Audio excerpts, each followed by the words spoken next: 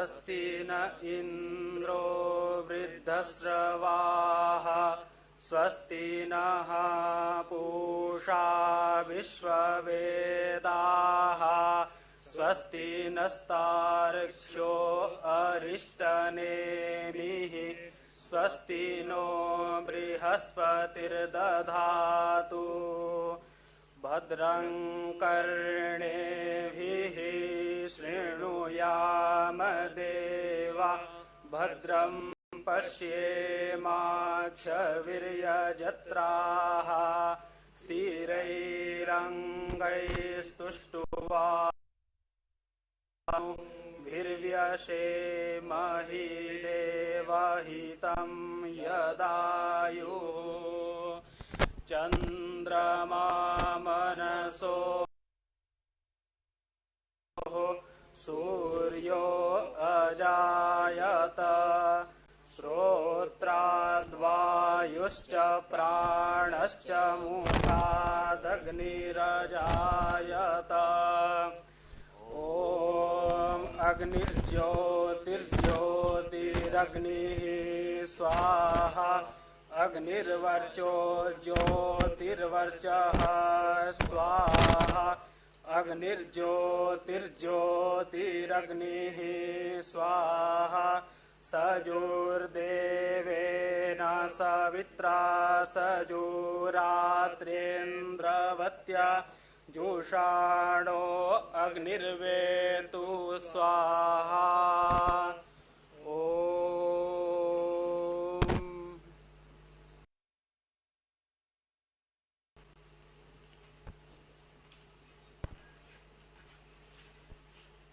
Thank you very much, Shivanandji, and your able team of Vedic chanters. It's the most auspicious way to begin any function. Bhadram Karnobi, precisely the point.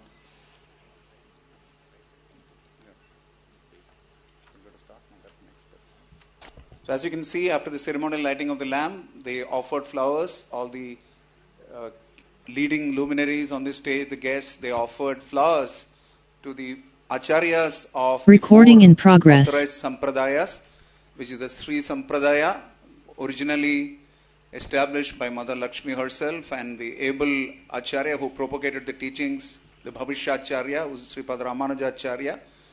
Then the Madhva Sampradaya, which is originally the Brahma Sampradaya, of which is an offshoot is ISKCON, the Brahma Madhva Gaudiya Sampradaya.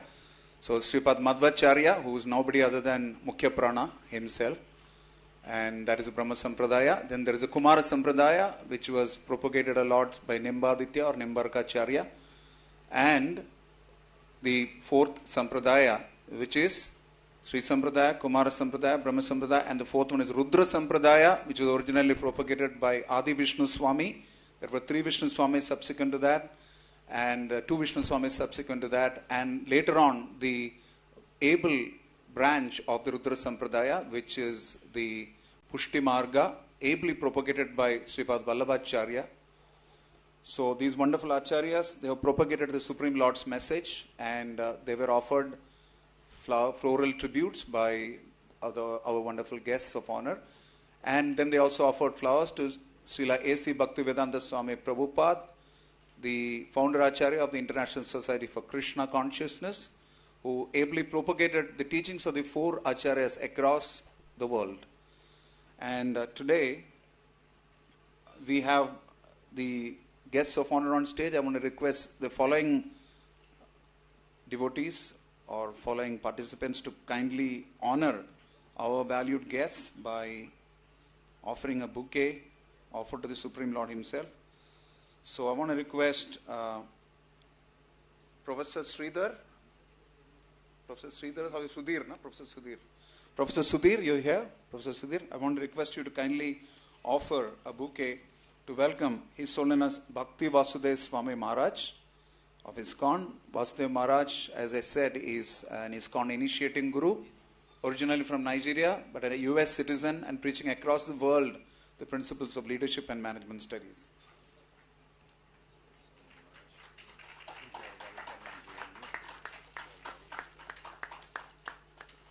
Where is Prem Kishore Prabhu? Is he here? I've been calling for you. Please come here. You're the moving force band, the Institute for Science and Spirituality, please come on stage. Yeah. Okay, that gives. Yeah. So you're coordinating Vishwaprasanna Swami. Thank you very much, Professor Sridhar, and thank you very much, Maharaj. Thank you for accepting our invitation and gracing this occasion. Professor Santosh. Professor Santosh, please welcome on stage. Kindly offer a bouquet to welcome on our behalf our dear chief guest, Manya Sri Shankaranandji. He is a regular source of inspiration for many academic meetings. I distinctly remember meeting him for the Gita Jayanti festival here. Thank you very much, Shankaranandji. And our next guest of honor should actually be called host of honor, which is Professor Shantisri Dhulipudi Pandit, because it's because of the kindness of Jawaharlal Nehru University that we've been able to organize this. Shubhaji, is that you written Shubha, no?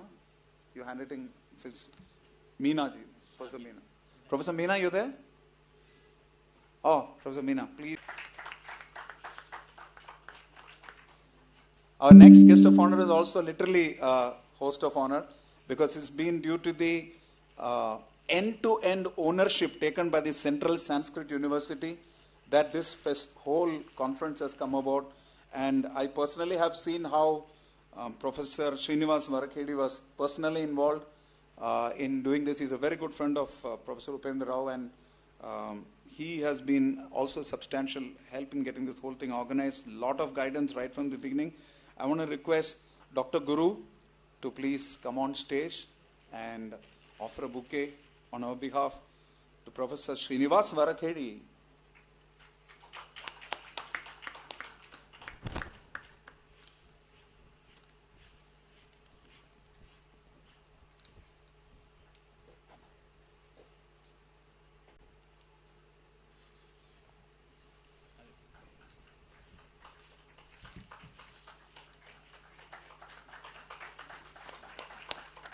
These proceedings are also going online. The many of us who have joined us, I want to thank all our guests who have logged in also globally. Thank you very much. You put Professor Shubha.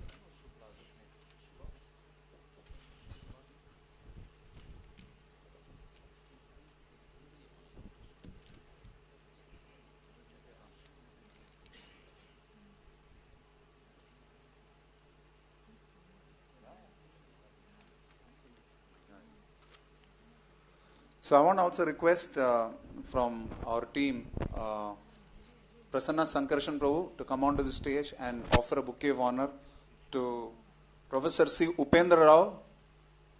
He is from the School of Sanskrit and Indic Studies of JNU, and you can come from here, it'll be closer.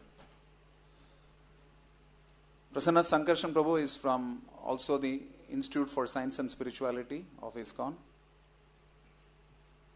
He's a brahmachari.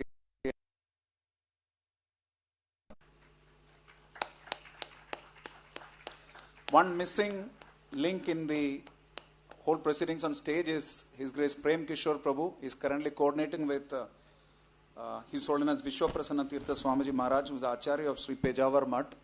He is supposed to join online any time now. That will be the first item on the agenda today. So let me quickly go through what we will have today in the inaugural session. We will have blessings by His Holiness Vishwaprasanna Tirtha Swamiji Maharaj, the Acharya of Sri Pejawar Mutt, followed by words of blessings, words of wisdom by His Holiness Dr. Bhakti Vastudev Swami Maharaj of ISKCON, and then our chief guest Manya Sri Shankaranandji from the Akhila Bharatiya, from the Bharatiya Shikshana Mandal. He's a Akhila Bharatiya Sanghatan Mantri, he's the organization secretary for, organization minister for this wonderful endeavor. And the guest of honor, following that, Professor Shantisri Dhulipudi Pandit, she would be addressing us, followed by Professor Srinivas Varakhedi. But I think what we will do is that you, Professor Srinivas, had an urgent commitment. If you can stay back, we'll be happy. Yeah. Followed by our own Professor Upendra Rao will be speaking. And then consequent to that, we will have the ceremonial, we will be having the ceremonial unveiling of the proceedings book for this wonderful seminar. It's been contributions from hundreds and hundreds of scholars, some of which have been sifted and they're carried in this. You'll be happy to know that this morning This proceedings book was offered to Sri Lakshmi Narasimha DTs at ISKCON Delhi. So this book has been officially offered to them and will be released also here.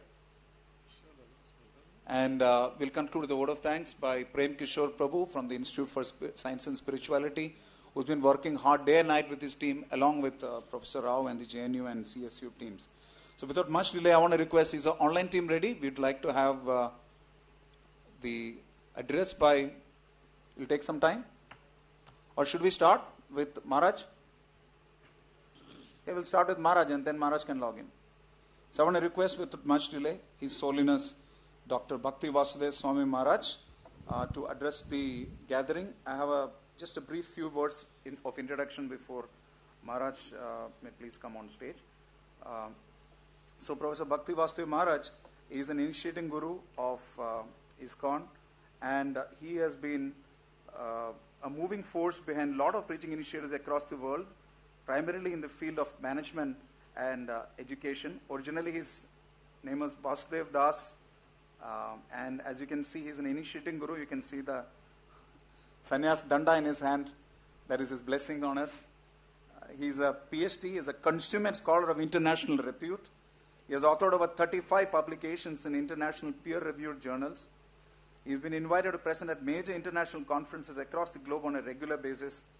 Primarily, he focuses on topics for diverse audiences on the values of love, peace, unity and diversity, social justice, positive change, community development, conflict resolution, and organizational leadership. Some of the important publications of his that have been carried in academic and peer-reviewed journals include a comparative study of Cotter's and Had's change model, which is called ADKAR, and we have de-escalation strategies for COVID-19 related fraud, which is an upcoming project, de-escalation strategies for kleptocracy in Nigeria's oil sector, synergic thinking approach to spirituality-oriented organizational leadership, and succession planning strategies in faith-based non-profits. So he is focused primarily on endogenous as well as exogenous factors affecting organizational leadership. He has completed his PhD on applied management and decision sciences, the leadership and organization change from the Walden University, USA. He's done his MED, he has done his MEd philosophy, critical and creative thinking. And he has held multiple roles across ISKCON and global fora which focus on management and leadership. Okay, so Maharaj has joined, so then we'll first have Maharaj joining. He joined online. Right now he's joined. So we'll have him speak. That's a problem with the usage of the word Maharaj. It could mean you also. So it's a great privilege for us now to hear from His Holiness Vishwa Prasanna Swami Maharaj. We had some difficulty connecting with him online. Vishwa Prasanna Swami Maharaj has very kindly agreed to address this gathering. Primarily, the important thing for us is that he is the current or Vartamana Paryaya Acharya for the Madhva Sampradaya. As you know, every mutt of the 8 mutts, they have every 2 years an opportunity to serve the Supreme Lord Sri Krishna, Udupi Krishna. And they have this whole mantra, Hari Sarvottama, Vayu Jivottama. That's the way we look at it. I still remember many Ratha Yatras happening there. So Srila Vishwa Prasanna Tirtha Swamiji Maharaj was born on 3rd March 1964 to a Shivali Madhva Brahmin family, the same kind of family where Sripad Madhvacharya himself was born. He is a BA graduate from Purna Prajna College, Udupi. He is a yoga exponent and an expert swimmer. And apart from that, he did his Vedic studies at Adamar Gurukula and also studied Vedanta Vidvat at SMSP Sanskrit College. Please note this point that he knows all the 4 Vedas and did his BA at Purna Prajna College, like I said. He speaks a number of languages, including Kannada, Tulu, Hindi, Sanskrit, Tamil, Telugu, Malayalam, and English. So without much delay, we'd like to hear from His Holiness Vishwa Prasanna Tirtha Swamiji Maharaj. Yeah.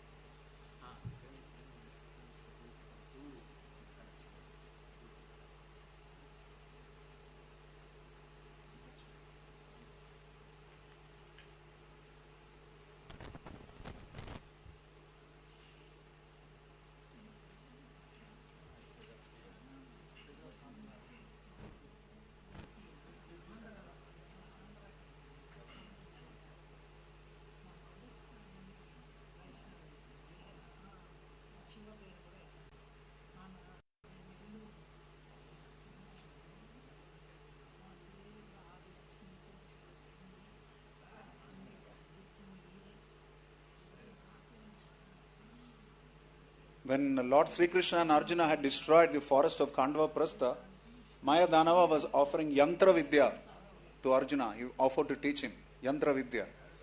So Lord Krishna stopped him, said that Yantra Vidya is for Kali Yuga, which is machine technology. And we can see why Krishna stopped him now. So we're still having some connectivity issues with the US. Actually, Maharaj is on his Chaturmasya, so he has not been able to personally visit us. We're still trying to get his video. Audio is on? Oh, John without audio. So you asked him to log in again? Okay. So by mistake, I think the login happened without audio. So now they're trying to log in again and come in.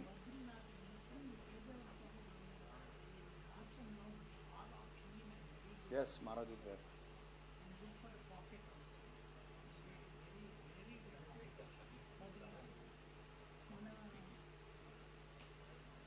Sri Sri Vishwaprasanna Swami Maharaj ki Jai.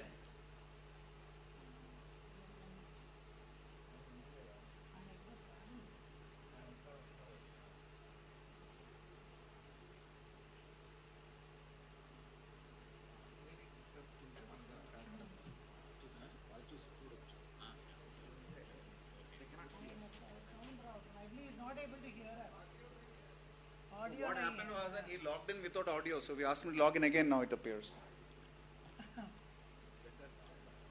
He's there in the car, but he logged in without audio. So if you log in without audio, even if you are visually present, the sound will not come.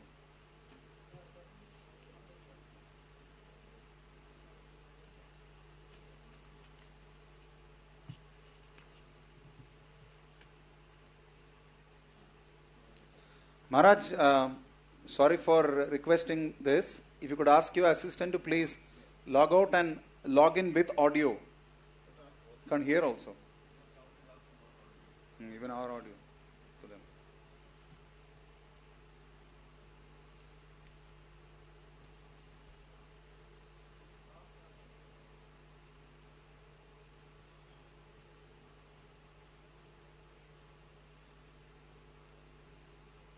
Okay, let them log in, Prabhu. Let's continue. Let's have Maharaj speak now.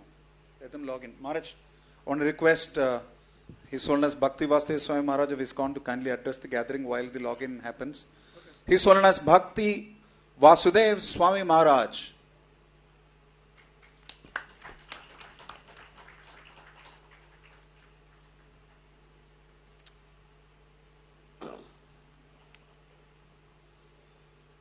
Thank you very much, Rishi Kumar, and members of the Institute of Spirituality, as well as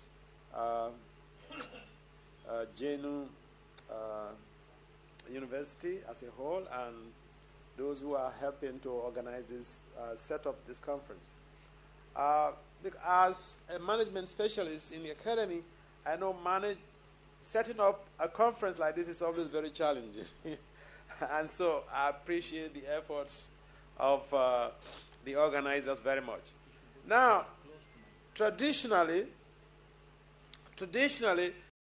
we have 4 sampradayas who are participating in the program here. And we have a very prominent scholar, prominent acharya, a prominent Vedic innovator who had kindly taken up the mantle of spreading these 4 sampradayas, the essence of these 4 sampradayas, which is Krishna, Prema, Pumato, Maha, pure love for Krishna across the globe. Traditionally, Indian Swamis were not supposed to cross the Atlantic Ocean for fear of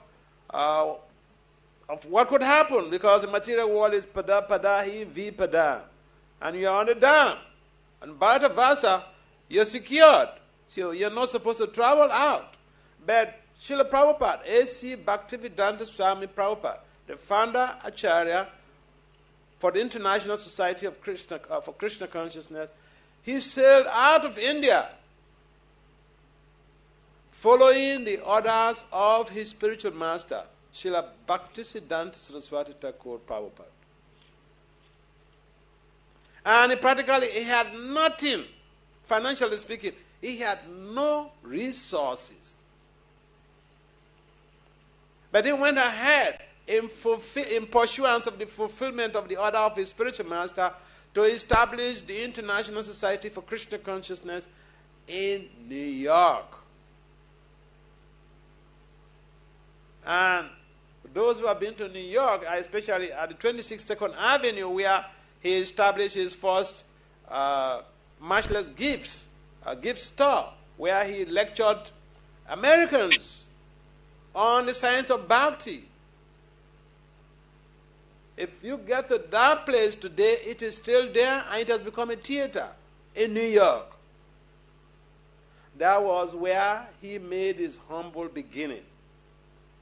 And the fact that he was an achiever and is an achiever is undisputable. And that is why people like me, someone like me is standing before you. This is the result of the efforts, the devotional efforts, the inputs of His Divine Grace, Srila A.C. Bhaktivedanta Swami Prabhupada, the founder, Acharya of ISKCON. So I would like to recognize the wonderful efforts of Srila Prabhupada, because he created a transformation where there was dominant confusion in the global village. If you have heard of the hippies, New York was one of the cores, one of the hubs of the hippies. But he transformed hippies not only to hippies, he transformed hippies to Goswamis. And so we're talking about wonders of the world. That is the epitome of wonder. If someone can change, can transform someone from sinful, gross sinful endeavor to the status of a Goswami, one who is able to control his or her senses and the mind, that is the epitome of achievement. And so today, Krishna consciousness has spread all over the world because of the efforts of Srila A.C. Bhaktivedanta Swami Prabhupada, who kindly took up that very challenging task of spreading the legacy of India, the Vedic legacy of India, across the whole world. So we appreciate A.C. Bhaktivedanta, and we appreciate all of you for sparing your precious time to come to participate in this conference. Thank you very much. Thank you, Maharaj, for your wonderful enlightening words. And representing the International Society for Krishna Consciousness, he's a senior sannyasi and a leader of ISKCON.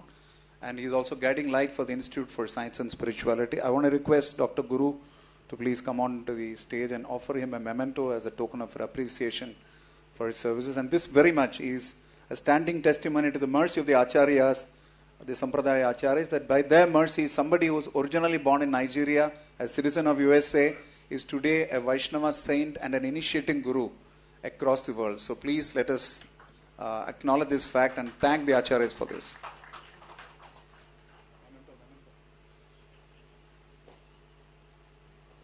Indrajit Prabhu, you can give them. Yeah.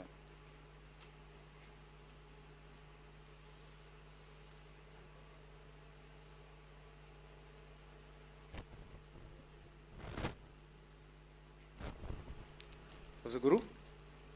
Okay. Maharaj? It's a small moment of Maharaj.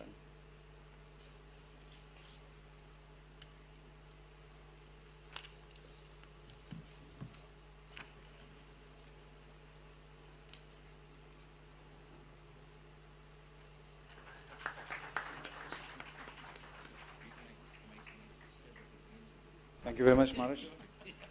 Thank you very much, Dr. Guru.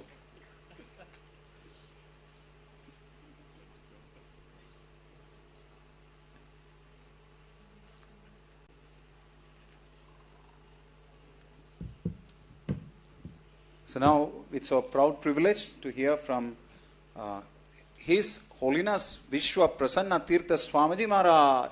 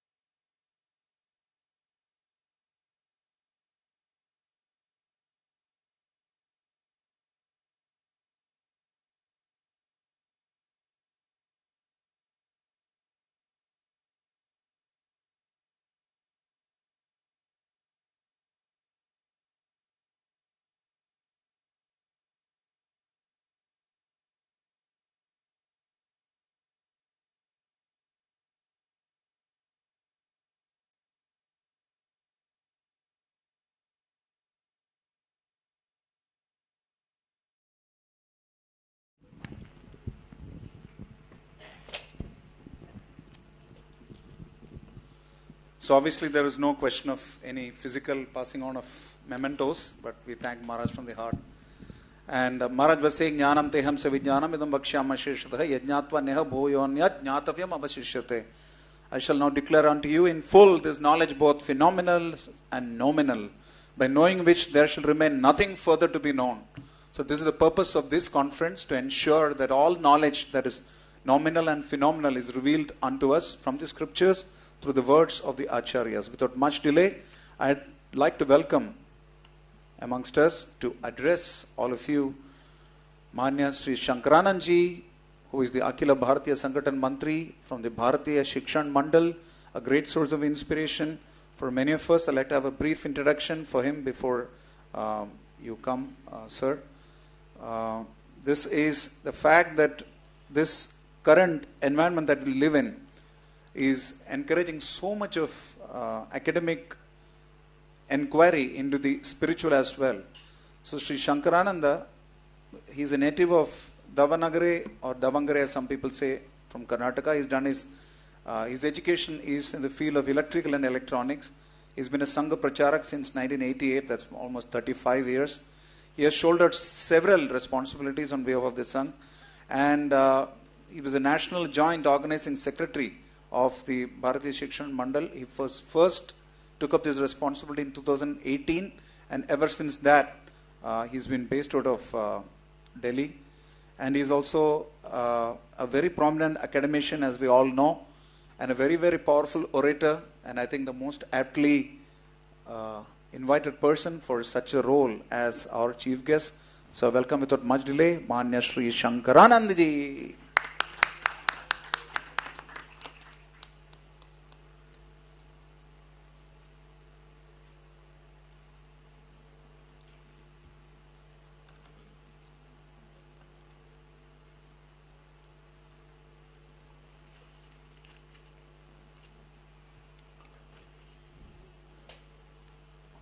मंच पर उपस्थित हम सबके लिए आदरणीय professor Srinivas Varkhedi जी,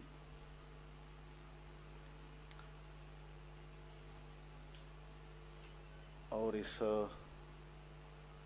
विश्वविद्यालय के आदरणीय कुलपति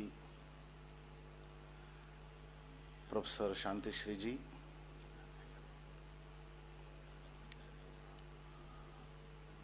और दुनिया भर में वैष्णव वेदांत के सुगंध को फैला रहे ऐसे पूज्य भक्ति वासुदेव स्वामी जी,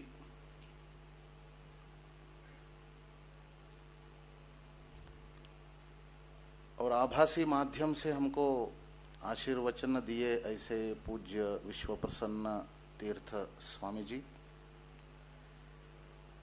इस कार्यक्रम को करने में अहर्निशी प्रयास किए ऐसे मित्र प्रोफेसर उपेंद्र राव जी, सभी को मेरा सादर प्रणाम समर्पित करता हूँ। वैसे ही यहाँ उपस्थित सारे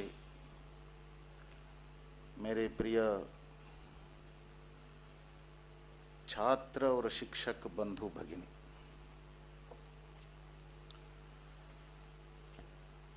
बहुत महत्वपूर्ण विषय पर इस संगोष्ठी का आयोजन हुआ है। वैष्णव वेदांत, इस विषय को लेकर मंथन होना चाहिए। मंथन से मक्खन निकलता ही है, नवनीत निकलता है।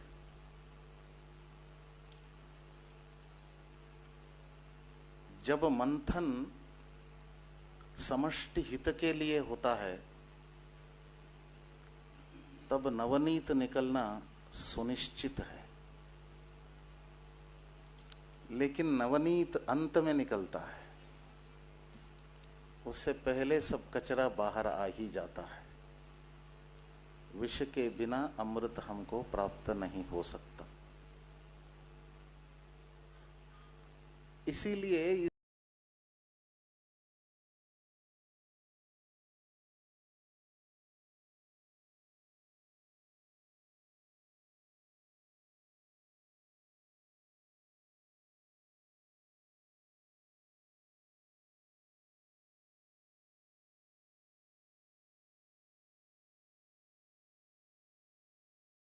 तो मेरा मंतव्य है।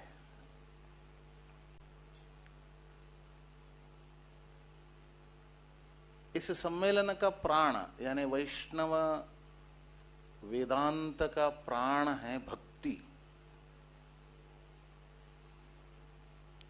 ये मनुष्य के जीवन में ये दो अक्षरों का जो शब्द है, ये चमत्कार निर्माण करता है।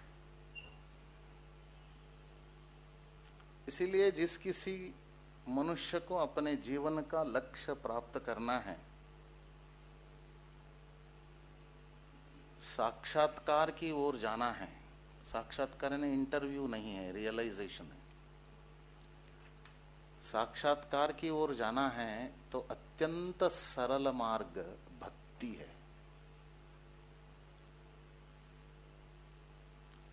और उत्थान की यात्रा,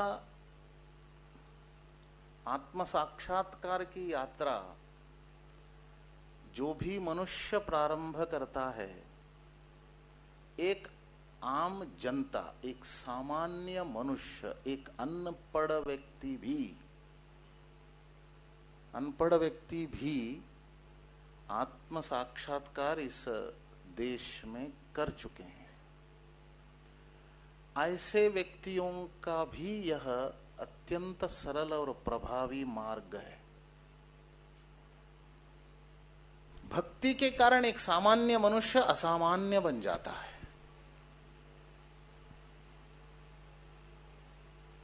असामान्य इसीलिए बन जाता है, मुस्कुराते हुए इस भक्ति की शक्ति के कारण सामान्य मनुष्य जो नहीं कर पाता वो सभी कर पाता है। इसीलिए असामान्य बन जाता है। एक बंदर भी इस देश में भक्ति के कारण देवता बन सकता है। इसके लिए समर्पण चाहिए। शिक्षा यानी संस्कार जैसा ये जुगल शब्द हो गया है, जोड़ी शब्द हो गया है, ऐसे भक्ति यानी समर्पण ही है। समर्पण की व्याख्या पहले देना होता है, बाद में देना ही देना, वो देने से भी परे हो जाते हुए लेना और देना दोनों समाप्त हो जाता है।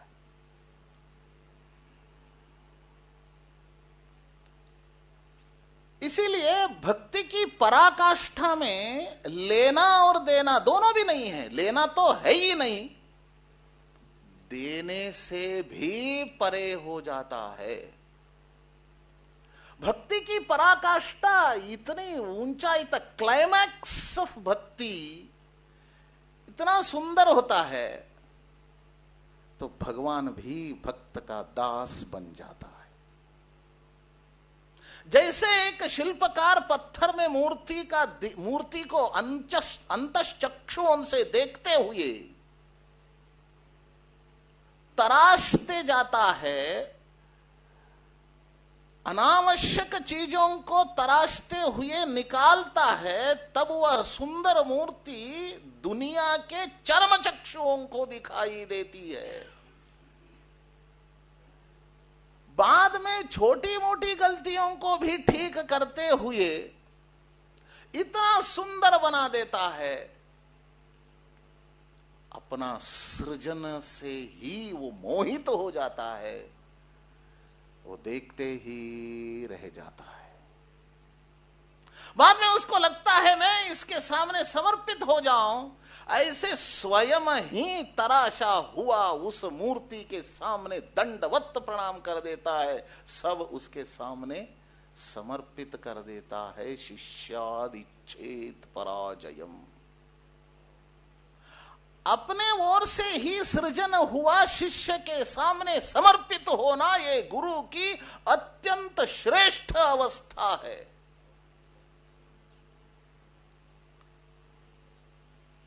शिल्पकार का भी वही है, भगवान का भी वही है। भक्ति की पराकाष्ठा तक पहुंचने के बाद भगवान ही भक्त को समर्पित हो जाता है।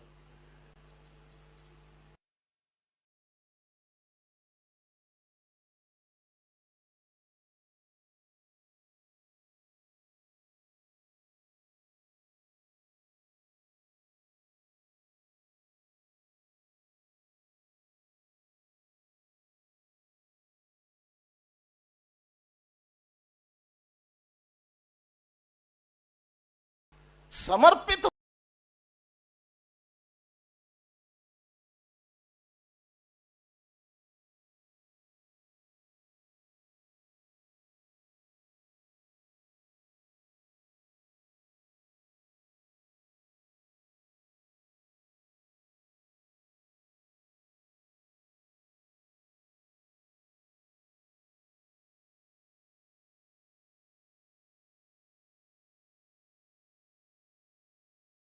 पंचेंद्रिय, पंच कर्मेंद्रिय, पंच ज्ञानेंद्रिय, अंतःकरण के 4 हिस्से मन, बुद्धि, चित्त, अहंकार, ये 14 इंद्रियों के माध्यम से जो भी मैं करता हूं, यद्यत् करोमि तत्तद् अखिलम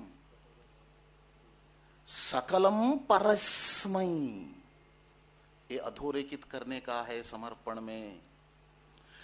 शास्त्रों के जो शब्द हैं, शास्त्रों में जो वाक्य है, भगवान की वाणी है, इनका इंटरप्रिटेशन करने के लिए अनुभूति के बिना साहस नहीं करना चाहिए। अनुभूति के बिना इंटरप्रिटेशन करने का साहस जो भी करते हैं वो मिस इंटरप्रिट ही होता है। भक्ति के बारे में मिस इंटरप्रिट होने के कारण हमारा देश में लोग आक्रमण होते हुए भी ईश्वर हमारी रक्षा करेगा करके जाप करते बैठे, आक्रमण का प्रतिरोध नहीं किया। ये भक्ति का विकार है।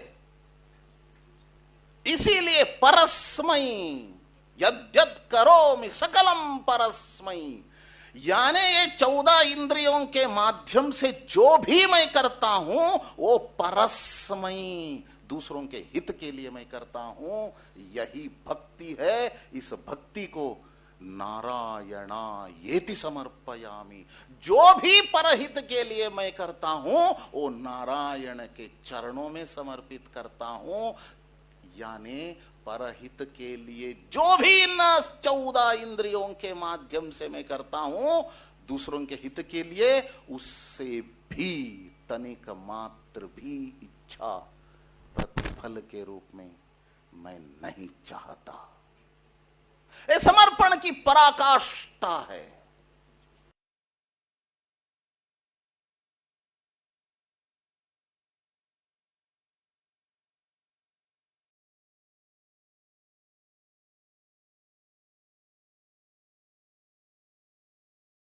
के चरम सीमा तक पहुंचने में सफल हुए हैं। इसीलिए भक्ति में परस्मै महत्वपूर्ण बात है। परस्मै यानी लोक हित के लिए करना, यही भक्ति है। आसपास के जो इलाका है वहां के समस्याओं को दूर करते हुए वहां के लोगों को समाधान देना, यानी समस्याओं का समाधान ढूंढते हुए हम उनको सुख पहुंचाना, संतोष पहुंचाना, यह भी भक्ति है। किसी एक मनुष्य का कष्ट दूर करने के लिए हमने काम किया, वह भी बिना अपेक्षा, without expecting anything in return, if we act to solve the problems around, इस भक्ति। इस भक्ति की नई व्याख्या हमको देनी चाहिए। त्रेता युग में सत्य को कहना, यही एक परिभाषा थी सत्य की। सत्यनिष्ठ होकर सत्य के प्रति निष्ठा रखते हुए सत्य के मार्ग पर चलना, ये त्रेता युग में परिभाषा थी। कृष्ण ने उसको बदल दिया। समष्टि हित के लिए एक यदि झूठ हम बोलेंगे वह भी सत्य है। हजारों लोगों का उपयोग होता है तो एक झूठ बोलो। समष्टि हित होता है, समाज का कल्याण होने वाला है, इसके लिए झूठ बोलना पड़े, समाज कल्याण के लिए, लोक हित के लिए, लोक कल्याण के लिए, वह भी सत्य है। ये नई परिभाषा द्वापर युग में कृष्ण ने दिया। ऐसे सत्य की नई परिभाषा देने के लिए ऐसे मनुष्य छल कपट रहित होना पड़ता है, सत्यनिष्ठ होना पड़ता है, धर्मपरायण होना पड़ता है, निस्वार्थ होना पड़ता है, परहित में ही आनंद करने की मानसिकता रखने वाला होना पड़ता है। अरे सभी आम जनता, हर कोई सत्य की नई परिभाषा को दुनिया के सामने रखने की क्षमता नहीं रखते, लेकिन ऐसे लोग होना चाहिए। ऐसी शक्ति किसके अंदर आ जाएगी? वह कारण है भक्त। जिस भक्ति की पराकाष्ठा को अनुभूति के आधार पर समझते हैं, ऐसे व्यक्ति ही सत्य की नई परिभाषा युगानुकूल रूप में दुनिया के सामने रखने में सक्षम हो जाते हैं। ऐसा संतान को यदि समाज में पैदा करने में एक समाज समर्थ नहीं होता, ऐसा समाज विनाश की ओर चली जाती है। इसीलिए शास्त्रों का इंटरप्रिटेशन ये बहुत बड़ा दायित्व होता है। एकेडमिक्स में ही इसको करना पड़ता है। एकेडमिशियंस इस क्षमता को रखना है तो surrender yourself to the noble cause without expecting anything in return. क्यों? अपेक्षा क्यों नहीं रखना चाहिए? क्यों नहीं रखना? इसका सिद्धांत क्या है? भक्ति का आधारभूत शिला कौन सा है? आधारभूत शिला है ये शरीर हमारा है ही नहीं। It is a tool to do good for others. It is a simple tool which has been given by the almighty. ईश्वर से दिया हुआ एक वस्तु मात्र है। इसका उपयोग, मिली हुई वस्तुओं का उपयोग खुद के लिए करना अपराध है। इसीलिए इस वस्तु का भी दुनिया के हित के लिए उपयोग करना सकलम परस्मै, ये समर्पण का भाव है, वही भक्ति की व्याख्या है। इसीलिए ये शरीर मेरा नहीं है, ये दिया हुआ वस्तु है, इसीलिए मेरे लिए इसका उपयोग करना अपराध है। इस भाव से जो ओतप्रोत होता है वही भक्ति की पराकाष्ठा तक पहुंच सकता है, वही दुनिया का मार्गदर्शन कर सकता है, वही सत्य की परिभाषा युगानुकूल रूप से हर युग में करने की क्षमता रखता है। ऐसा संतान का निर्माण करना ये इस एक समाज का एक कर्तव्य हो जाता है। उदाहरण प्रस्तुत किए बिना ऐसे संतान का निर्माण कर नहीं सकते। ऐसे संतान का निर्माण करते हुए एक समाज को अमर बनाने की क्षमता उस समाज के अंदर निर्माण होना चाहिए। तो शिक्षा के माध्यम से ही होता है, नहीं तो संभव नहीं है। इसीलिए शिक्षक गुरु बनना बहुत जरूरी है। सकलम परस्मै, ये भक्ति की आधारशिला है। जो भी मैं करता हूं दूसरों के हित में करता हूं, परस्मै। ये इंटरप्रिटेशन यदि होता, हम गुलाम नहीं बनते। केवल ईश्वर के भरोसे आक्रमणों को आह्वान देते हुए, अपने अंदर ही विद्रोह करते हुए इस देश को हजारों वर्षों तक गुलाम बनने में मजबूर नहीं करते। फिर भी हार नहीं मानते हुए एक एक आक्रमणकारी को भी सोने नहीं देते हुए, चैन से नींद लेने नहीं छोड़ते हुए यहां के पराक्रमी लोग ऐसे आक्रमणकारियों को यहां से भगाया, अंत में इस देश को स्वाधीन करने में सफल हुए। इसका आधार है भक्ति। भक्ति के कारण, भारत माता के प्रति अटूट भक्ति के कारण शरीर के कण कण, एक एक कोशिकाओं में भी भक्ति को भरते हुए इस देश के स्वाधीनता के लिए हंसते हंसते अपने जान गवा दिया ना, यही भक्ति की पराकाष्ठा है। और मरते समय क्या उन्होंने मांगा भगवान से? जब तक भारत माता की स्वाधीनता नहीं मिलती तब तक बार बार यहां जन्म लेते हुए बार बार फांसी चढ़ूंगा। ये भक्ति की पराकाष्ठा है। इस देश को स्वाधीन करने में ये भक्ति का जो माध्यम है, भक्ति का जो कारण है, ये सारा सर्व है। इसीलिए श्रद्धा चाहिए। मनुष्य बनने के लिए भक्ति चाहिए, नहीं तो मनुष्य नहीं बन सकते।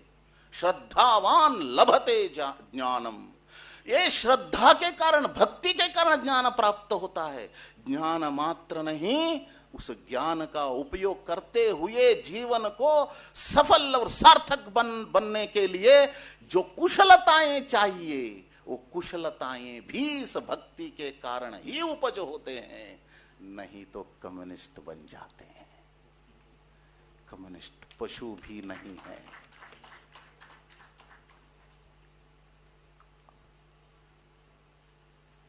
एक नॉन अनपार्लिमेंटरी विषय बताने के लिए मैं अनुमति सभा की लेती हूं। बहुत सम्मानजनक सभा है, फिर भी एक अनपार्लिमेंटरी वाक्य उपयोग करता हूं। वो अनपार्लिमेंटरी कौन सा है? हमारे पिता है, वही मेरा पिता। क्या गारंटी है? एक ही गारंटी है, मेरी मां ने कहा यही आपके पिता है। बस, नोबडी हैज क्वेश्चनड इट। किसी ने प्रश्न खड़ा नहीं किया। मां कही यही आपके पिता है, इस भक्ति से हमने स्वीकार किया। ये भक्ति होती है। भक्ति में प्रश्न खड़ा नहीं किया जाता। कितना सुंदर है अपनी ज्ञान परंपरा। भक्ति अंधविश्वास की ओर नहीं ले जाता। भक्ति अत्यंत वैज्ञानिक है। अंधविश्वास को हमने नहीं मानते। ये अपने शास्त्रों का संदेश है, ग्रंथ को प्रमाण नहीं मानते, वाणी को प्रमाण नहीं मानते, ग्रंथ को प्रमाण नहीं मानते। तर्क और अनुभव, यही शास्त्रों में प्रमाण ऐसे माना गया है। अंधविश्वास, भक्ति अंधविश्वास की ओर नहीं ले जाता। और एक स्वारस्यकर विषय है, यानी रुचि का विषय है, वो है यदि भक्ति कर्म का आधार नहीं बनता तो कर्म हमें भोगवाद के तरफ ले जाता है। इसीलिए कर्म का आधार, कर्म का पृष्ठभूमि, जो भी हम कर्म करते हैं उसका आधार भक्ति होनी चाहिए। नहीं तो हम भोगवाद की तरफ बढ़ जाएंगे, विनाश हो जाएगा। कंज्यूमरिज्म, दुनिया के कंज्यूमरिज्म, ये समस्या समाप्त करने के लिए भक्ति ऐसे आधार बन सकता है।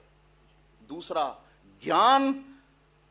भक्ति के बिना ज्ञान ये मनुष्य को अहंकार की ओर ले जाता है।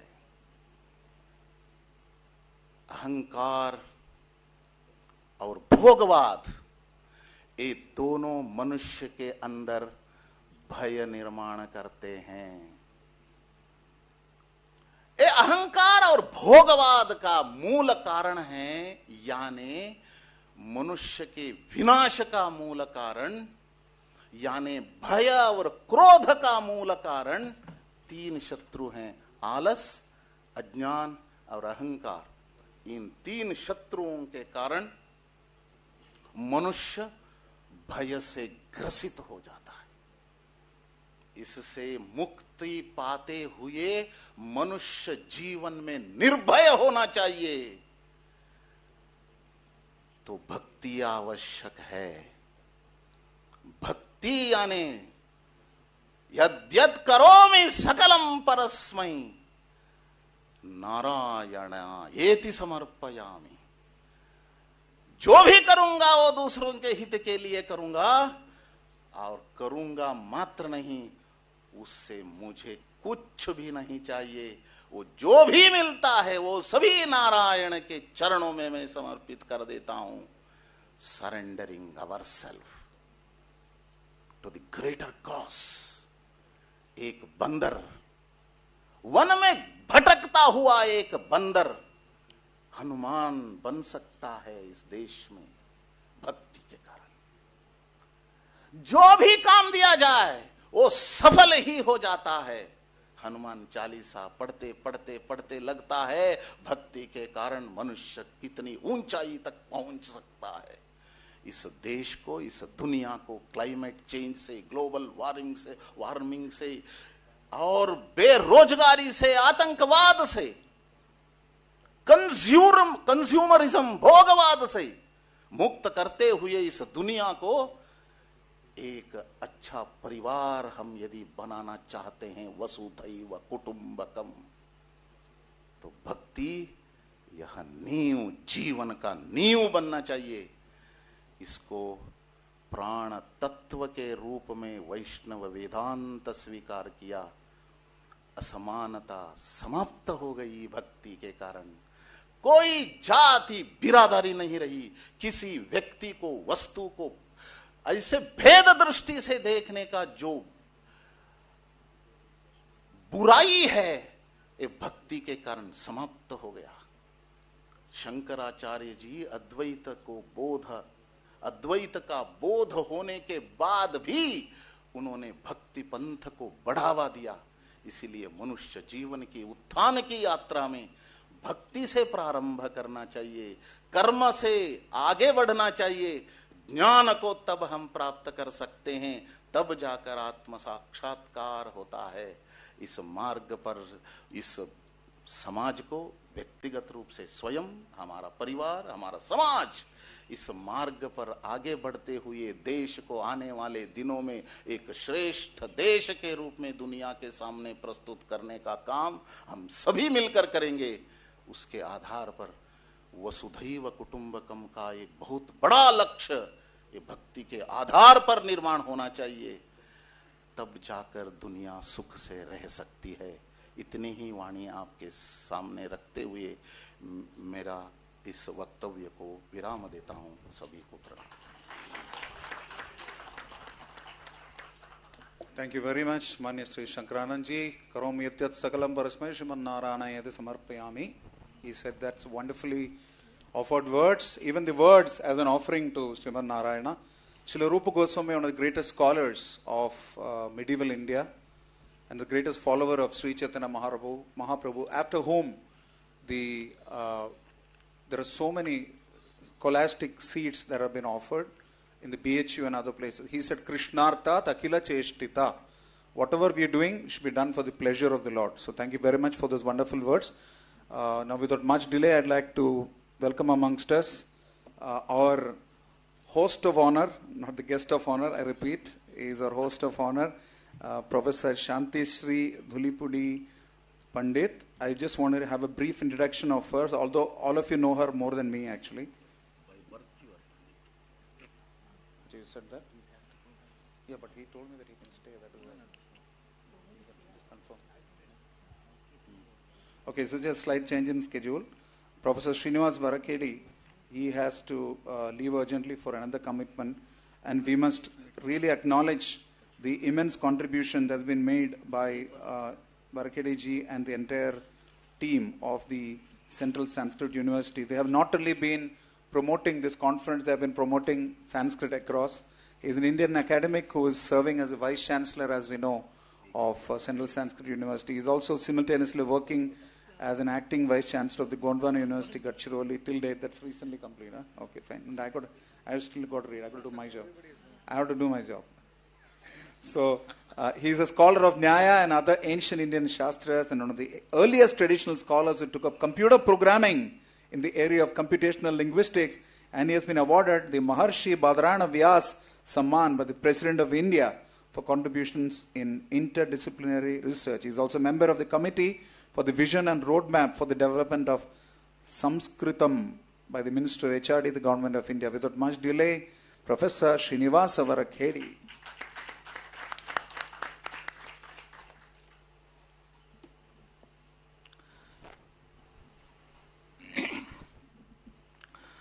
Krishnam Vande Jagadgurum.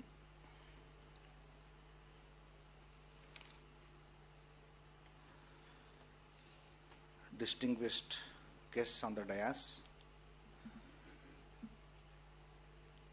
Shri Manniya Shankaranji, Professor Shantashri Dhulipudi Panditji, Honorable Vice Chancellor of Jawaharlal Nehru University, Professor Rao, Shraddheya Shri Bhakti Vasudeva Swamiji, and Shri Praveen Kumarji and other scholars assembled in this hall. This conference is extremely important one in the present context for two reasons. One, the Vaishnava tradition, which has contributed a lot in building the nation, has been considered a sectarian school of Vedanta, and it is considered as mostly by the people is a bhakti movement rather than Vedanta school. For these two reasons, the deliberations on the Vaishnavite schools of Vedanta is extremely important one. I am happy that the School of Sanskrit and Indic Studies, Jawaharlal Nehru University, has undertaken this very important project in association with the Institute of Science and Spirituality of ISKCON to place the Vaishnavite schools, Vaishnava schools of Vedanta, in a proper place. And as all of us know, Vaishnava schools, Vaishnava Janato, Tere, Kahiye, so Vaishnavite schools have greatly influenced the thought of India. So one side, their bhakti movement, social changes have happened, and other side, if you count the numbers in entire Indian religious context, the influence of Krishna Bhakti movements are very, very, very significant. So if you go to Kerala, Krishna, Guruvayurappan is there. If you come to Karnataka, Udupi Krishna. And even in Andhra, there is a great Krishna temple in Hamsala Devi. And in Orissa, of course, Puri, Jagannath, and Dwaraka. In Maharashtra, Pandharpur, Sri Panduranga Vithala, and Mathura, Rajasthan, everywhere, Badrinath, everywhere we find a significant role of Vishnu Bhakti movement, which is not only just a belief system or a social movement, it has got a great intellectual foundation.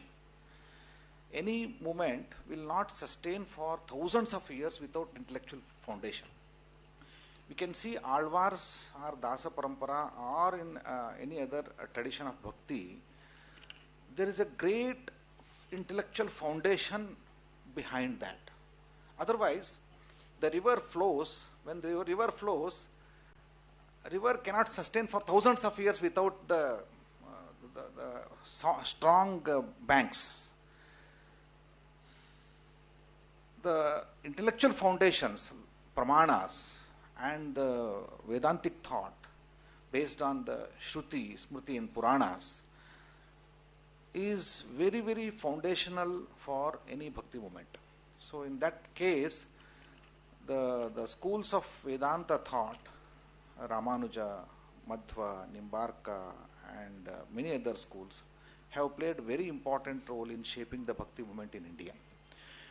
Ataha asmabhihi कदाचित् वेदांत दर्शनेषु अपरिगणितानां वेदांत दर्शनानां पुनर्विमर्शः पुनर्दर्शनं करणीयम् इति हेतोः एतत् कार्यम् अत्यन्तं श्लाघनीयम् अस्ति इति हेतोः अस्माभिरपि अत्र भागः स्वीकृतः. So I would like to mention couple of points here. In one of the very famous writings by D.V. Gundappa, all of us know Professor M. Hiryanya for his great work, contributions on philosophy. His friend D.V. Gundappa mentions an incident. Hiryanya believed that in philosophy, experience was more important than knowledge gained by reading books. He once told me, I quote, I have heard many people complain that I have not done justice to aspects of Dvaita philosophy in the outlines owing to prejudice. Outlines of Indian Philosophy is a famous work by Professor M. Hiryanya, which is a textbook for many philosophy departments. I'll tell you the reason behind it. I lack experience in that particular philosophy. You should note that. I have for a long time wanted to learn it from someone who can help me gain the experience of it. If you know of such Dvaita scholar, I'll be happy to behind them to learn. I told him a few names who had taught Sankhya, Tarka, etc., who were respected in the Madhva circles. Hiranya immediately asked, do they teach me from their knowledge of books or from their experience? I did not have an answer for that. A couple of months later I learned that Krishna Shastri, that Hiranya had found an elderly scholar who started teaching him Dvaita school of thought. Probably this aspect of philosophers, this kind of learning quest of the world has not been fulfilled by the scholars. So, because of the general belief that philosophy means, Vedanta means non-dualism or nihilism, shunyavada or rejection, arthat jagat sarvam maya, shunyam, and abhedavada is popularly known by everyone, and everyone, because of spread of Buddhism and Shankara Advaita, everyone believes that this is the Indian philosophy. But there is another aspect of Indian philosophy which believes in the dualism, Dvaita and Bheda, and those are good in number and they have greater influence in the society for all practical purposes. Why I am telling practical purposes? Advaita cannot be practiced. Advaita can be known, felt, experienced. People may do that in Samadhi. I don't know, I cannot reject because I don't have any experience of that. But the problem is, dualism is very practicable. Everyone, either as Shankaranandji mentioned, either you do karma or you go for bhakti, you should practice, you should understand the Dvaita only. Without Dvaita we cannot leave the world. So therefore, the major influence on the practices of people, society, the base for that is Dvaitism, realism. I should believe that the world is real. I should believe that you are sitting in front of me. I should think that you are listening to me. Otherwise I cannot speak. I cannot behave like this. So therefore, realism and dualism is not just a worldly phenomena. I mean, just a illusion. It is real. That's what the other philosophers say, which could be, experienced by every common man. And the realism and Dvaita's philosophy of all these acharyas give an important place of common man's experience. Sarvanubhuti, an experience of a common man who does not know anything, does not know philosophy, he does not practice any philosophy, but he has an experience of dualism, he has an experience of realism. Therefore, that experience is given utmost importance in the realm of philosophy. That is the beauty of these philosophies. Therefore, these should also find an important role, important place in the philosophical circle. I believe in that. As in the democracy, we believe that you should have a dissent, and there is a dissent, and we should respect it. The second point I would like to make, of course, JNU is famous for dissent. And we should be equally that. Therefore, debate and disagree, and again come back. But objective should be one. I mean, we should respect each other. We should also respect the views. Therefore, in the philosophical circle also, there is nothing called Bhakti is the main cause. Yes. So there, as Shankaranji mentions, ultimately we should believe in one Ekadevavada. That means Rashtram is ultimate Deva for us. If at all are agreeing with us, even for disagreement, with the devotion to the land of our land, and devotion to the great spirit, then definitely it is acceptable for all. Now coming to another point, I point two things here. In Madhva Vedanta, I personally studied Madhva Vedanta. Tatra amshadvayam, bhakti karmacha, duty and devotion. The 2 point, our Guru used to say, 2-point program in life. Do your duty with the devotion to the God. So duty and devotion, these 2 points are very, very important points in the life to achieve higher goals. Bhakti without karma, as Sri Shankaranji mentioned, bhakti without karma. You don't do karma, but only bhakti I do. That means it is a nishphala. You don't get any result out of it. Bhakti without karma is nishphala. Karma without bhakti is very dry. Nirasa. Karma without bhakti is nirasa. Bhakti without karma is nishphala. We should combine both. You should be devoted. At the same time, you should do duty. So do your duties with devotion, then it will be saphala and it will be sarasa. With that, I think ISKCON, Krishna Consciousness Institute, which is coming from Gaudiya Bhakti Parampara, Gaudiya tradition, which is again coming from Madhva tradition. So this parampara has followed this bhakti and duty and devotion. So service to the God, service to the people, service to the nation is service to the God. Shushrusha, nana janasya shushrusha karmakhya karavanmitehe. Madhvacharya says, what is karma? Karma means karama. Kara means tax. Kara means tax. We are paying tax to the government as if it is not an optional. You cannot say that I don't pay the tax to the government. It is compulsory. It will be deducted from your source. So therefore, the karma is my duty to the nation, my duty to the others, my duty to my society, my duty to my institution is just like a kara, paying tax to the government. So it is compulsory. You cannot make it an option because you are getting a lot from the world, from the nation, from the God. Therefore, karma is very important. And nanajanasya shushrusha, when you do service to the society, that it's the service to the God. So do it with bhakti.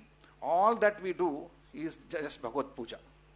This is so even whatever we do in the daily routine, starting from morning to evening, even doing driving, going to the office and serving the persons who are coming to us.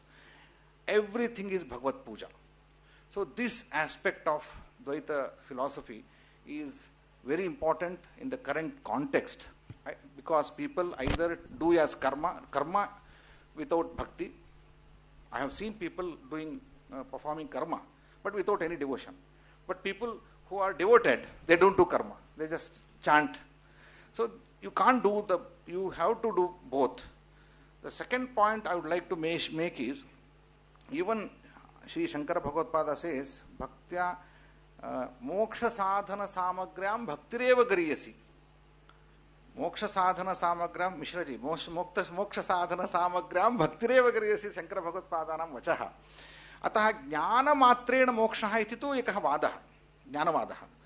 परन्तु ज्ञानमात्रेण मोक्षो न भवति, अपि तु कर्मणा भक्त्या च मोक्षस्य भगवत्प्रसादेन मोक्षः इत्यपि प्रमाणानि सन्ति.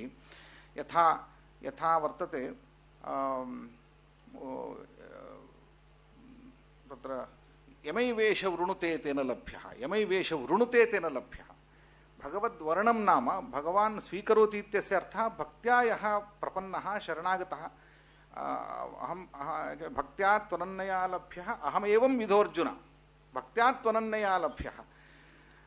एवं रीत्या भगवान् स्वयं अनन्याश्चिन्तयन्तो मां ये जना पर्युपासते तेषां नित्याभियुक्तानां योगक्षेमं वहाम्यहम्. All these words, statements by Lord Sri Krishna very clearly substantiate justify the stand of Vaishnava schools of thought. So if the Bhagavad Gita is considered to be a Vedanta school, Vedanta work, if at all, because सर्वोपनिषदो गावः दुग्धा गोपालनन्दनः पार्थो वत्स सुधीर भोक्ता दुग्धम गीतामृतम महत्. When the Gita is considered to be the greatest source of Vedantic thought, then Sri Krishna himself justifies the bhakti and karma and also his purushottamatva. Finally I say this word, purushottamatva, where in purushottama dvavimau purusho loke ksharashchakshara eva cha ksharas sarvani bhutani, translation napekshitam, ksharas sarvani bhutani kutasthoksara uchyate uttama purushastvanyah. See, uttama purushastvanyah, anyatvam bhedah pratipayitah. Uttama purushastvanyah परमात्मेत्य उदाहरतः यो लोकत्रयमाविश्य विभर्तव्येश्वरः यस्मात्क्षरम् अतीतोऽहम् अक्षरादपि चोत्तमः अतोऽस्मि लोके वेदे च. So वेदे लोके च प्रतितः पुरुषोत्तमः. So there is a great pramanas are given by acharyas. Therefore, considering this, we should think that Indian schools of philosophies are not, people would say sometimes, you are Aneka Devata Vadins. Yes, we have Aneka Devatas, but we have Eko Deva. Eka Deva Vada, Aneka Devata Vada. Both are not contradictory. So we have many deities, but only one Deva, who is Supreme God. For us, with these words, I conclude my words. I thank the organizers for inviting me, and I think this School of Sanskrit Studies and Indic Studies is the right place to discuss and debate these issues. And of course, there is another view, and I take, because I am an Ayayika, I take sometimes this, if you invite me for Advaita philosophy, this one I'll stand there. And so if you invite me for Advaita school, and I stand here. Yes, exactly. And advocate is given for, he's paid for his job. Okay. But nevertheless, I am a Vaishnava. Thank you very much. Thank you very much, Professor Varakede. I want to request now Sri Upendra Raoji to hand on our memento on our behalf to Sri Shankaranandji, our chief guest, because we had a quick rush of speakers and we couldn't hand over our memento. So Professor Upendra Raoji, please hand over this memento to our chief guest, Shankaranandji. And I want to request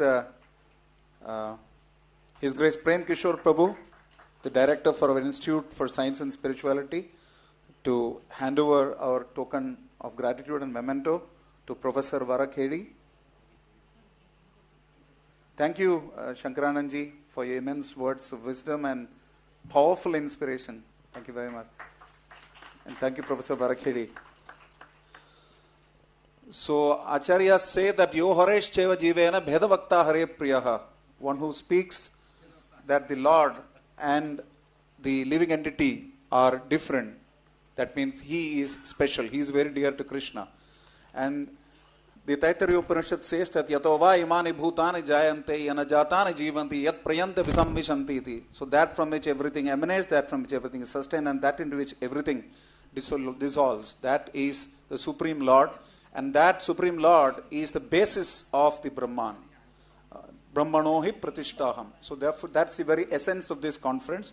And without much delay, I want to welcome on to the podium our dear host of honor, Professor Shantishree Dhulipudi Pandit, who is the Vice Chancellor of this wonderful esteemed university, that is the Jawaharlal Nehru University. She's the very first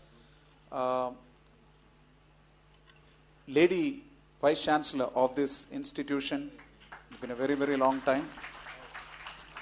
And not just that, she has been at the vanguard of so many initiatives, not just academic, even in terms of empowerment for various sections of society. And she's been a great supporter of I remember even during our Gita Jayanti celebrations, she was the key moving force of that. So she's the very first woman to hold the office. As I said, she has previously served as Professor of Political Science at Savitribai Phule Pune University. And she is the 13th Vice Chancellor of the Jawaharlal Nehru University from 2022. Yeah, I said it already. The very first one Vice Chancellor and the 13th in all. So without much delay, let's welcome Professor Shantishree Dhulipudi Pandit.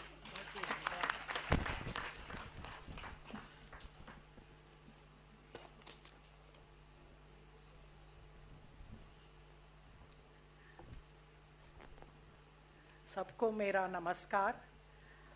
Respected Sri Shankaranand ji, respected Professor Srinivasa Varkhedi ji, Dr. Bhakti Vasudeva ji, Professor Upendra Rao, Prem Kishore Swami ji, distinguished delegates, faculty, students, and ladies and gentlemen.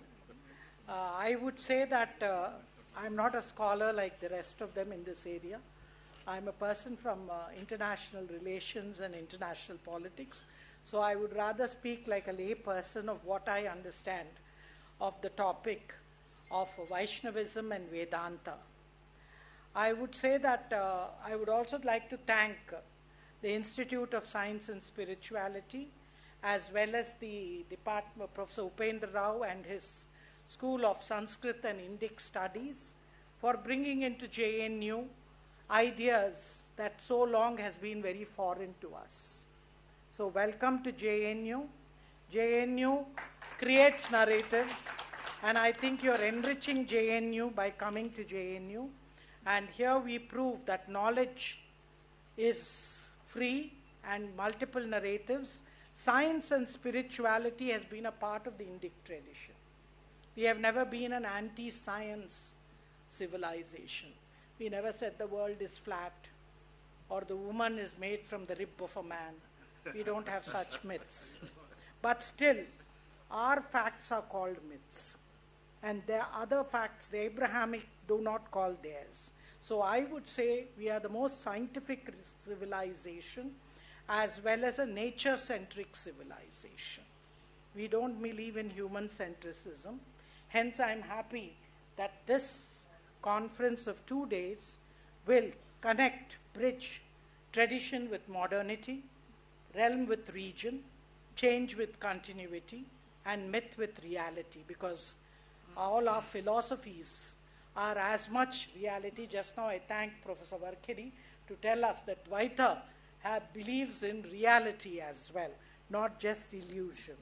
So let me tell you, sir, we have also brought in Vaishnavism into JNU, named our Advanced Study Institute, which is be a think tank, as Vikas, that is Vidyaranya Institute of Knowledge and advanced study. And we invite all scholars from all over the country and the world to come here and do work, enrich us. I also believe that the path of wisdom is paved with humility, openness to new ideas, and a willingness to challenge one's own beliefs. So JNU is ready to challenge its hegemonic narrative today. What I understand briefly of what would say the Vaishnavite tradition is, I'm in South when I was there, the Alvars. U.V. Swaminathan Iyer always said that the concept of Krishna was there in the Sangam literature. And this was later accepted by Professor Hardy. And if you see, Narayana is deemed as the primal cause of Shrishti, creation, Sthiti, existence, and Pralaya, destruction. So it brought through Sri Ramanuja Charya practical Hinduism to the masses by the Bhakti movement and extended them the right and privilege of knowing God and attaining mukti. So this is what? Democratization to a large extent. So the Sri Vaishnava Sampradaya of Ramanuja would hold sway in South India, and many say that even to Manipur, it went from the south, where you have Manipur Vaishnavism, the Vadagalai denomination subscribing to Vedanta philosophy, and the Tengalai adhering to the regional liturgies known as Prabandham. So you have these, and I would also say, how do we connect science with spirituality? The best example is the genius and the legend of Srinivasa Ramanujam, the great mathematician, one of the greatest mathematicians we have produced or the world has seen. As most of you know, when Hardy asked him, how do you write such difficult algorithms which people cannot even solve? He said the deity at Namagiri Tayar, that is goddess Mahalakshmi of Namakkal, came in his dreams and wrote it on his tongue. He looked for inspiration to her, and she is seen as the consort of Narsimha. He often said, an equation for me has no meaning unless it expresses a thought of God. So here you have creativity, innovation coming from spirituality. So I would say that separating it is absolutely foolish. He also said, while I'm asleep, I had an unusual experience. There was a red screen formed by flowing blood, as it were. I was observing it. Suddenly a hand began to write on the screen. I became all attention. That hand wrote a number of elliptic integrals. They stuck to my mind. As soon as I woke up, I committed them to writing. This is what, as most of you should know, he died at 32. He failed 12th standard. So the Macquarian University he never entered. So how did he become a genius? So there is something in the Bhakti tradition. You have a living example. I would only end with a few questions I would like to raise to the honorable delegates and organizers. I see India as a distinct and unified civilization with a proven ability to manage profound differences, engage in creativity with various cultures, religions, and philosophies, and peacefully integrate many diverse streams of humanity. These values are based on ideas about divinity, the cosmos, and humanity that stand in contrast to the fundamental assumptions of the Western civilization. First is, I want to place before you the concept of dharma. Dharma is non-translatable. It is not equal to religion. So I would tell our Sanskritized scholars, please Sanskritize English, because it cannot be expressed as religion. If you see in the Judeo-Christian traditions, fundamentally these approaches are not as we see it. And if we see, we have extensive range of inner services and experimental technologies called Adhyatma Vidya to access divinity and higher states of consciousness. Abrahamic traditions, in contrast, depend on the historic revelations of prophets who speak to the collective destiny of whole peoples and humankind. So I see this as a major difference. I don't know. I would ask the scholars. The second is integral unity versus synthetic unity. Basically, for us, science and spirituality are integral to each other. And if you see the dharmic schools, there's a sense of underlying unity is strong and allows for a great deal of inventiveness and play in understanding its manifestations. There tends to be a great diversity of paths and philosophical understandings without the fear of chaos. Diversity is integral to dharmic traditions. And three, I would say, and the most important to me is anxiety over chaos versus comfort with complexity and ambiguity. The Vedanta or all our Indian philosophies are very, very comfortable with complexity and chaos and ambiguity. So dharmic civilizations are more relaxed and comfortable with the multiplicity and ambiguity than the West. Chaos is seen as a source of creativity and dynamism. Ultimate reality is an integrally unified coherence. Chaos is a relative phenomenon that cannot threaten or disrupt the underlying coherence of the cosmos. So I think this is something that scholars like you should be able to relate to today's reality and bring out these, strong, differences and even the values of the Vedanta, Vaishnavism, and different traditions. And finally, I would say cultural digestion versus Sanskrit. I think Sanskrit is a language that cannot be translated into English. English is inadequate. So why do I say it? Because Sanskrit encodes specific and unique cultural experiences and traits. But the very form, sound, and manifestations of the language carry effects that cannot be separated from their conceptual meanings. Inner sciences, both Sanskrit and Tamil became the medium of expressing a distinct set of cultural systems and experiences. So I would say cultural framework is necessary, and this framework is an area I put it as a challenge to scholars, not only in Jawaharlal Nehru University, but all over the country and the world. I would only end by quoting Sarvepalli Radhakrishnan, who said that Hinduism is one of the most scientific religions. It is a way of life. Hinduism is not a faith. It is the union of reason and intuition that cannot be defined, but is only to be experienced. He said Hinduism is a movement, not a position, a process, not a result, a growing tradition, not a fixed revelation. Its past history encourages us to believe we will be found equal in any emergency that the future may throw up, whether in the field of thought or of history. So this conference, I congratulate the organizers, will be that opportunity where we will take up the challenge that the present gives us, and I'm sure we will be able to surmount it. Once again, welcome to JNU, the university that believes in excellence with empathy, equality with equity, integrity with inclusion, and innovation. Welcome to Jawaharlal Nehru University. Thank you. Namaskar.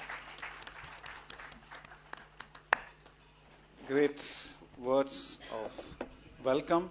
Immense gratitude to our host of honor, Professor Shantri Dulipuri Pandit. So Sripad Ramanujacharya said Sanatana means that which has no beginning and end. And the Bhagavatam says Dharmam tu sakshat bhagavat pranitam. So she very beautifully echoed these sentiments, how Dharma is revealed by the Supreme Lord Himself, so it's not just religion.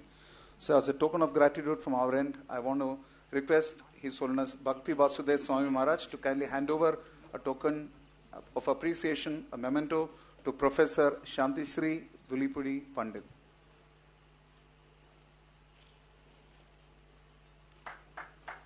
Thank you very much for your kind words, not just your kind words, but your kind effort in organizing this whole conference, providing us the venue, providing us the forum, providing us the support. Thank you very much, Professor Shantishri. Okay, thank you very much. Professor Varakhedi, it's been a great privilege to have your presence. Thank you very much. Please put your hand together for Professor Varakhedi, whose Central Sanskrit University has been the moving force behind this whole seminar for us, a great source of support. Thank you very much. Hare Krishna. Now, we have Professor C. Upendra Rao from this same Jawaharlal Nehru University itself. He's from the Sanskrit and Indic Studies department, and he's the senior most professor in the school. He was the chairperson of the Special Center for Sanskrit Studies at JNU and a visiting professor in Cambodia on the Indian Council for Cultural Relations chair in 2016. So he has completed more than 14 years as a complete professor and has written several works, more than 30 works that have been translated. He was a visiting professor in Sihanouk Raja Buddhist University, Cambodia on the ICCR chair, visiting professor in the National University of Kiev, Mohila Academy, Kiev, Ukraine, and the Ellen Gumilyov Eurasian National University at Astana, Kazakhstan. The Department of History, Belarus State University, we have Sarvajna Prabhu from Belarus sitting here, scholar, Minsk, Belarus, and he taught the Sanskrit language and Buddhist philosophy.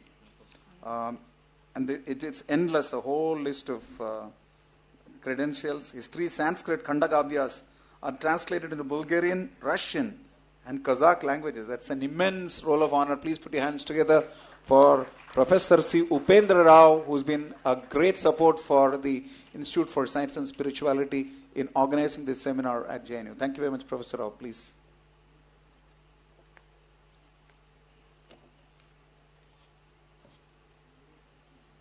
Krishnaya Vasudevaya Haraye Paramatmani Pranata Kleshanashaya Govindaya Namo Namaha.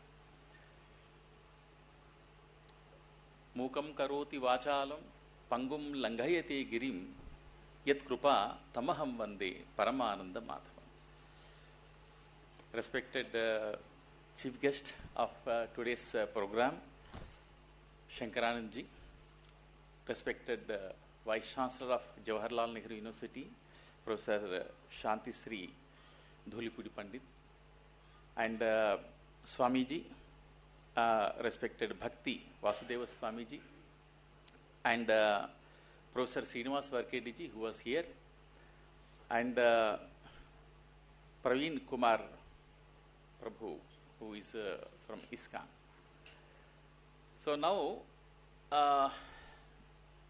having saluted humbly all of the dignitaries, also various delegates coming from various places, because I don't want to speak anything, because I am being organizer here.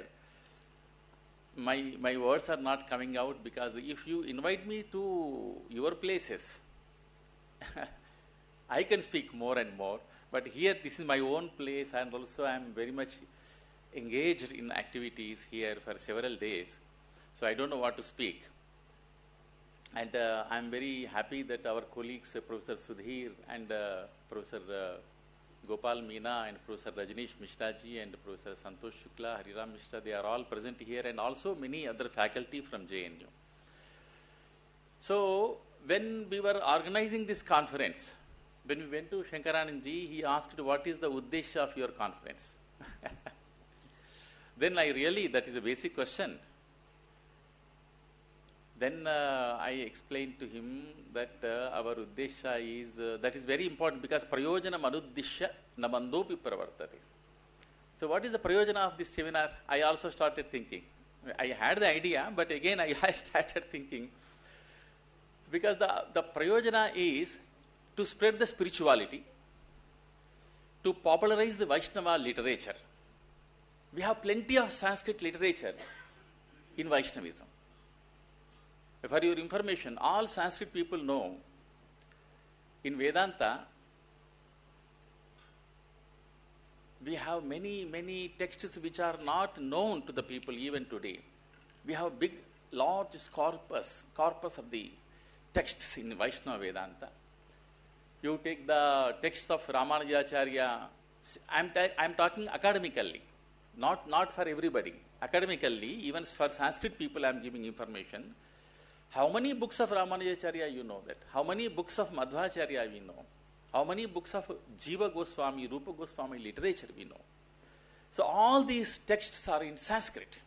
They are the part of Sanskrit literature, and they should be incorporated in the curriculums of Sanskrit patashalas and Vishwavidyalayas everywhere. But very few of the texts are incorporated. I can say that actually no texts are incorporated in many places. So this is also a thing, because as my earlier speakers were explaining, the bhakti is very, very important, and Vaishnava Vedanta has spread the bhakti. But I say that from the beginning of the human civilization, there are only two views. That is pointed by Acharya Nagarjuna also. Astiti Shashvata Graha, Nastit Yucheda Darshanam. Listen carefully what Nagarjuna said. Astiti Shashvata Graha, Nastit Yucheda Darshanam, Tasma Dastitva Nastitve, Nashriyeta Vipaschita. That is Madhyamika philosophy. In between, we should stand. But these questions are actually, from the beginning, if you see the entire Sanskrit literature, it is Vedanta or any other text also, in various kinds of Vedanta texts, there are only two questions: faith and argument. Some people say Shashvatavadins, everything is Shashvata. Some people say Uchcheda Darshanam. No, nothing is existing, nothing is permanent. So Vaishnava philosophy brings, but these views, and very strong in ancient India also, like Bhautikata and Adhyatmikata.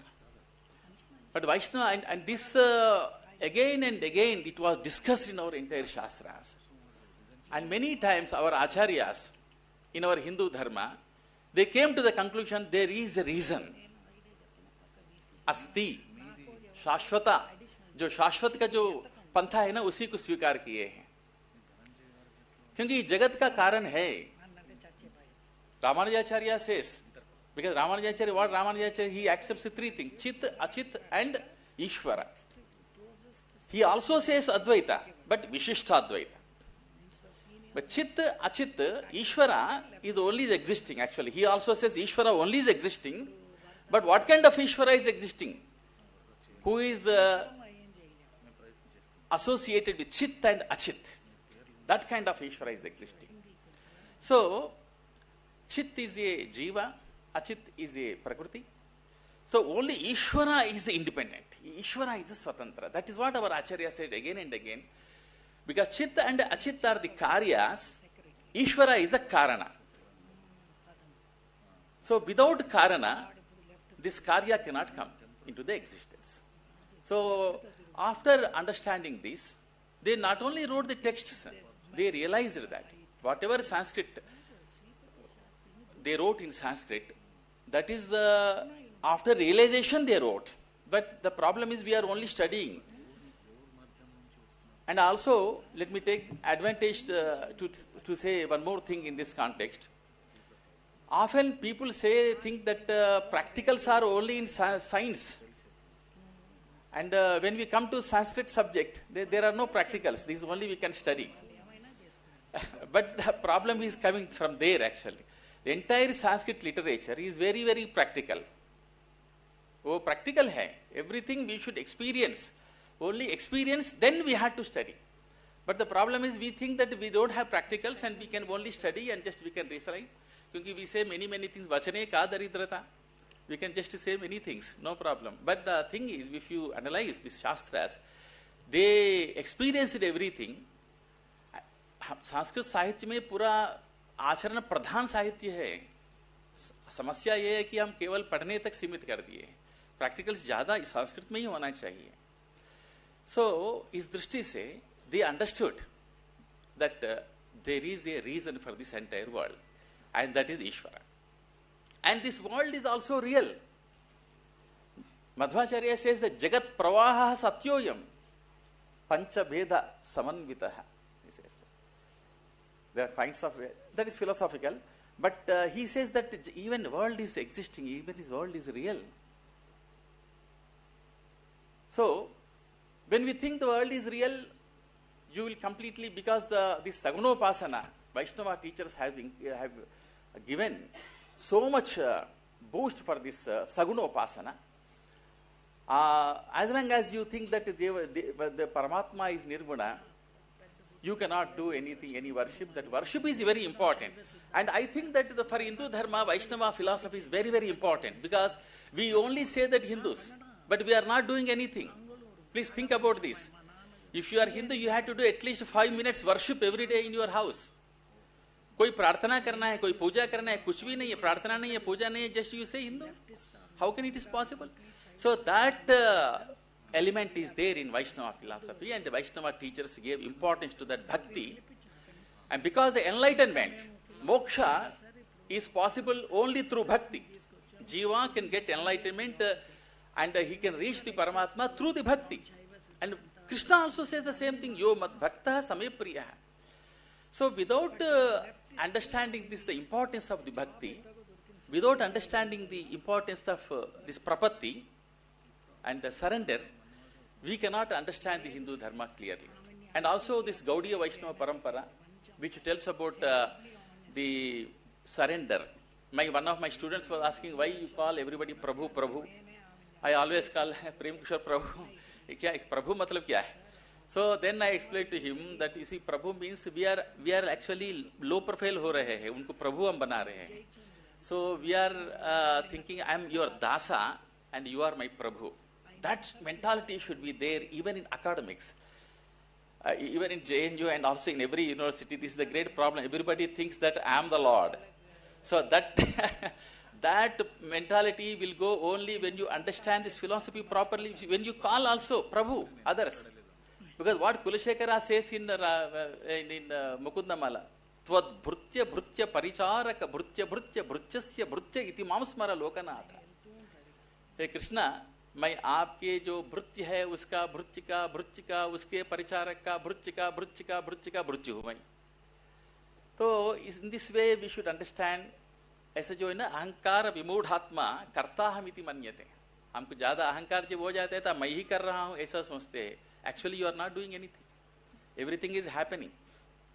You are only giving the water to the plant. जो फूल एक तो सुंदर पूर आ रहा है वो आप कर रहे हैं क्या? No, nothing. It is done by the God. So there comes the importance of the God. So in this way we should understand the importance of the God. And I am very fortunate. Krishna always attracts me. I don't know how I got so much affiliation, means attraction, association with the Krishna, ISKCON and the Krishna Bhaktas. We always go to temple and we get so much happiness there. And also, out of India, whenever I go, unknowingly, I reach to Krishna Mandir. Our Sarvajna Prabhu is smiling. Sarvajna Prabhu is from ISKCON, from Belarus. So when I was visiting professor in Belarus, I was more enjoying in the Krishna temple in Minsk. So I used to go regularly to Krishna temple. When I was in Ukraine, I was going to Krishna temple. I was in Kazakhstan, there also I was going to Krishna temple. And I went to Latvia, Lithuania, all these countries, Russia, everywhere I visited Krishna temple. Unknowing, I did not go to these countries for the Krishna temple. Krishna attracted me. So that is why I feel very much fortunate. We are very happy that many scholars have assembled here today. Many of Sanskrit people, most of them I know personally. They are all great scholars of Sanskrit. And also great pracharakas. Our Ganapati ji is also sitting from Bharatiya Sikshana Mandal. So in this way, I feel that our Vice Chancellor has kindly agreed to come to this conference, and she inspired so much. Our Central Sanskrit University has given support to us, and Institute of Science and Spirituality has come forward to do this great, wonderful conference in JNU so that people should understand the Vaishnavism practically. Because our lunch and our tea, everything is prasada rupa here, not just like normal lunch and normal things. So I'm very happy to invite you, all of you, to this conference once again, and thank you very much, Prabhu, for giving this opportunity. Hare Krishna. Thank you very much, Professor Rao, for all your support and the encouraging words as well as the continuing cooperation. I want to request His Grace Mohan Rupa Prabhu, the Temple President of ISKCON Delhi, under which this Institute for Science and Spirituality functions. He is going to be coming on stage and to kindly hand over the token of gratitude on our behalf to Professor Rao for all the support. His Grace Mohan Rupa Prabhu will also be our next speaker. He will be addressing this group about Achintya Bheda Veda. So His Grace Mohan Rupa Prabhu and Professor Rao.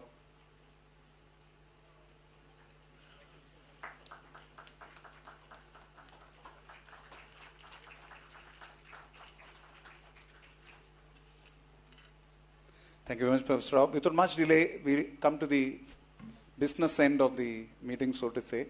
We'll just have the unveiling of the proceedings of the wonderful conference, followed by the vote of thanks to conclude this program.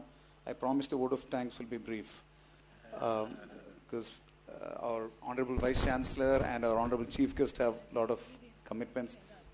Vaishnava Swami Maharaj has kindly spent so much time. He has also got other commitments. So without much delay, could you just bring on the proceedings book? This is the ceremonial unveiling of the proceedings book of this wonderful conference on the philosophy of Vaishnava Vedanta, culture, legacy and tradition. Hundreds of papers have been submitted across the world, from across the world, and this is a wonderful compilation of many of those wonderful papers that have been accepted. They will be presented, many of them will be presented today.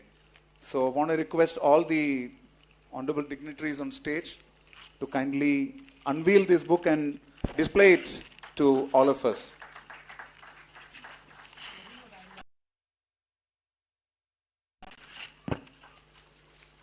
Just help him. Just show a display to the audience.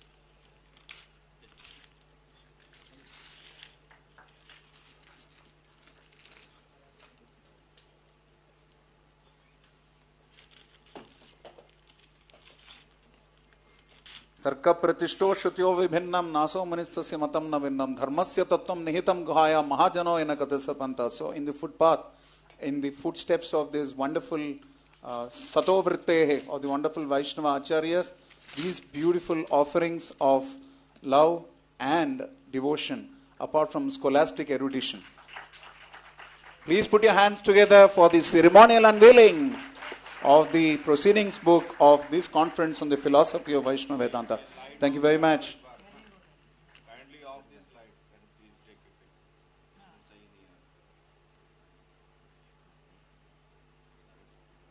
Which light had to be switched off? That light's meant for some the video cameras. If not, otherwise you can turn off that light. It seems to be obstructing their vision. I think that's because of the projector. Just turn off the projector for a moment, because we already taken photographs with the backdrop. They're just blocking it. That's a projector with the backdrop. Thank you very much. Thank you for this wonderful cooperation on this. And I want to request His Grace Prem Kishore Prabhu. He's a corporate professional and a product of Delhi Technical University. Very soon he'll be completing his PhD. And he is the moving force, the director for the Institute for Science and Spirituality. He will be thanking all of you on behalf of ISKCON and the Institute for Science and Spirituality. Thank you. Thank you, now, ladies and gentlemen. The respected Acharya, His Holiness Dr. Bhakti Vasudeva Swami, he is the initiating guru and preacher of ISKCON Global.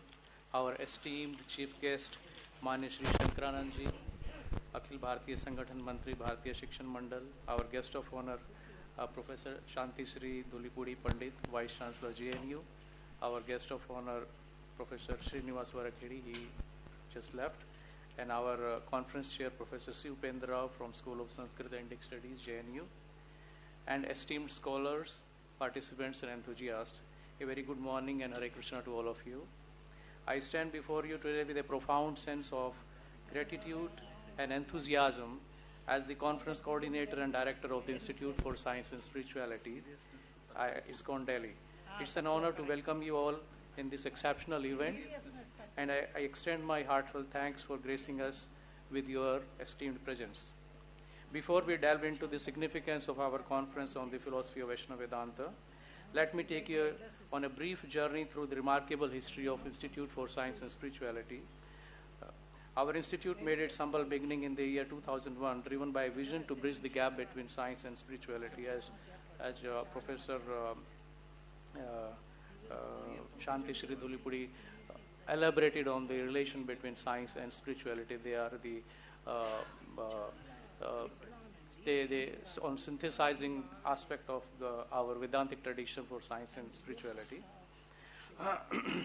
To understand, so IS is driven by the vision to bridge the gap between science and spirituality, to understand and present the science of Krishna consciousness. So Srila Prabhupada, who is our founder Acharya, who founded ISKCON, so he used this term 1,000 times. And number of times he was using this term, science of Krishna consciousness. So basically to elaborate, to synthesize, to focus this point that the Krishna consciousness or the bhakti to the Lord is actually real science, right? So, and to present the science of Krishna consciousness as explained in our Vedic wisdom, especially Srimad Bhagavatam, which is known as the ripened fruit of all Vedic knowledge, and is considered as the natural commentary on Vedanta Sutra by the followers of Sri Chaitanya Mahaprabhu. Since then, we have tirelessly championed the cause of right knowledge, exploration, and enlightenment. Over the years, ISS Delhi has organized hundreds of expert talks, seminars, multiple national and international conferences like this, creating a vibrant platform for interdisciplinary dialogue. Today, I am proud to share that ISS Delhi's unyielding dedication and commitment to fostering original research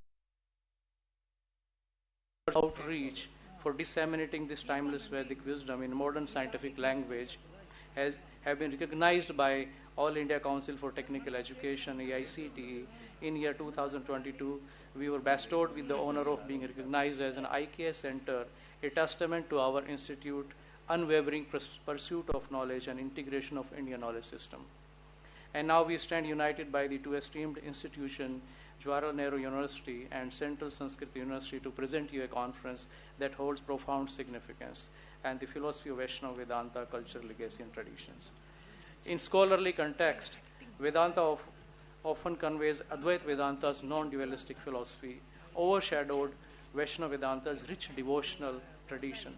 This emphasis can be attributed to historical prominence and philosophical debates, although both Vedanta traditions hold profound insights within Vedas. Recognizing this imbalance, we are hosting a conference to illuminate the depth of Vaishnava Vedanta. I am just sharing my experience. A few years back, I was searching for courses on Vaishnavism, the graduation, postgraduate, or the PhD courses in Vaishnavism. And I could not find even a single course except University of Madras in which are offering. There is a department of Vaishnavism. So in whole of India, there are a lot of number of courses on Advaita Vedanta. There are thousands of courses on Buddhism and Jainism, but we don't have any course on Vaishnava Vedanta. So I was very surprised to know that, and that led to the impetus that we should have this kind of conference so that all the scholars from India are invited and they deliberate on this thing, and that's how the idea for doing this conference came about. The philosophy of Vaishnava Vedanta is not merely an intellectual pursuit. It is a journey that intertwines culture, legacy, and tapestry of traditions. Rooted in the teachings of the Vedas and Upanishad and Bhagavatam, the Vaishnava tradition offers insight into the nature of individual soul and its eternal connection with the Supreme Personality of Godhead, Sri Krishna. Our conference aims to unravel the profound teachings of the great Vaishnava Acharyas embedded within this philosophy. offering a holistic perspective that goes beyond the boundaries of time and space. Our founder Acharya, His Divine Grace A.C. Bhaktivedanta Swami Prabhupada, said in a purport in Srimad Bhagavatam, 7th canto, 9th chapter and 18th shloka, he mentions that by following in the footsteps of the great Acharyas, one associate with the Hansas or Paramhansas, those who are completely freed from the material contamination. Indeed, by following the instructions of the Acharyas, one is always freed from all material contamination, and thus one's life becomes successful, for one reaches the goal of life. Following the Acharya means following in their footsteps, following their teachings, and imbibing their spirit of devotion or bhakti and dedication for the cause of humanity. As we embark on this intellectual and spiritual journey, let us not only engage in scholarly discourse, but also embrace the transformative power of these teachings in our life. And for in this regard, we will have a very beautiful kirtan of Hare Krishna Mahamantra at the end of our session in the evening. And the philosophy of Vaishnava Vedanta, with its emphasis on devotion, knowledge, and ethics, has the potential to enrich our existence and create a harmonious world. In scholarly context, Vedanta often conveys. Yes, I take this opportunity to invite you for the for our forthcoming international conference. So we have a very wonderful international conference in December in collaboration with IIT Mandi, and the conference is the Mind, Brain and Consciousness Conference. Hundreds of scholars around the world are coming, and they will be deliberating on the source of consciousness and its interaction with the mind. And so I invite all of you to be part of that conference on 14th, 15th and 16th of December this year.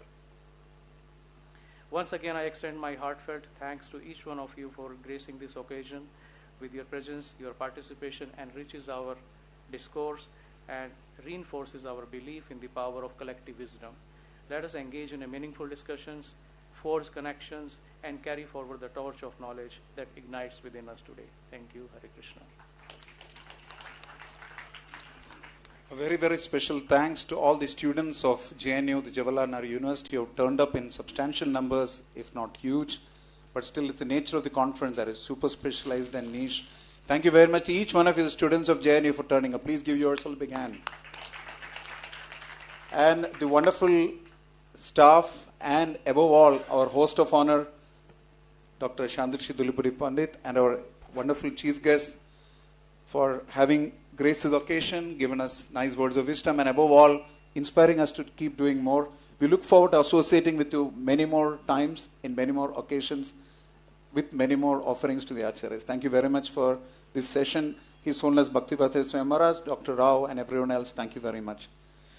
So with this, the inaugural session comes to a close now, and after that, a short 15-minute break. We will start with the main plenary sessions in terms of the presentations. They will be chaired by Dr. Rao. There'll be, I just said there's a break. I don't want to say tea.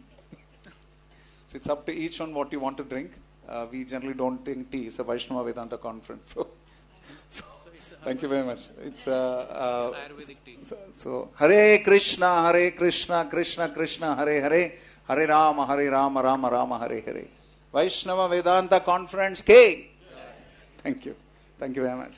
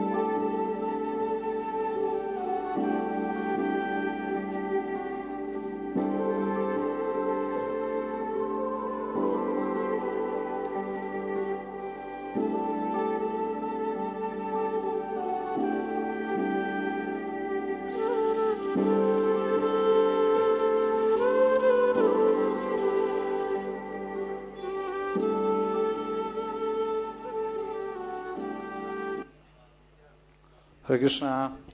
Good afternoon, welcome back. We're back in the session. We're starting with the plenaries, the very first plenary session.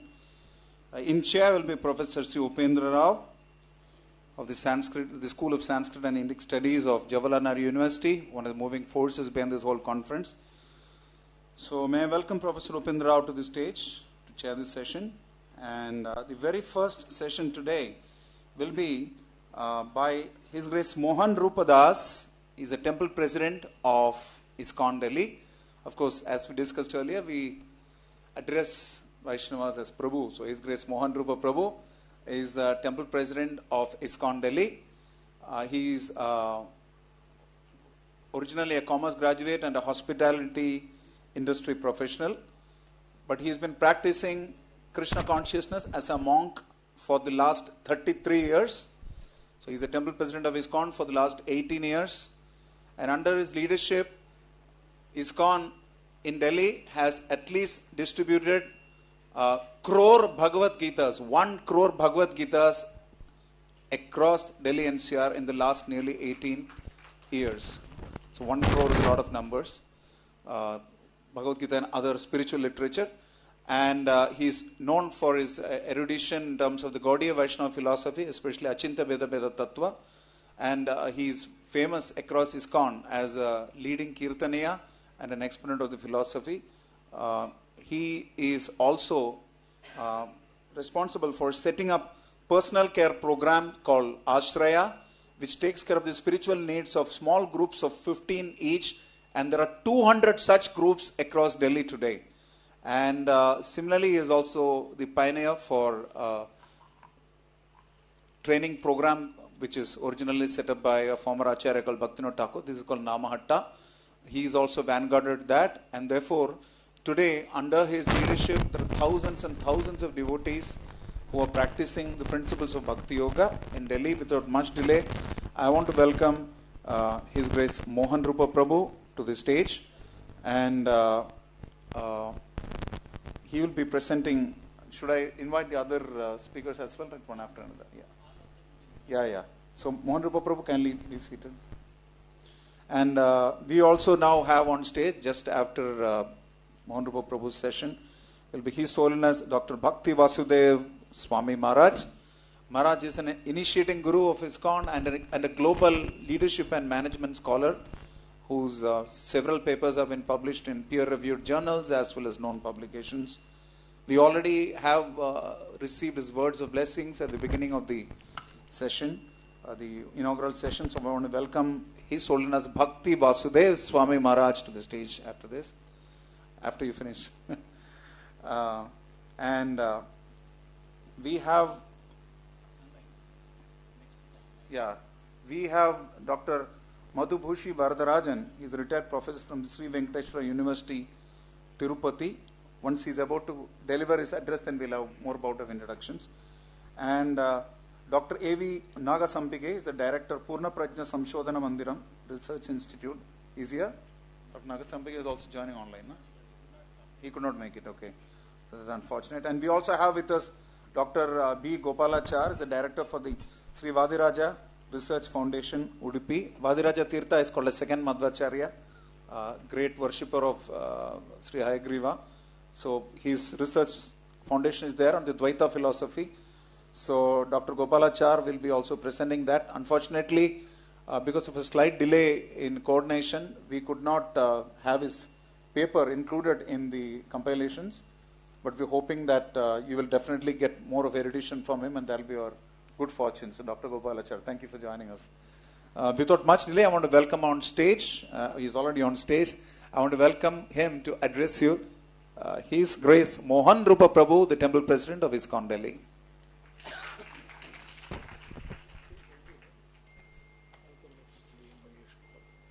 Hare Krishna. Om Ajnanatimrandhasya Jnananjana Shalakaya Chakshuronmilitam Yena Tasmai Shri Gurave Namaha Shri Chaitanya Manobhishtam Sthapitam Yena Bhutale Swayam Rupaha Kada Mayam Dadati Swapadantikam वाञ्छा कल्पतरुभ्यश्च कृपा सिन्धुभ्य एव च पतितानां पावनेभ्यो वैष्णवेभ्यो नमो नमः। जय श्री कृष्ण चैतन्य प्रभु नित्यानंद श्री अद्वैत गदाधर शिवासादि गौर भक्त वृंद। Hare Krishna Krishna Krishna Hare Hare, Hare Ram Ram Ram Hare Hare. Hare Krishna. So welcome everyone, आप सबका स्वागत है। So I will speak in Hindi and English both, I will mix both. So today we are discussing many topics. So one of the topics is Achinta Bheda Ved Tattva. Achinta means inconceivable and Bheda Ved means one and different. So we'll try to understand what is Achinta Bheda Ved Tattva. But before that, we will try to understand from the Shastra, from the scriptures, many other aspects of this philosophy.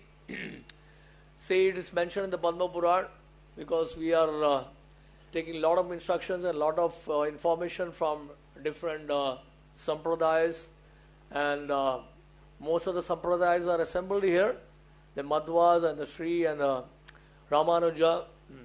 So it's quoted in Padma Purana. Padma Purana says, Sampradaya vina ye mantras te nishvalaha mataha atah kalo bhavishyanti chatvaraha sampradayina Shri Brahma Rudra Sanaka Vaishnava Shiti Pavanaha Chatwaraste kalau bhavya hi utkale purushottama. So what does it mean?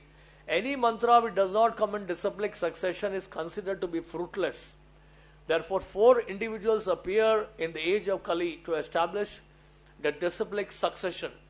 The founders of these 4 Vaishnava Sampradayas are Lakshmi, Brahma, Rudra and Sanaka.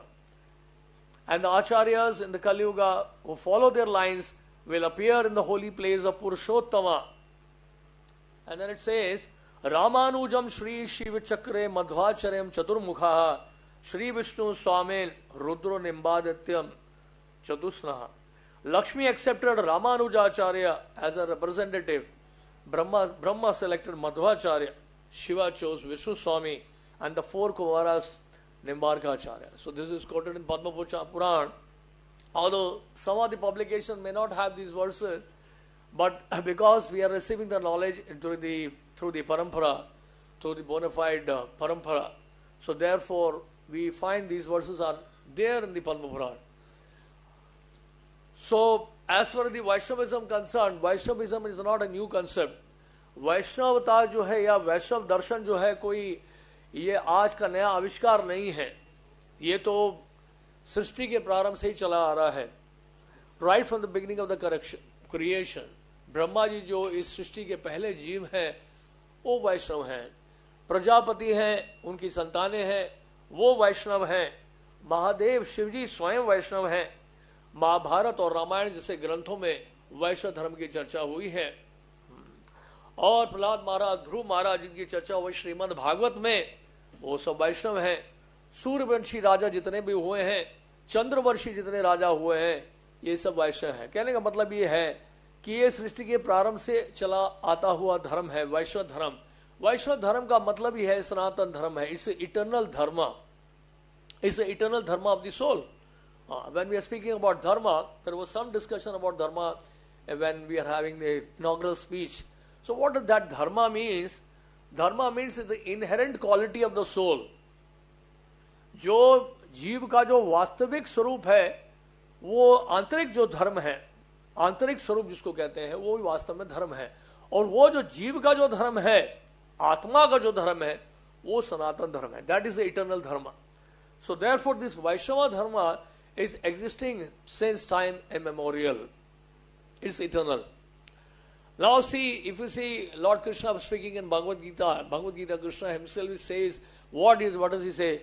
The chapter 15, text 15, Krishna is saying, Vedesha sarveraham aham vedyo, Vedanta krit veda videva chaham. So Krishna is clearly saying this verse that I am the compiler of Vedanta. We have this Vedanta conference here, but Krishna is saying I am the compiler of Vedanta. So the Vedanta is actually coming from Krishna himself. And then he says, Vedas, by the Vedas I am to be known.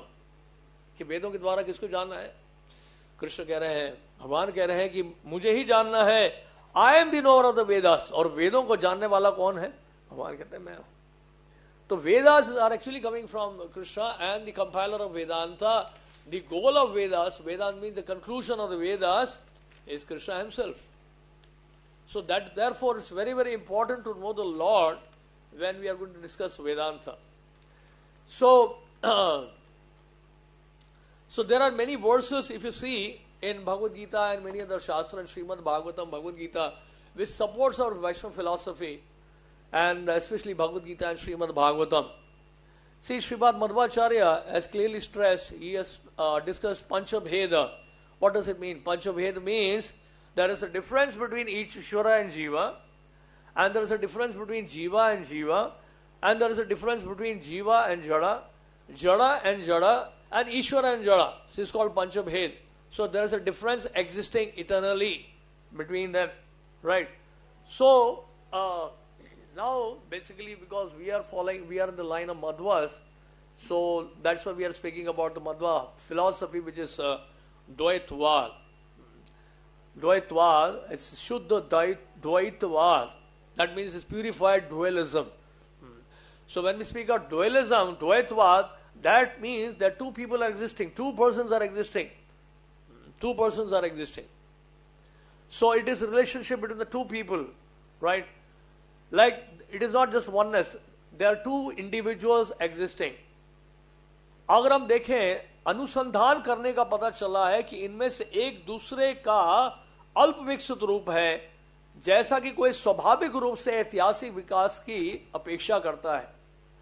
Now Madhvacharya, he established Tattvavad philosophy. Now this Tattvavad and Achinta Bheda Bhed Tattva, there is not much difference in that. It is not Achinta Bheda Bhed is something a new invention. No, it is not a new invention. Basically it is Tattvavad only. दोनों ही तत्ववाद हैं, परंतु एक दूसरे का शोधित रूप है. हालांकि मध्वाचार्य शंकराचार्य का खंडन करने के से अपनी रचनाओं में भेद पर बल दिया, परंतु उन्होंने अभेद को दर्शाती हुई श्रुतियों की अपेक्षा नहीं की. सो मध्वाचार्य ने तत्ववाद गौड़ियाचिंत भेद तत्व के मूल को पाया जा सकता है. So even in the Madhvacharya teaching you will find achintya bhedabheda तत्व.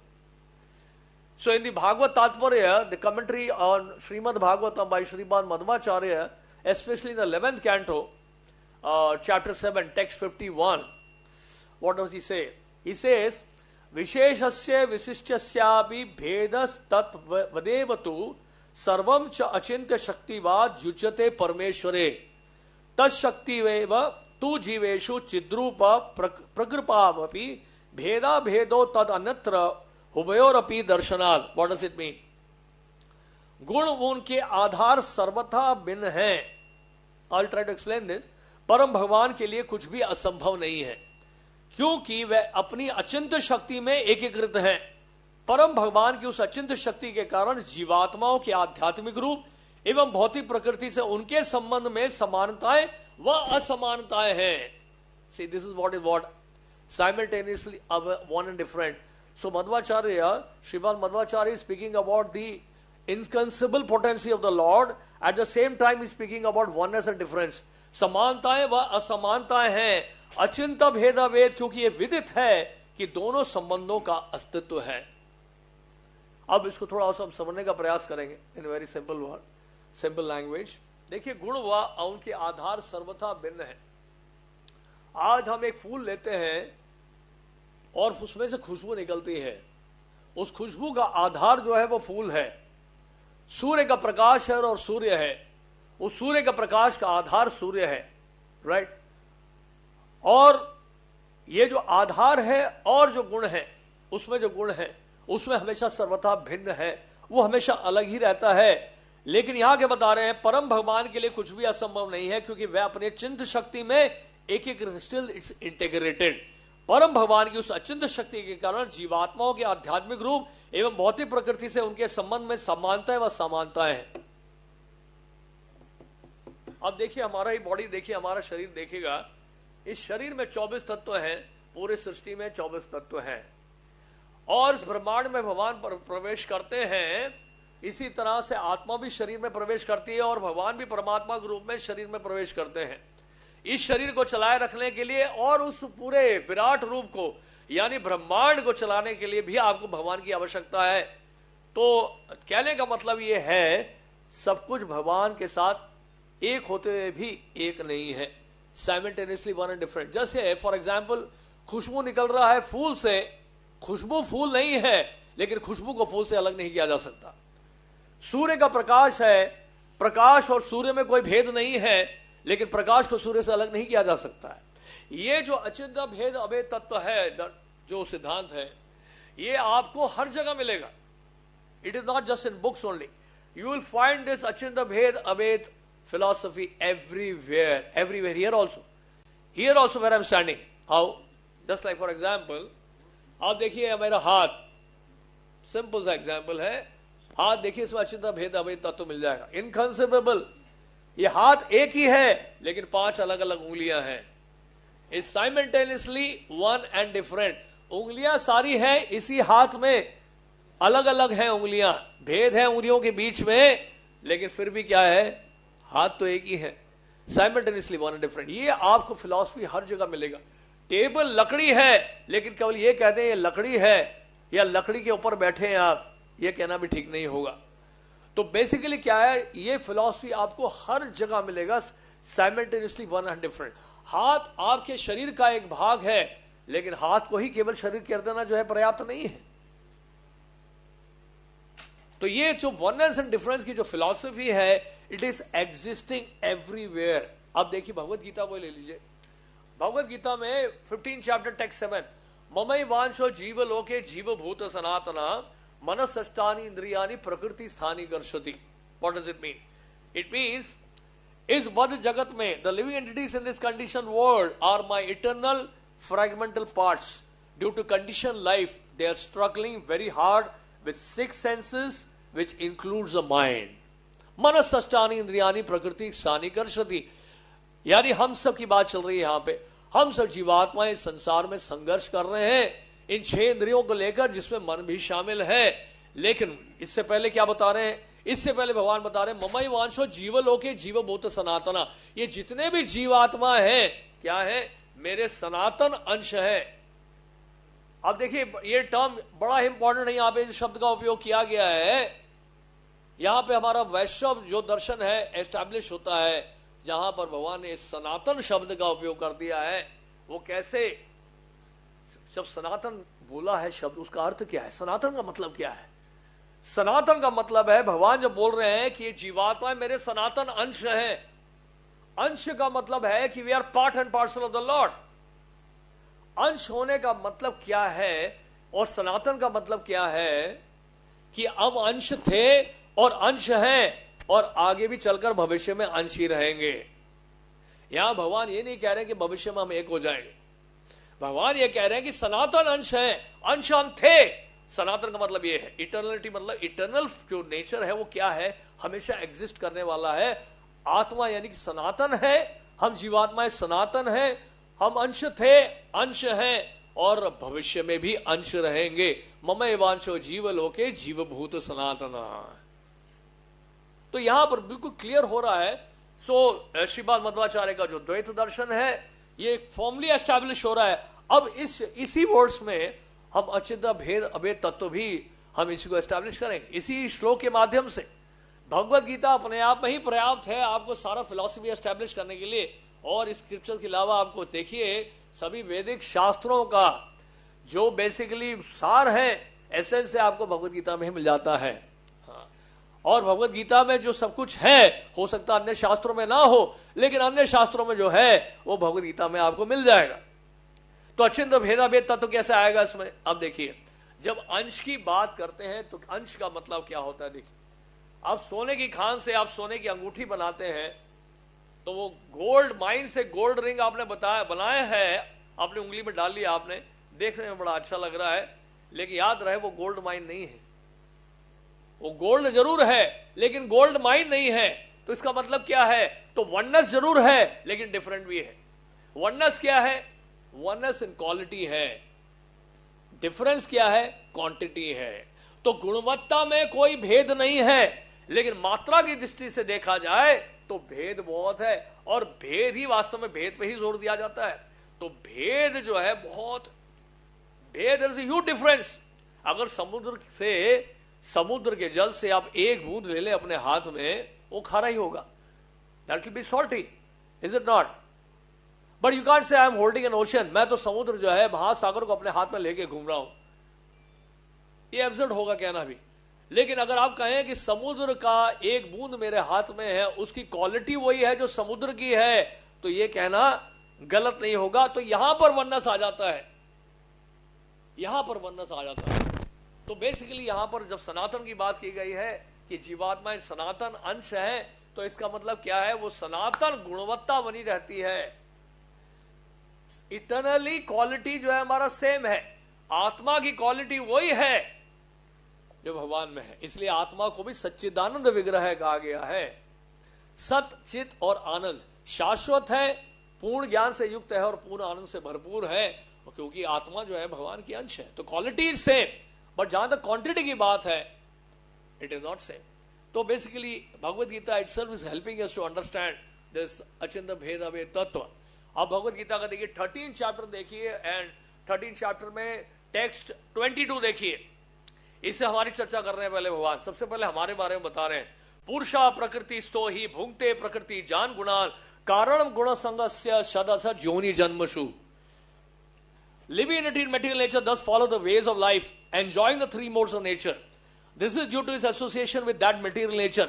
Thus he mates with good and evil among various species. तो कहने का मतलब यह है कि जीवात्मा जो है वो प्रकृति के तीनों गुणों का भोग करते हुए प्रकृति में ही जीवन बिताता है। ये जीवात्मा के बारे में चर्चा कर रहे हैं भगवान। लेकिन इसके अगले श्लोक में भगवान जीव के बारे में चर्चा नहीं कर रहे हैं, अपने बारे में चर्चा कर रहे हैं, ये बताते हुए कि मैं ये जीव नहीं हूं जो गुणों के प्रभाव में आ जाऊं। इसलिए अगले श्लोक में क्या कह रहे हैं? उपद्रष्टा अनुमंता च भर्ता भोक्ता महेश्वर परमात्मेति चापि उक्तो देहेस्मिन् पुरुषः परः। पुरुषः परः, not just पुरुषः परः. Yet in this body there is another, a transcendental enjoyer, who is the Lord, the supreme proprietor, who exists as the overseer and permitter, and who is known as the super soul. There is a difference. देखिए आप Bhagavad Gita clearly अगर आप पढ़ेंगे और शब्दों को यथारूप स्वीकार करेंगे तो कोई भी कंफ्यूजन नहीं है। ये द्वैत दर्शन जो है या अचिंत्य भेद अभेद तत्व है, ये इस भगवत गीता में ही आपको मिलेगा सुनने को। और इसके अलावा देखिए और भी बहुत सारे प्रमाण आपको मिल जाएंगे 15 चैप्टर में। टेक्स्ट 16 और टेक्स्ट 17 देखिए, जहां पर पुरुषोत्तम योग इस अध्याय का नाम है। यहां पे भगवान कृष्ण क्या कह रहे हैं? दो इमो पुरुषो लोके क्षर अक्षरा एव च क्षर सर्वाणी भूतानि कुटोस्त्रा उच्यते। क्या कह रहे हैं? जीव दो प्रकार के हैं, च्युत हैं और तथा अच्युत हैं। भौतिक जगत में प्रत्येक जीव च्युत होता है और आध्यात्मिक जगत में प्रत्येक जीव अच्युत कहलाता है। राइट? तो आध्यात्मिक जगत में क्या है? इनफैलिबल है, और भौतिक जगत में जीव क्या है? फैलिबल है। अब ये देखिए इस श्लोक के बाद अगले श्लोक में 17 वर्ष में क्या कह रहे हैं? 17 वर्ष में कह रहे हैं, उत्तमा उत्तमा पुरुषस्तो अन्य परमात्मा इति उदारतः यह लोकात्रयम् आविश्य बिभर्ति अव्ययः ईश्वरः। इन दोनों के अतिरिक्त एक परम पुरुष परमात्मा है जो साक्षी अविनाशी भगवान है और जो तीनों लोकों में प्रवेश करके उनका पालन कर रहा है। तो ये बड़ा क्लियर है, अगर हम भगवत गीता पढ़ें तो कोई कंफ्यूजन नहीं है। इट्स वेरी वेरी क्लियर कि how this philosophy of dvaitavada achintya bheda abheda tattva is actually is there in our shastra, in Bhagavad Gita and Srimad Bhagavatam. Srimad Bhagavatam की अगर बात करें, श्रीमद् भागवतम में भी क्लियरली अगर आप देखें तो उसमें भी यही बात बताई गई है। जहां भी चतुर्श्लोकी भागवत के बारे में चर्चा हुई है श्रीमद् भागवतम इन 4 वर्सेस, जहां पर भगवान श्री नारायण ने ब्रह्मा जी को 4 श्लोकों में श्रीमद् भागवतम सुना दिया, जिसको चतुर्श्लोकी भागवत कहते हैं। उसमें भी अचिंत्य भेद अभेद तत्व की चर्चा हुई है। ऋथे अर्थम यत् प्रतीयते न प्रतीयते चात्मनि तत् विद्यत आत्मनोमयम यथा भासो यथा तमः। ओ Brahma, whatever appear to be of any value, if it has no relation to me, he has no reality, it is my illusory energy, that reflection which appears to be in darkness. Then next he says, यथा महंति भूतानि भूतेषु च वचेषु अनु प्रविशन्ति अप्रविशन्ति तथा तेषु न तेषु हम. O Brahma, please know that the universal elements enter into the cosmos and at the same time do not enter into the cosmos. Similarly, I myself also exist within everything created and at the same time I am outside of everything. तो यहां भगवान कह रहे हैं कि सब में मैं प्रवेश करता हूं लेकिन फिर भी मैं सब में नहीं हूं. See, again this Achinta Bheda Tattva is coming. See, मैं सब में हूं फिर भी सब में नहीं हूं. यानी कि कहने का मतलब यह है कि अगर मैं दफ्तर जाता हूं, ऑफिस जाता हूं, फैक्ट्री जाता हूं, लेकिन फिर भी मेरा घर अपना है. सब जगह होने का मतलब यह नहीं है कि मेरा इंडिविजुअलिटी समाप्त हो जाता है, मेरा अपना व्यक्तित्व फिर भी बना रहता है. I am still existing in my abode. I am still I am outside of everything. Right? So sometime the superintendent of the jail or even the governor of the city or maybe the prime minister of the country, he may go to the jail to see the prisoners, but that doesn't mean he has become a prisoner. Right?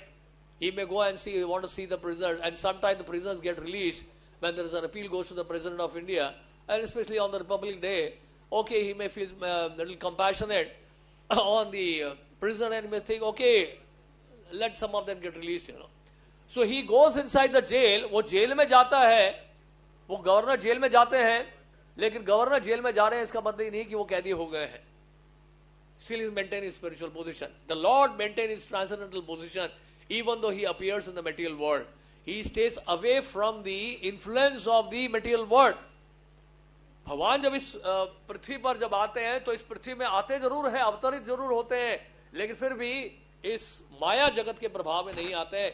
इसलिए भगवान गीता में कह रहे हैं, जन्म कर्म च मे दिव्यम एवं यो वेति तत्वतः त्यक्त्वा देहम पुनर्जन्मनान मेति मामति सुवर्जुना. मेरा जो जन्म है, मेरा जो कर्म है, वो दिव्य है, और जो मुझे तत्व से जान लेता है, मेरे जन्म को, मेरे कर्म को तत्व से जो जान लेता है, वो दोबारा संसार में जन्म नहीं लेता है. तो यहां पर उनका आना भी जो है, आते जरूर है, लेकिन आते हमारी तरह नहीं है, कैदी की तरह नहीं आते हैं. आते भी हैं तो इस संसार के भव बंधन भव सागर से बनते नहीं हैं, फिर भी इससे अलग रहते हैं. तो इस तरह से कई सारी बातें अच्युत अभेद तत्व को लेकर. So it's a very very important philosophical conclusion of the shastras, and whenever we read Bhagavad Gita we'll find lot of actually references in Bhagavad Gita also and Srimad Bhagavatam also and many other Vedic literatures that we are simultaneously one and different from the Lord. Lord Chaitanya established the Achinta Bhed Tattva philosophy when he appeared 500 years before, and he himself said, what did he say? Jiver Swarupohe Krishner Nitya Das Krishner Tatastha Shakti Bheda Bhed Prakash. So he said the Jivatma वो कृष्ण का नित्य दास है, और क्या है जीव, क्या है वो तटस्थ शक्ति है. The jiva is the marginal potency of the lord, and bheda abheda prakash is simultaneously one and different from the lord. So when we speak about achintya bheda abheda tattva, उसका यही मतलब है कि qualitative oneness is there, but as for the quantity is concerned there is no oneness, there is huge difference is there. और अगर oneness की एक और बात की जाए तो वननेस एक और हो सकता है, क्योंकि सुबह ये भी चर्चा हुई थी, जब भक्ति की बात की जाती है तो उसमें शरणागति की बात आई थी कि शरणागति जब होती है तभी हम भगवान की ओर नजदीक आते हैं. सरेंडर की बात की भगवान ने गीता में भी की है. तो देखिए वननेस का एक अर्थ वो और भी है. Oneness in actually what? Oneness one with the desire of the Lord, that is also oneness. तो भगवान की जो इच्छा है वही इच्छा जो हमारी होती है. So Arjun was one with the desire of the Lord. At the end of the Bhagavad Gita, what Arjuna is saying? Nasta moha smriti la. मेरा मोह नष्ट हो गया है. My illusion is God. मुझे अपना स्मृति प्राप्त हो गई. I've regained my memory. करिष्ये वचनम तवा. अब आप जो कहेंगे मैं करने के लिए तैयार हूं. That is oneness. This is also oneness. तो जीवात्मा भगवान के साथ एकत्व प्राप्त कैसे कर सकता है? जब वो भगवान की इच्छा के अनुसार जो है कार्य करे और सेवा करे. Hare Krishna. Thank you very much.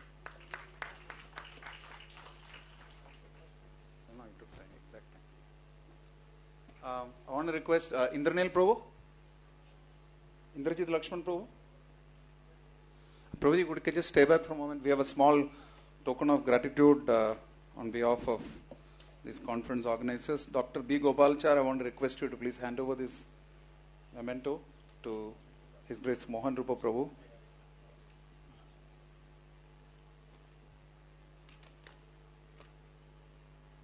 Okay, so we'll just continue with the activities and then hand over this function later. I want to request now His Holiness Dr. Bhakti Vasudeva Swami Maharaj, Sannyasi and Initiating Guru of ISKCON and a global management and leadership scholar whose works have been published in several peer review publications as well as other global managerial publications. We already had his words of blessings in the morning. Without much delay, I want to request Dr. His Holiness Bhakti Vasudeva Swami Maharaj to kindly enlighten us with this wonderful session. You'll get to know about it as he speaks, but it's a very, very essential topic of Srimad Bhagavatam, which is nothing but a commentary on Vedanta Sutra, Bhashyoyam Brahma Sutrana.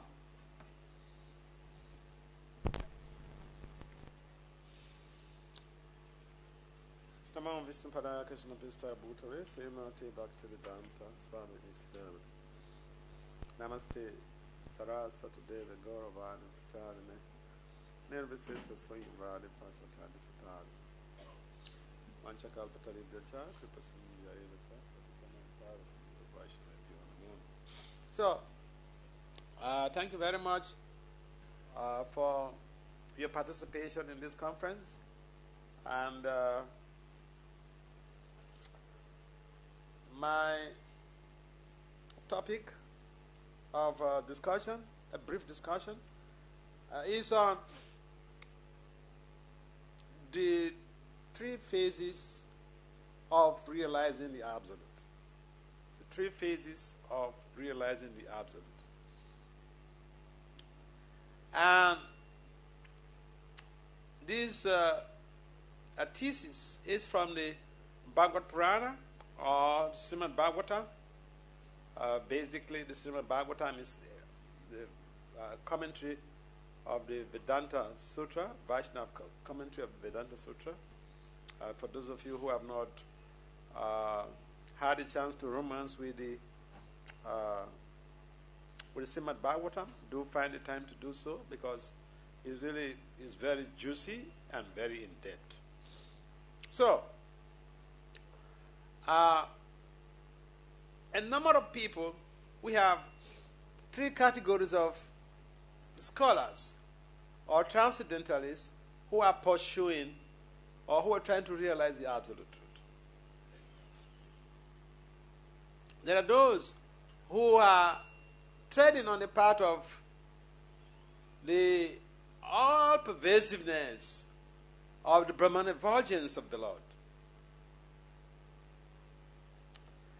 And this Brahman effulgence of the Lord is basically the aura that is emanating from Lord Krishna. Lord Krishna plays flutes, but he also has an aura. And this aura radiates from his transcendental body, and it permeates the whole of the cosmic creation. And this is traditionally referred to as Brahma. So, when someone is pursuing the path of self-realization based on the idea that the Lord is all-pervasive, the Lord is Brahman, we cannot dispute that fact, because it's documented in the Bhagavatam. But it is a relative truth. A relative truth of the absolute. In other words, that is not the summum bonum of self-realization. It's an aspect of it. It's a phase.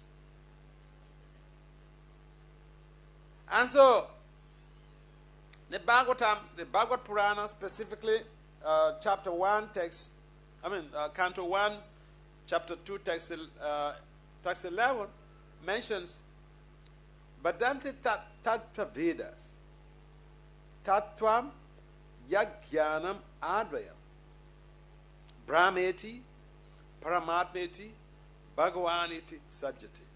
And it sums up what I just mentioned earlier, that the Lord or the absolute truth is realized or can be realized in three phases. So when we hear someone talking about Brahman, it doesn't mean that they are not saying something substantial. They're saying something substantial. But if the person or those who are following on that path conclude that that is the absolute, then that's where there's a problem. And we have also the Paramatma, the localized aspect of the Lord, situated in the heart region of each and every one. Ishvara Sarvabhutanam Redi Se Arjuna Tistit. Lord Krishna mentions specifically in the Gita that he is situated in each and every one's heart.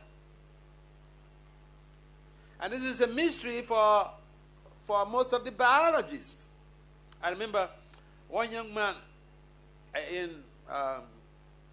Florida. He told me how he had met me. He's one of the Gurukulis. So he had met me. He had met me, and I had this mood of pushing young people to go to school. So he had met me, and he invited me to his place. So I had asked him, "What are you doing with your life? You finished your Gurukul, you married, but what are you doing to fend for yourself?" So in any way, during our conversation, I casually mentioned to him he needs to go to school. So somehow or the other, and I do this to a lot of people. So somehow or the other, he went to school. He went to study biology. And one day, we met in New Vrindavan, and so he came to pay obeisances. And I didn't really recollect his face. So he was telling me how, when we met in Florida, I had asked him to go to school. And he said he has finished his degree in biology. And he told me the story about one of his professors, because he had questioned the professor about when the blood is leaving the heart, the biologists believe that the blood is purified when it's leaving the heart. So he asked the professor, a female professor, a white professor, why is that? And the professor said that, researchers, scientists have been working on this, and hopefully they will arrive at some conclusion. Arrive at some conclusion about why, when the blood is leaving the heart, the blood is apparently purified. What's responsible for it? So the professor, gave some excuses. They're working on it. I mean, it's like the normal traditional post-dated checks. So he asked the professor that, would you like me to share the Vedic views on this point? So the professor said that we professors, we are open to learning. We want to learn from anybody. So if you have an answer to this, please share with me. So he told the professor how the Lord, who is all pure, Pavitra, is localized in the heart region of each and every embodied soul. And because of the presence of that super soul, and that is why when the blood reaches that region, the blood automatically becomes purified. So the professor, who was supposedly his professor, she became his student. So every here and then,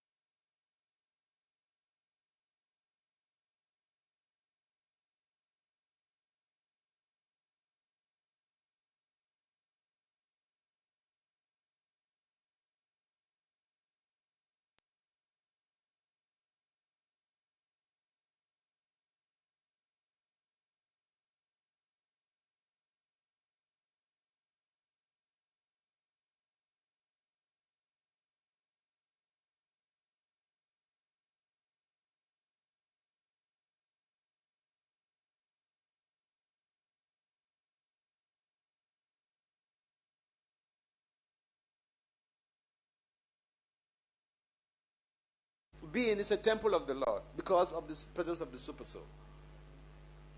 Now, the issue with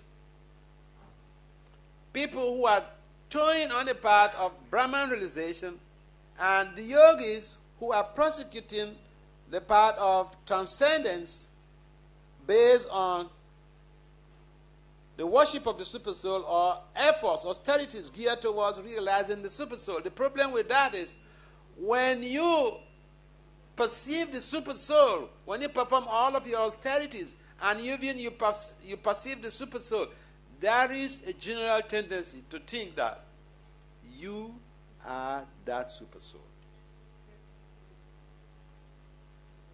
But, just like Mohan Rupa Prabhu had mentioned in his talk, there's a difference between the Jiva and the Paramatma. There's a difference between the Supreme Lord and the Jiva. And so, if one is not properly guided, there's no problem in trying to pursue the yogic path of endeavoring, performing austerities to realize the Supersoul. But if one has no proper guidance, there is always a chance to be spiritually abusive of his spiritual identity. And beyond the understanding that the Lord is the Supersoul, there is also that aspect of the Lord, Bhagavan, the possessor of 6 major opulences. And so just like we have personalities, the Lord also has a form. But his form is transcendental. This form is spiritual. His limbs are interchangeable. We eat with our mouths. We pick the food with our hands.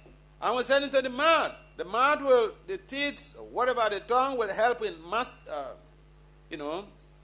drilling the food before we send it to the stomach for further drilling.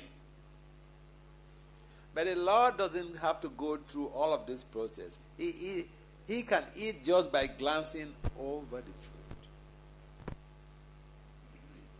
So that is a major difference between the Jiva and the Supreme Lord. Bhagavan can do anything with his different limbs. And so, the idea that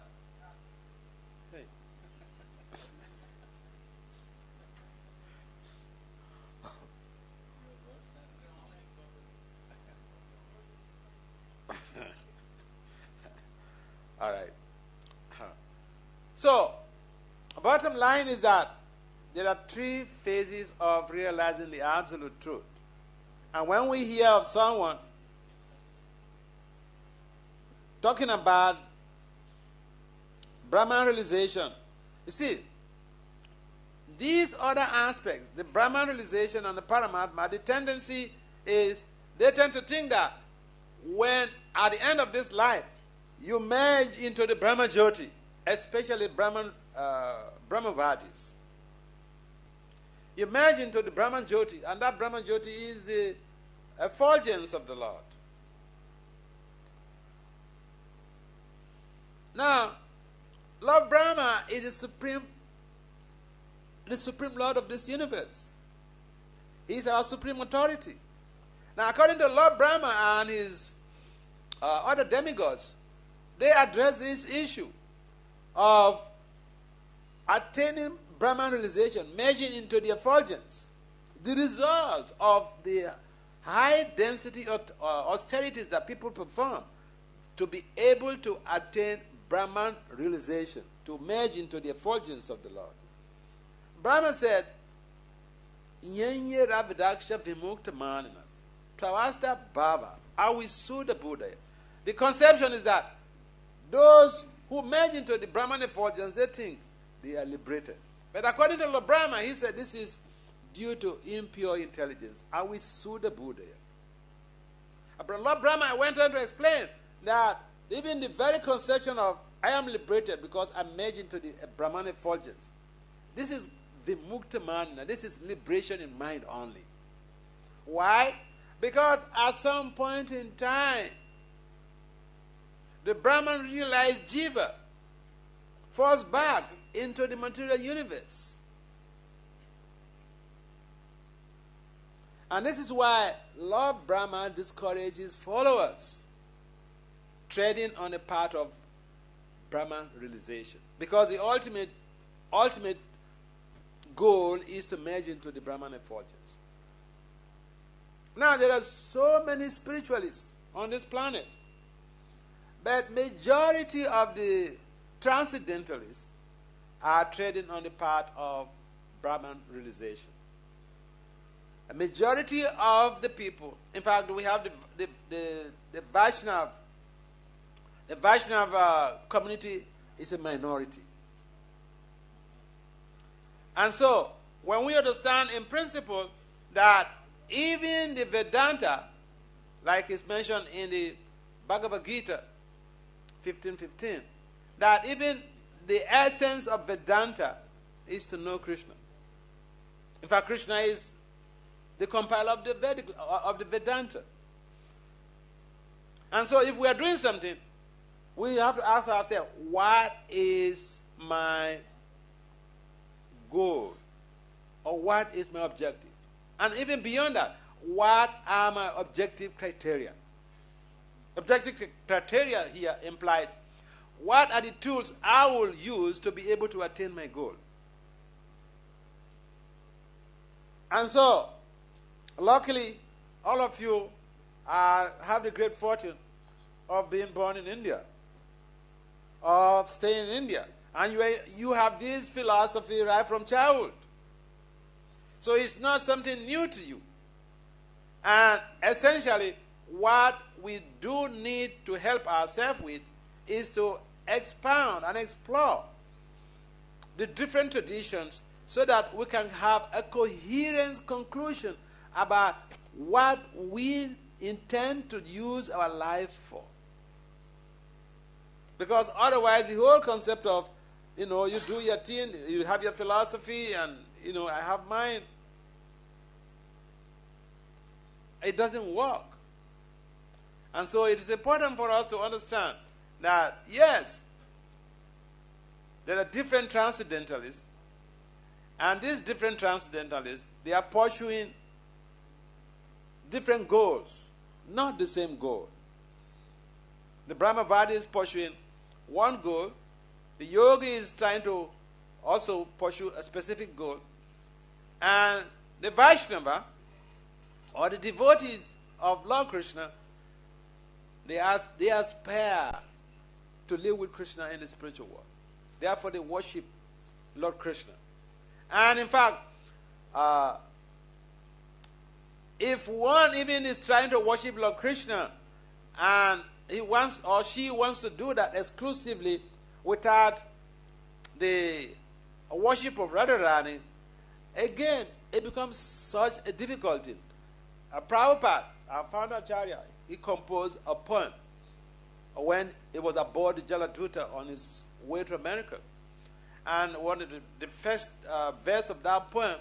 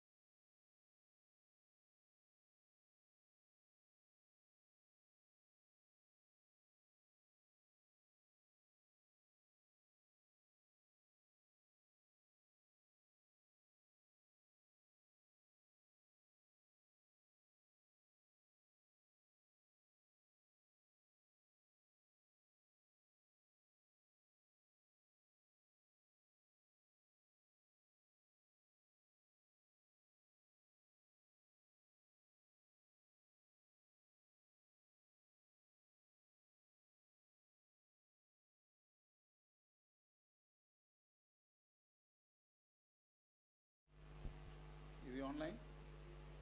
Just check once. While they are connecting him, I'll read out his brief introduction.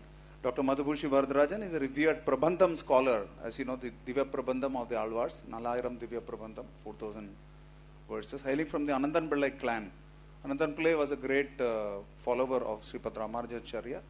As a young boy, he learned the Nalayira Divya Prabandham from his grandfather. Later on in life, he anchored a 3-year project studying Alvars hymns in the 108 Divya Deshams. As you know, the Sri Vaishnavas have a concept of 108 Divya Deshams, of which 106 can be visited by us. 107th is in the Shweta Diva and 108 is Paramapadam in Vaikuntha.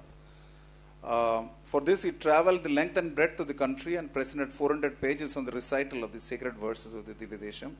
And this is, he is a director of the 2-year UGC research project titled Upanishadic Thoughts in Tiruvayumozhi, classifying 616 Upanishadic quotations employed by Nampillai. Nampillai, as you know, was a great Sri Vaishnava. And his doctorate too was a thesis analyzing the different angles of Pannirayira Padi. Pannirayira means 12,000 word commentary on the Tiruvayumozhi. He published 10 volumes of Pannirayira Padi comprising of 2,200 pages. And he led the first ever national seminar on Nalayira Divya Prabandham. So he holds a double degree, a postgraduate degree in political science and Tamil. And he was anointed with the Gopalobayanam award by the Tridandi Chinnajiyar Swami for his contribution to spreading the Sri Vaishnava philosophy amongst the masses over several decades. Is he online now? Yeah. So without much delay, let's hear from Dr. Madhubhushi Varadarajan. Please give him a big hand while he comes online.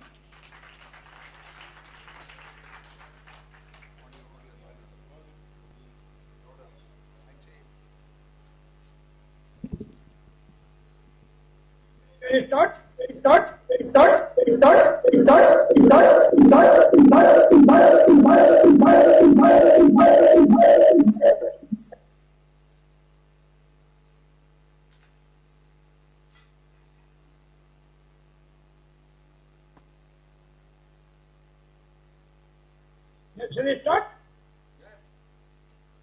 Yo nitya machuda parambuja yukmuruka vyamogada taditarani trinayamene asmat guru bhagavadosa daika sindho Ramanujasti Saranam Prabhadye. His Holiness Pejavar Acharya Swamiji, His Holiness Dr. Bharati Vasudeva Swamiji, Chief Guest Mahanya Sri Shankarananda Ji, Honorable Vice Chancellor, Jawaharlal University, Professor Shanti Sri Duripati Pandit Ji, Vice Chancellor Central Sanskrit University, Professor Srinivas Agarji Ji, Organizers Professor Upendra Rao Ji, ISS Sri Prem Kishore Das Ji, distinguished delegates of the International Conference, university professors, students, ladies and gentlemen. I deem it a great honor done to me by inviting me as a special invited speaker at the plenary session of the International Conference on the philosophy of Vishishtadvaita, culture, legacy and traditions. This is a unique conference with a novel type of topic where the Vaishnava philosophy embedded in the culture, tradition and legacy of people in the day-to-day life. I thank the organizers of the conference, particularly Professor Upendra Rao Ji. It is great pleasure for me to speak on the topic Sri Ramanuja and religious harmony. The first millennium had a record in the soul integration of people by the saints called Alvars, 12 in number.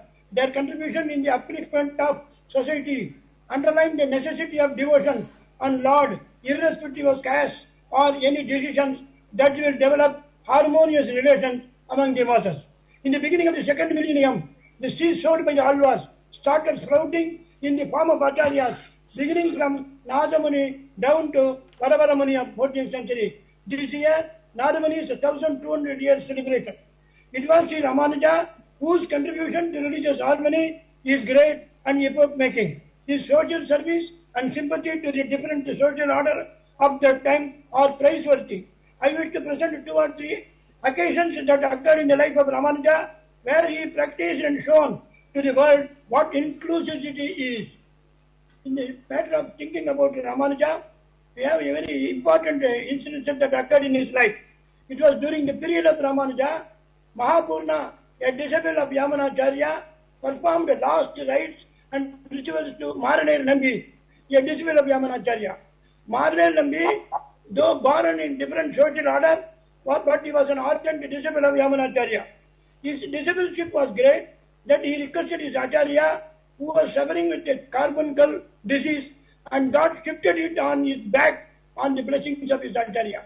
In return, he requested Mahapurna to perform his last rites according to Vaishnava cult, as Yamunacharya liked him and his body not to be given to his relatives once he died. Accordingly, when Maranir Nandi passed away,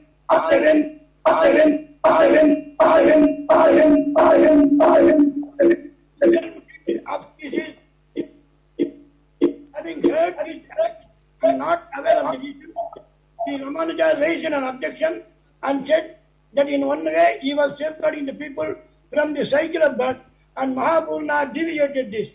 Immediately Mahapurna explained as follows: for Ramanuja, you know, Sri Rama, a Kshatriya, performed the last rites to Jatayu, a bird.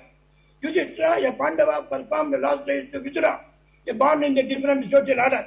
Neither Maranir Nambi is as low as those two, nor am I equal to Sri Rama or Yudhishthira. Then this act of so-called violation of generally accepted principle is not at all a violation. Otherwise, Nammal was taught in Tiruvaimadi in 2 decades, Vainam Choduradi and Nedumar Kadimai, wherein he says, Adiyar, Adiyar, Adiyar, Kamadiyar, Adiyar, Kamakadiyan. In such a way, he is always decades will be meaningless as the noise of sea, if at all I were not acted upon to the Namalva theory. Hearing these words, Sri Ramanuja admitted its validity and sanctity. However, there is a saying that in Sri Lankam, people isolated Mahapurna. It was a Chitra car festival, Ratha festival of Lord Ranganatha. When he was coming in the chariot, halted at the entrance of the Mahapurna's house, and the people could not move the chariot. After some hours, the priest invited Mahapurna and honored him. Till then, he was there to the temple also. Those Lord Ranganatha considered flawlessly Mahapurna, despite his being which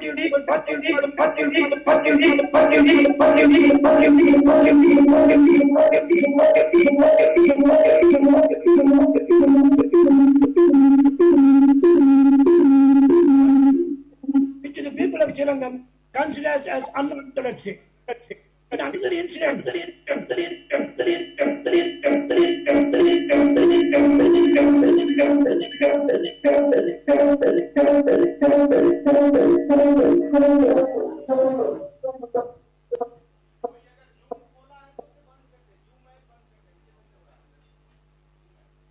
another incident, Purna and Puja went to Tirukotiyur to meet Acharya Goshipurna in order to learn Shiva Vaishnava's secret mantra with its meaning. He approached Goshipurna 18 times. Just 1 and minute. at last he explained the meanings of Tirumantra. Please switch off your if anybody is got Again, the remote. who left for Sri Rangam There's a feedback. to preach the meaning of If anybody's got a Zoom on their mobile, please switch it off. Turn on the audio.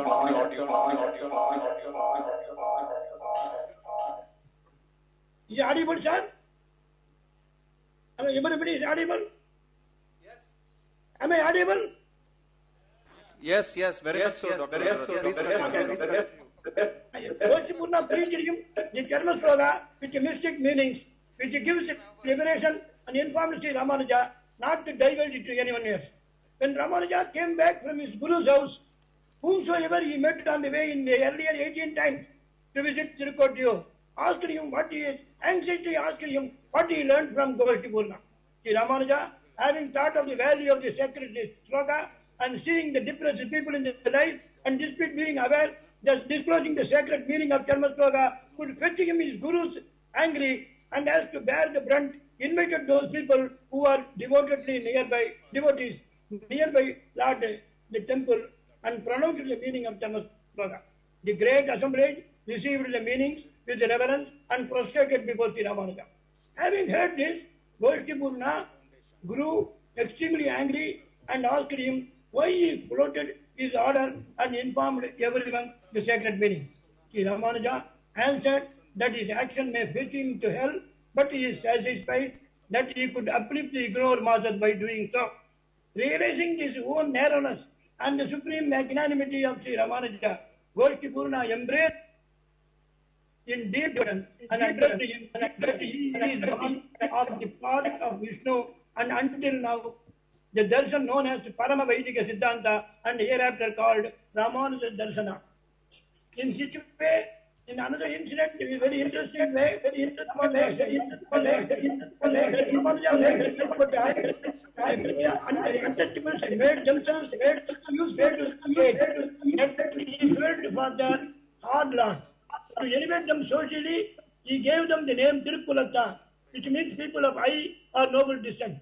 His great aim was to abolish the word Paraya and thus to put a stop to the degradation of a section of the people of this country.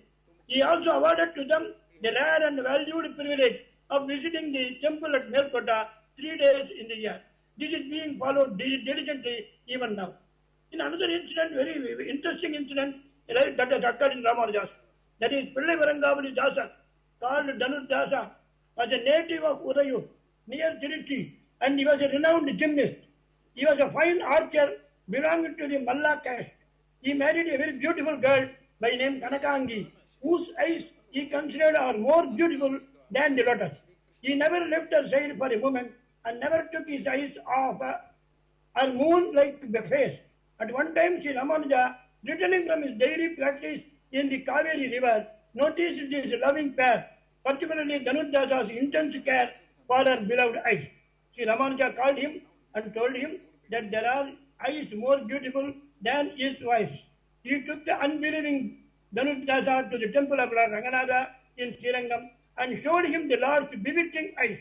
Dhanudasa realized his ignorance and he gave up his food, sweets from that day and daily found in the temple looking up Ranganatha's beautiful eyes. He became the disciple of Ramanuja. His wife Kanakangi excelled her husband in wisdom and all other spiritual perfections due to the wonderful grace of Sri Ramanuja. Sri Ramanuja named him Pillai Varangavali Dasa because he never slept. All the time he was guarding the Lord. He used to march before the Utsavamurti of Namberimal of Srirangam with a sword in his hand to safeguard the deity from any untoward incident. If anything untoward happened, he wanted to kill himself with the sword. Such is the intention of Dhanudasa, being a devotee of Lord, and Sri Ramanuja, and having known the harmonious way of life, learned from Sri Ramanuja. At the same time, another incident in the same individual, that is Dhanudasa, whose wife Kanakangi, though belonged to different social order, proved herself an extraordinary devotee of Sri Ramanuja. At one time, Ramanuja's disciples asked him if there are number of acharyas whom they should consider true servants. He asked them to ask Kanakangi. They approached her and expressed their doubt as to who they should look up as their true servant if there are many acharyas. With all humility, she told them, and with respect, she told them that only Ramanuja could answer this. They went again to Ramanuja and asked him. He said, when she was doing, what was she doing when you go there? They told her that she was gathering her hair and tied it into knot, tied it up with a red thread and kept silent. Immediately, after with a laugh by Ramanuja, he interpreted this incident as follows. The countless black hairs signified many teachers and the red thread indicated only one saver, that is I am, that is myself, Sri Ramanuja. Then the disciples were surprised at her steadfastness and loyalty to Sri Ramanuja. They went to her house to compliment for her spiritual excellence.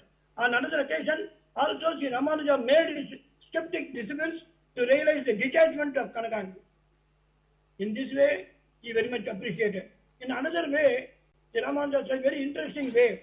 That is, Ramanuja consecrated Mula Virat of Tirunarayanapuram, that is Melkota, in Karnataka state.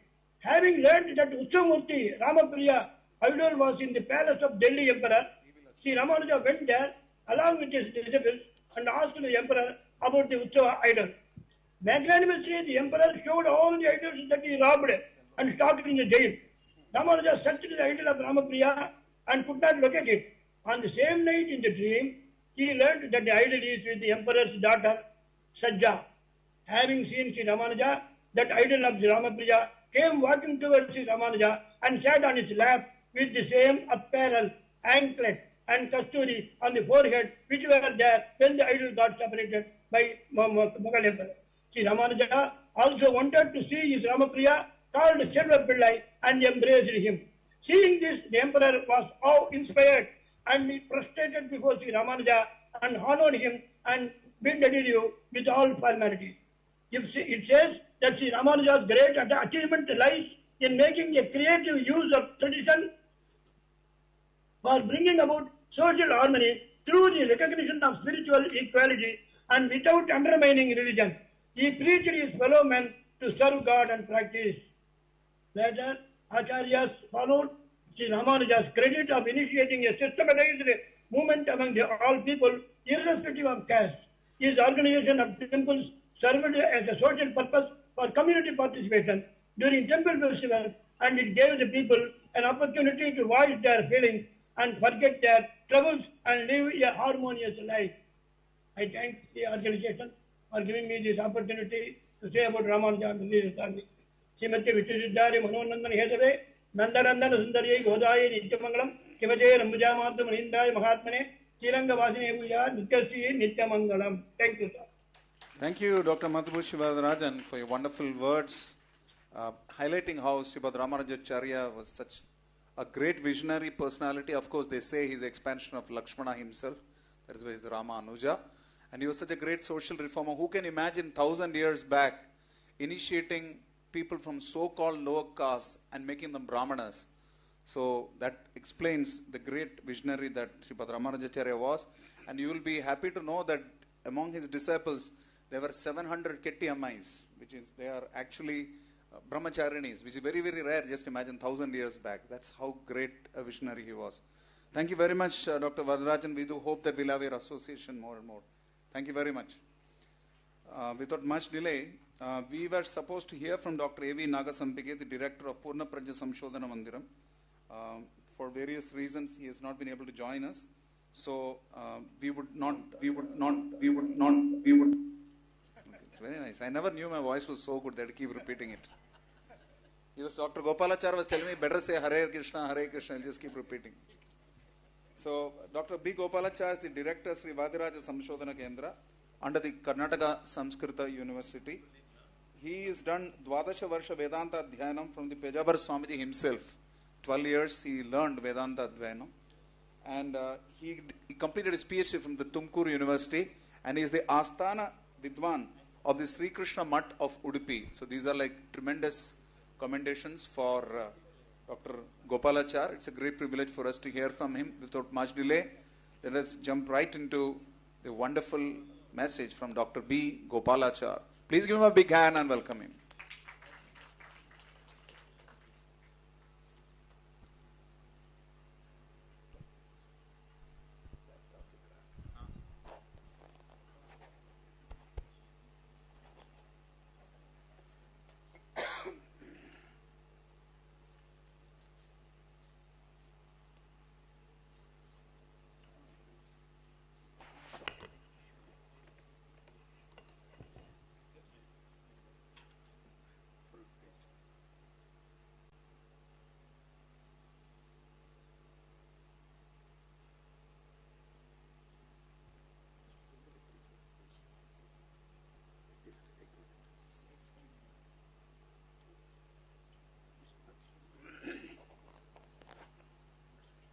कृष्णं वंदे मंथपाशधरं दिव्यार्भकाकृतिं शिखाबन्धत्रयोपेतं भैष्मी मध्वकरार्चितम् अभ्रमं भङ्गरहितं अजडं विमलं सदा आनन्दतीर्थमतुलं भजे तापत्रयापहम् आपादमौलिपर्यन्तं गुरूणाम् आकृतिं स्मरेत् तेन विघ्नाः प्रणश्यन्ति सिद्ध्यन्ति च मनोरथाः मंचोपरि विराजमानेभ्यः विद्वद्वरेण्येभ्यः भवद्भ्यः सर्वेभ्यः हार्दं नमस्कारं समर्प्य तौलभमण्डलस्य विद्वत् परम्परा इत्यस्मिन् विचारे किञ्चित् वक्तुम् अहम् अत्र सिद्धः अस्मि। कर्नाटक समुद्र प्रदेशस्य नाम तौळव प्रदेशः इति, कोस्टल् बेल्ट् इति वदामः। कर्नाटक समुद्र प्रदेशस्य तौळव प्रदेशः इति नाम वर्तते। तत्र मातृभाषा प्रान्तीय भाषा वर्तते तुळु इति।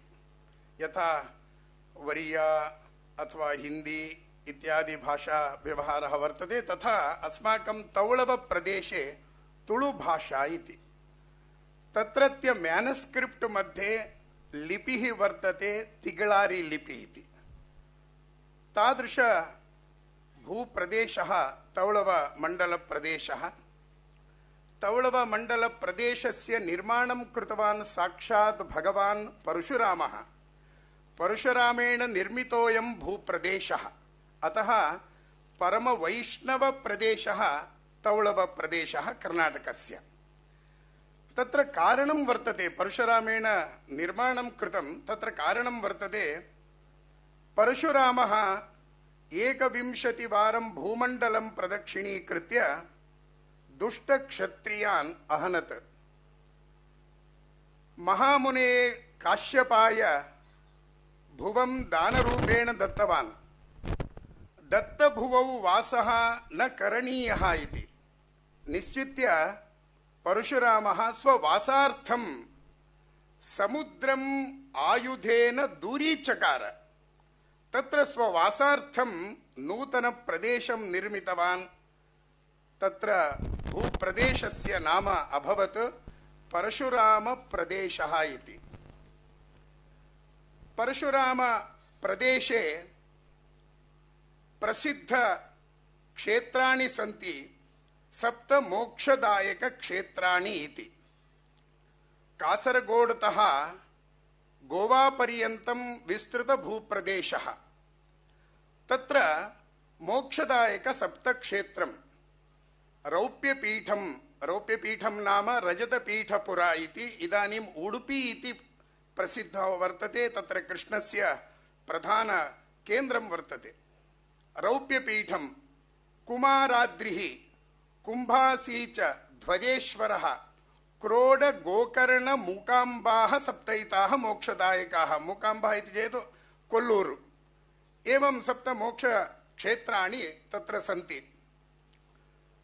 एवं परशुरामः स्ववासार्थं सुन्दरं भूप्रदेशं निर्माणं कृतवान्। तादृश तौळव मण्डले वैष्णव विद्वत् परंपरा वर्तते। कर्नाटकस्य तौळव मण्डले अविच्छिन्न विद्वत् परंपरा।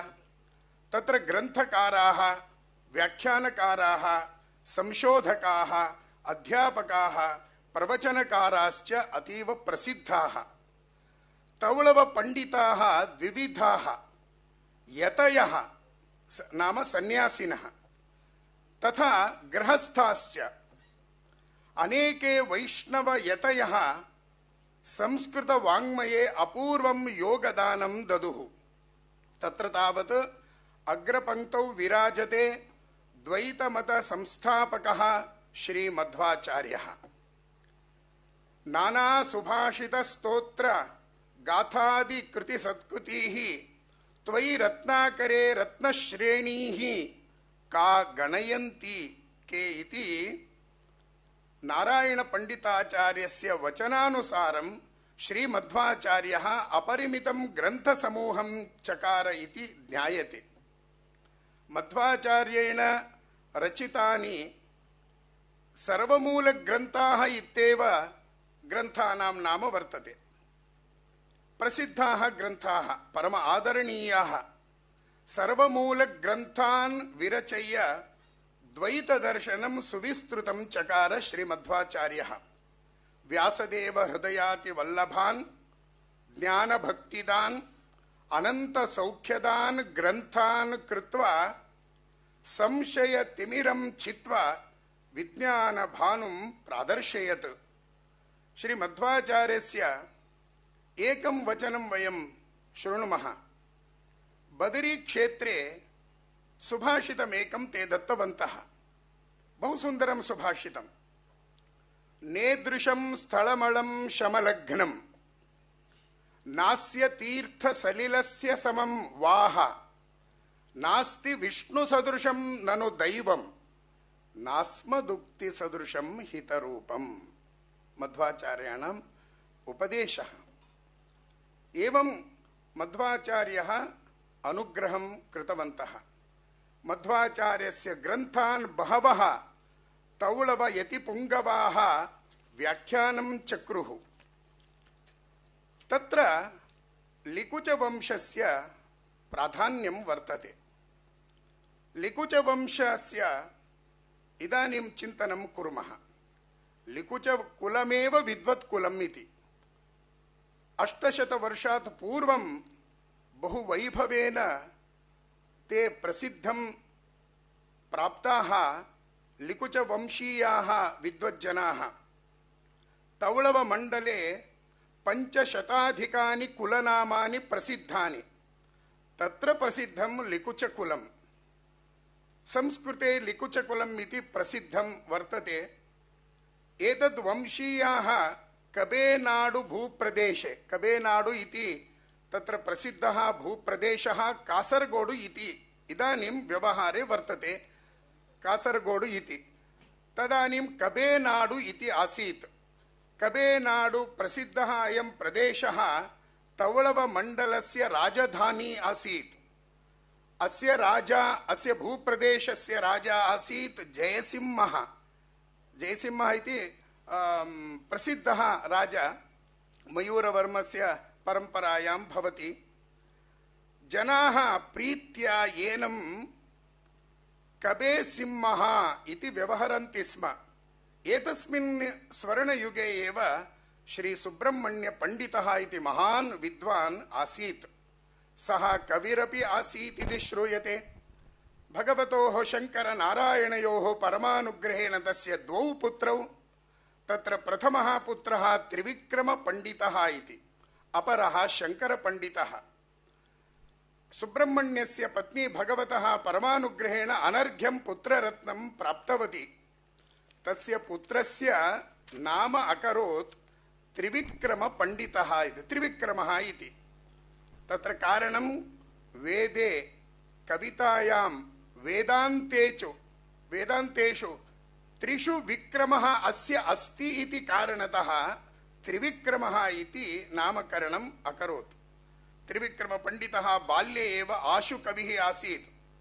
कलभाषण एव सूरिपूतः कविरासीत् इति तस्य पुत्रः महान् विद्वान् नारायणपण्डितः वर्णयति। एवं प्रत्युत्पन्नमतिः त्रिविक्रमः बाल्ये एव उषाहरणं नाम महाकाव्यं चकार। संस्कृतवाङ्मये उषाहरणम् इति प्रसिद्धं काव्यं वर्तते। अस्माकं तौळवमण्डले प्रप्रथमकविः अपि एषः आसीत्, त्रिविक्रमपण्डितः। अयं राज्ञः जयसिंहस्य आस्थानकविः अपि आसीत्। अद्वैतमतानुयायी श्री त्रिविक्रमार्यः समग्रे भारते अद्वितीयः विद्वान् आसीत्। स एव सर्वेषां पण्डितानां सर्वसभानां च मुखवाणी आसीत्। कदाचित् विष्णुमङ्गले इति, कासरगोड समीपे विष्णुमङ्गल इति क्षेत्रं वर्तते। तत्र प्रवृत्ते एकस्मिन् कार्यक्रमे मध्वाचार्यस्य संदर्शन सौभाग्यं प्राप्तवान्। पदपद्मरजोदास्यं ध्रुवं मे दीयतामिति तत्र वाक्यार्थ चर्चा अभवत्। श्रीमन्मध्वाचार्याणां प्रभावेण, विद्वत् प्रभावेण मध्वाचार्याणां परमशिष्यः अभवत्। पदपद्मरजोदास्यं ध्रुवं मे दीयताम् इति प्रार्थयामास त्रिविक्रमार्यः। तदा तत्रैव कासरगोडु समीपे लिकुचवंशस्य आश्रमः इदानीमपि वर्तते। तत्र ते त्रिविक्रमपण्डिताचार्यः ते सर्वे अपि तद् वंशीयाः मध्वाचार्यान् तत्र आह्वयन्ति। सर्वे अपि मध्वाचार्याणां शिष्याः भवन्ति। तदा मध्वाचार्यः विग्रहमेकं दत्त्वा अनुग्रहं कृतवान्। त्रिविक्रमार्यः मध्वाचार्यस्य प्रप्रथमशिष्यः। अत्र द्रष्टव्यं वर्तते, मध्वाचार्यः वैष्णवदीक्षां दत्तवन्तः कस्मै त्रिविक्रमार्याय। तत्र चित्रे वस्तुत्रयं वर्तते। एकम् अधः पञ्चमुद्राणां चित्रं वर्तते, तस्योपरि आञ्जनेयस्य मुख्यप्राणस्य चित्रं वर्तते, ततः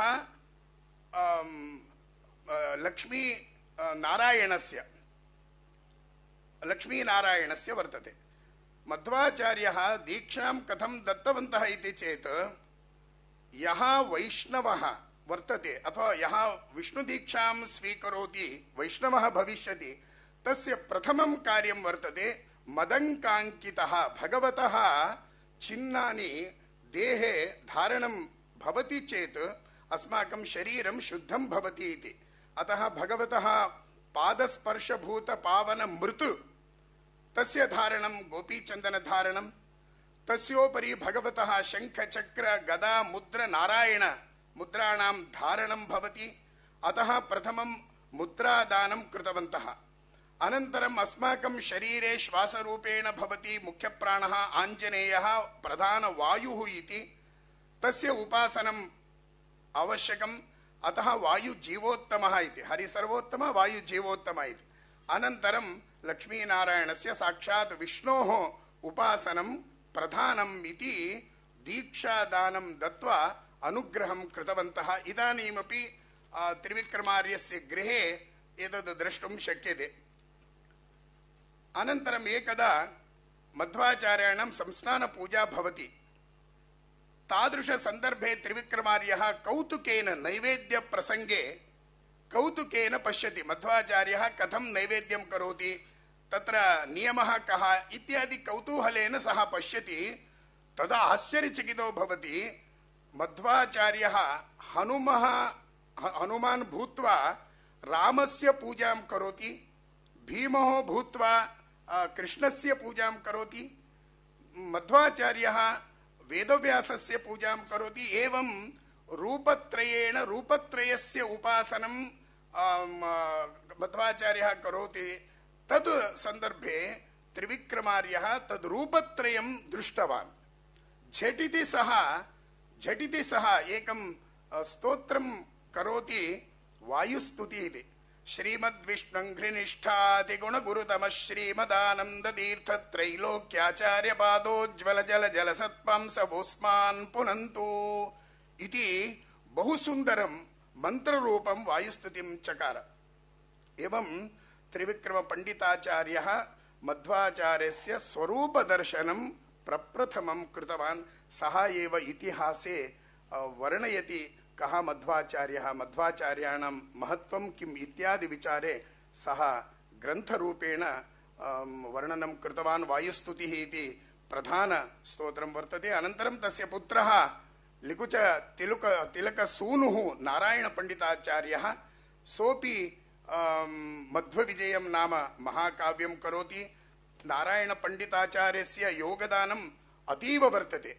नारायणपण्डिताचार्यः स्वयं महाकविः, अनन्तरं 16 सर्गात्मकं मध्वविजयं नाम ग्रन्थं चकार, काव्यं चकार।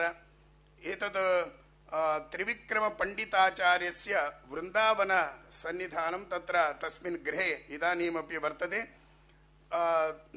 तस्य पुत्रः नारायणपण्डिताचार्यः 24 ग्रन्थनिर्माणं कृत्वा मध्वाचार्यस्य विशेषसेवाम् अकरोत्। तस्य वंशे बहवः, कल्याणी देवी इति वर्तते, एवं बहवः मध्वाचार्याणाम् उपरि ग्रन्थनिर्माणं कृतवन्तः। तदनुसारेण वैष्णववाङ्मये मध्वपरम्परायां सर्वे अपि ये मध्वाचार्यस्य वर्णनं कृतवन्तः ते सर्वे अपि एतत् कुलानुसारेण एतेषां वर्णनानुसारेण सर्वे अपि वर्णनं कृतवन्तः। एवं तौळवमण्डले वैष्णवविद्वत् परम्परा वर्तते। अनेकयतयः तत्र वादिराजश्रीपादाः एवं विभिन्न यतयः गृहस्थाः तत्र योगदानं संस्कृतवाङ्मये ददुः। श्रीमदाचार्यस्य एकं श्लोकं श्रुत्वा वयं भगवतः सन्निधौ चिन्तनं समर्पयामः। 12 स्तोत्र इति मध्वाचार्यस्य विशेष योगदानं वर्तते। नैवेद्यप्रसङ्गे सर्वत्रापि 12 स्तोत्रस्य पठनं भवति।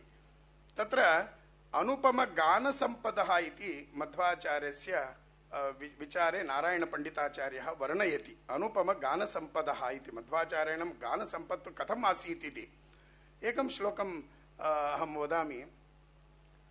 प्रीणयामो वासुदेवं देवता मण्डलखण्डमण्डनं। मध्वाचार्येण रचना कौशल्यम् अत्र द्रष्टुं शक्यते। वन्दिता शेषवन्द्योरुवृन्दारकं चन्दना चर्चितोदारपीनांसकम् इंदिरा चञ्चला पाङ्गनीराजितं मन्दरोद्धारि वृत्तोद्भुजा भोगिनं प्रीणयामो वासुदेवम्। देवता मण्डला खण्डमण्डनं प्रीणयामो वासुदेवम्। 12 स्तोत्रं बहु प्रसिद्धं वर्तते। एवं श्रीमन्मध्वाचार्याः अनन्तरं तेषां शिष्याः लिकुचवंशीयाः अनेके यतयः संस्कृतवाङ्मये विशेषतः वैष्णव परम्परायां विशिष्टं योगदानं ददुः। तेषां सर्वेषामपि स्मरणम् अस्माकं कर्तव्यम् इति चिन्तयित्वा अस्मिन् कार्यक्रमे अवकाशं प्रदत्तवद्भ्यः विशेषतः मम आत्मीयेभ्यः उपेन्द्रराव महोदयेभ्यः सर्वेभ्यः अपि धन्यवादान् समर्प्य मम वचनात् विरमामि। श्रीकृष्णार्पणमस्तु। अवकाशं प्रदत्तवद्भ्यः उपेन्द्रराव महोदयेभ्यः श्रीमध्वाचार्यैः प्रतिष्ठित श्रीकृष्णस्य प्रसादं दत्वा अहं धन्यवादान् समर्पयामि। धन्यवादः प्रभु। Dr. B. Gopalachar, that was a very wonderful session for us, especially the very wonderful sight of, we could see that Lord Hanuman worshipping Lord Ramachandra, Bhimasena worshipping Lord Krishna, and Madhvacharya himself worshipping Vyasadeva. Very special gift for Dr. Upendra Rao by his friend Dr. B. Gopalachar. We want to take this opportunity to just thank Dr. Gopalachar and also His Grace Mohan Rupa Prabhu by handing them over some mementos on behalf of us. Thank you very much.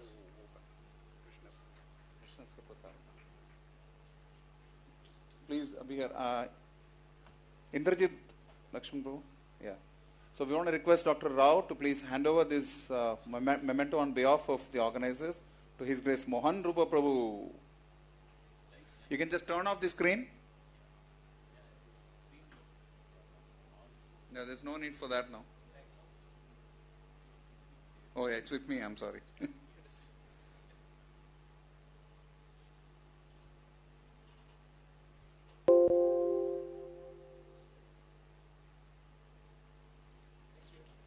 Yeah. Thank you very much, His Grace Mohan Rupa Prabhu, for your wonderful exposition on Achintya Bheda Bheda Siddhanta. And thank you very much, Dr. Gopalachar, for this very beautiful exposition that you presented. A great series of revelations about how Madhvacharya, who's Mukhya Prana, the same as Hanuman and Bhimasena, and how that is why it is said Vayu Jivottama. So thank you very much for this wonderful session. We want to hand over a small memento as a token of appreciation from the Center for Sanskrit and Indic Studies, as well as the Institute for Science and Spirituality of the International Society for Krishna Consciousness. I want to hand over this memento. I want to request Dr. Rao to hand over this memento to Dr. Gopalachar. You can please hand over the memento. Thank you very much. Please give him a big hand.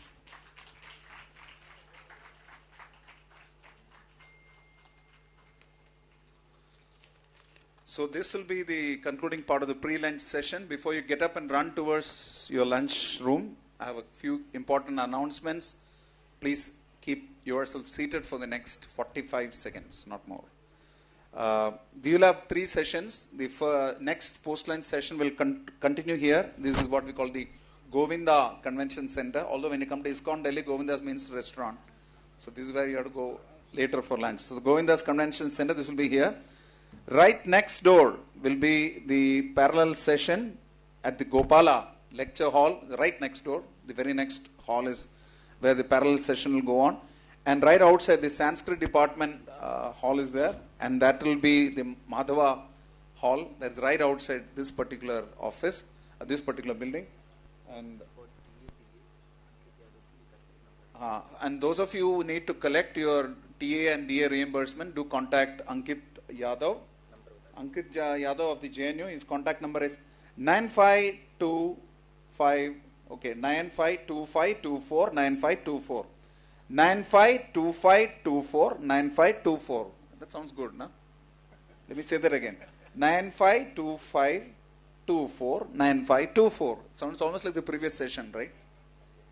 Thank you very much. It was wonderful to have you all here for the pre-lunch session. Please do join us for the post-lunch prasadam session for more prasadam about glorification, about Vaishnava Vedanta. And thank you very much for joining us again. Hare Krishna, Krishna Krishna, Hare Hare, Hare Rama, Rama Rama, Hare Hare.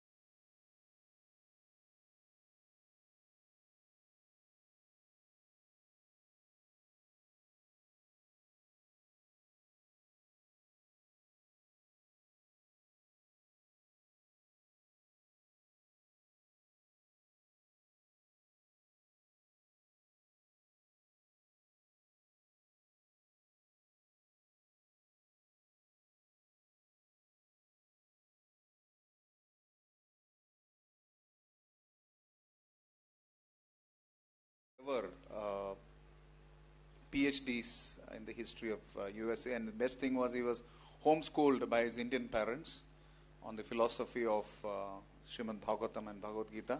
He was taught by his parents at home.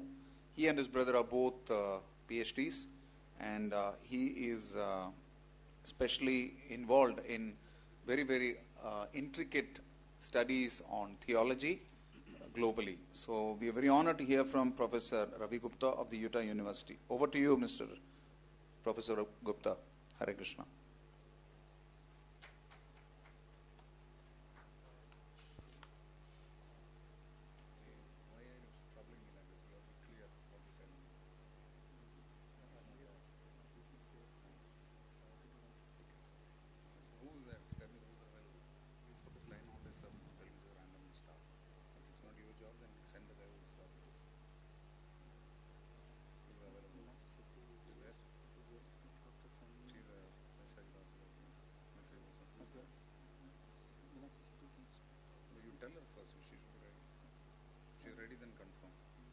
Okay, there again, Kali Yuga, Yantra Vidya has failed again.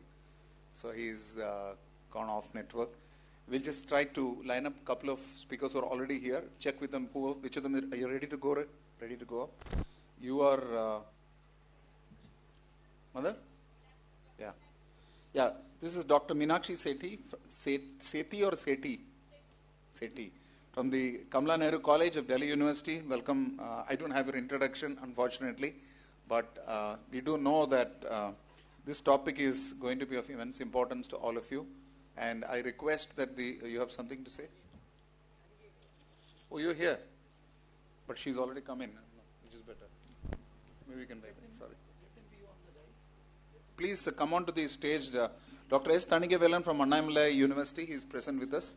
Dr. S. Thanigevelan, please do join us on the stage. And we have Dr. Meenakshi Sethi. Is Maitri Goswamiji here from the Vallabhacharya Vidyapith? Please do join us on stage. And Dr. Baisakhi Das from the Women's College, Kolkata. She's here. Dr. Baisakhi Das? No. Dr. Venkateshwarlu from the Government Degree College for Women, Hyderabad. Okay, it's not there. And Dr. Abhimanyu from the BHU, Banaras Hindu University. Is he available? Dr. Abhimanyu? It's not here. So we'll start with the wonderful scholars on stage, Dr. S. Thanigevelan, Dr. Meenakshi Sethi, and Maitri Goswamiji from the Vallabhacharya Vidyapith, Gujarat. We'll start with everyone's permission, we'd like to start with Dr. S. Thanigevelan because that's his sequence, and since all of you are on stage. Would that be okay? With you, Mother? That's fine, okay. So I'll let Dr. Mishra share this session.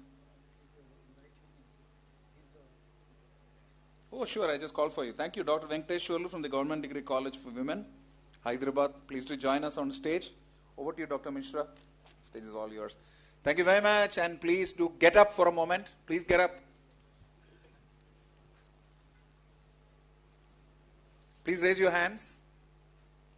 Say Hare Krishna, Hare Krishna, Krishna Krishna, Hare Hare, Hare Rama, Hare Rama, Rama Rama, Hare Hare. This has nothing to do with spirituality. It has to do with not allowing you to sleep in the afternoon session. Thank you very much. Hare Krishna.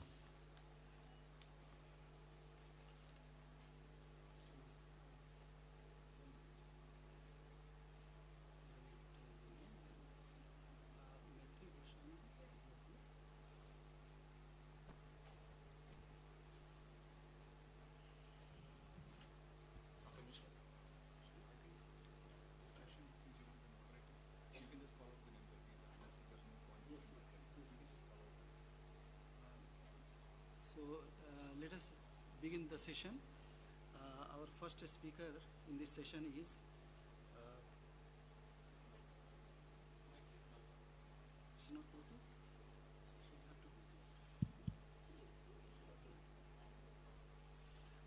Dr. Meenakshi Sethi.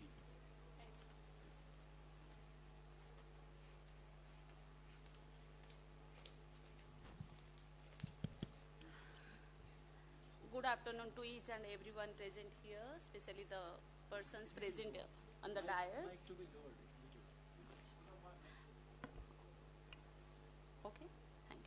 Hare Krishna. Myself, Dr. Meenakshi Sethi.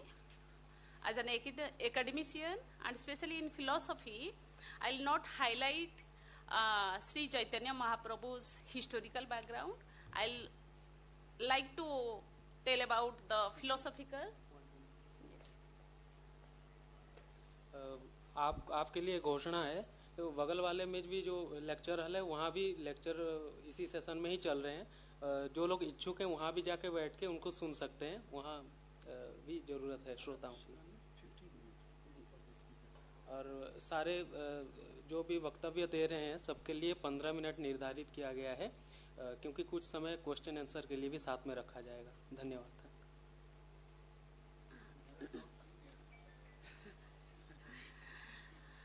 As an academician and especially in philosophy, in the Department of Philosophy, I like to highlight on the philosophical background or philosophical aspects of Sri Chaitanya Mahaprabhu.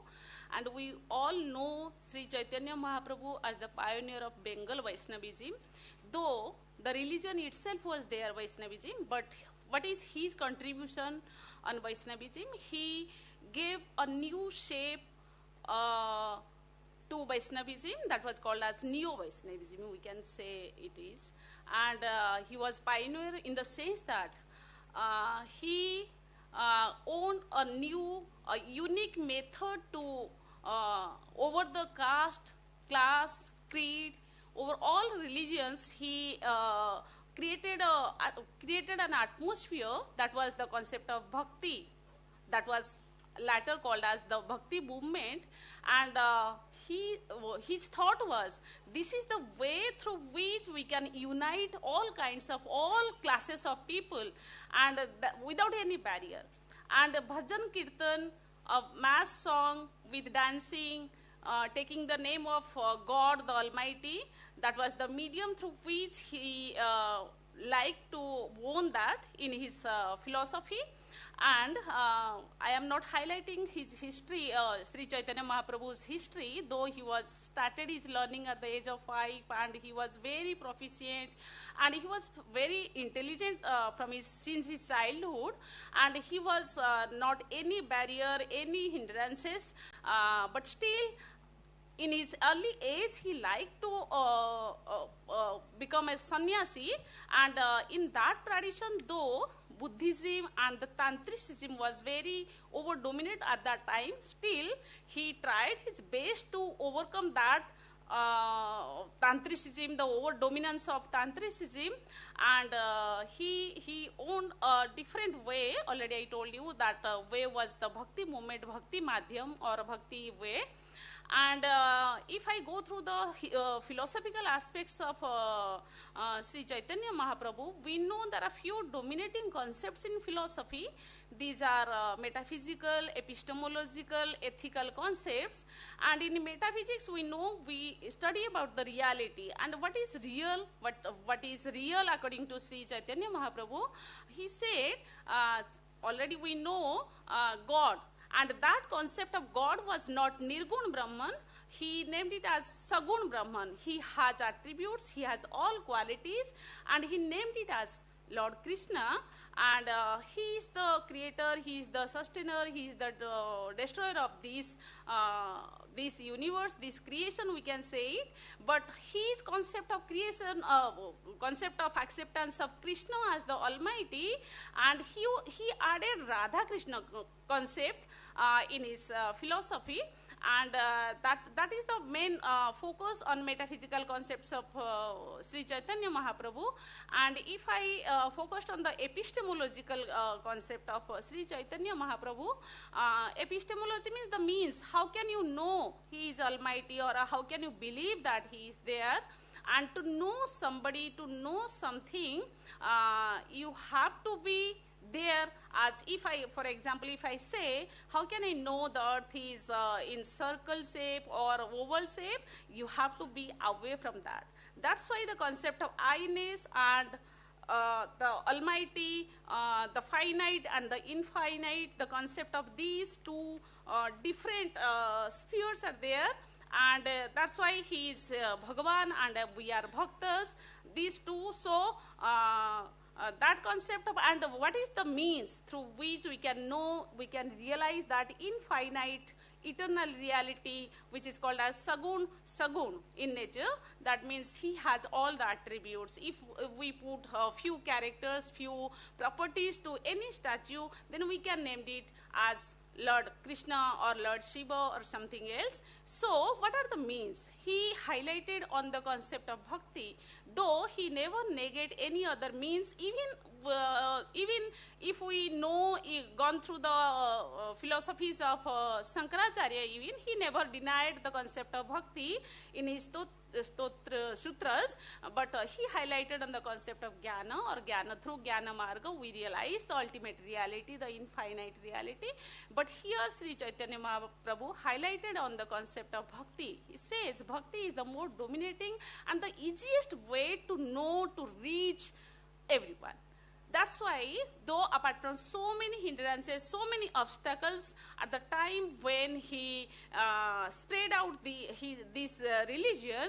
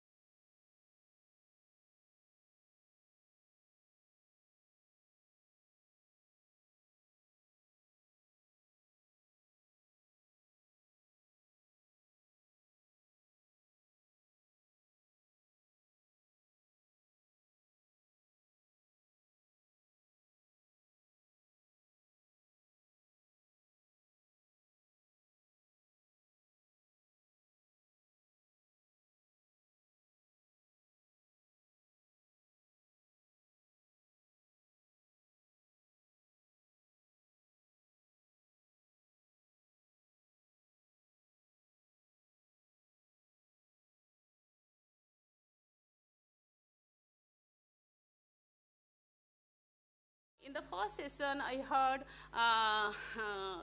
we all have some essence, we all have some qualities, basic qualities, and every human being have basic quality that is called as basic essential quality, that is called as Sanatan Dharma. Every religion have, but in Sri Chaitanya Mahaprabhu's philosophy, in Chaitanya Charitamrita, I gone through that.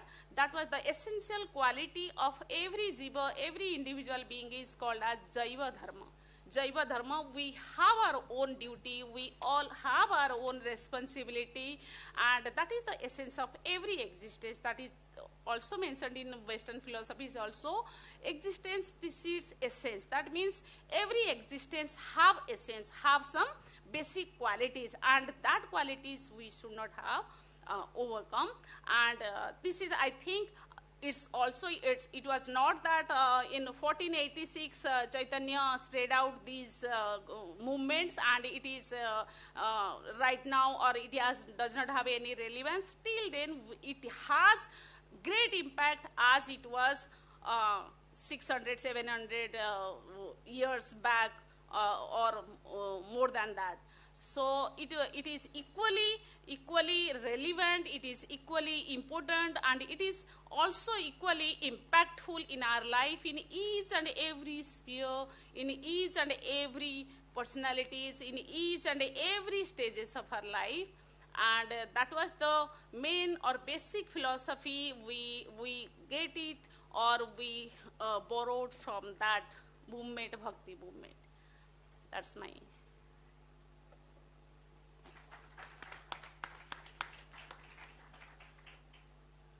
Thank you. Thank you very much for a very learned paper. We'll take up questions Yes. later on. Later? After the papers are read out. The next speaker of this session will be Dr. S. Inaugural from Annamalai University. Please. He is speaking on the contribution of Alvars in Vaishnavism.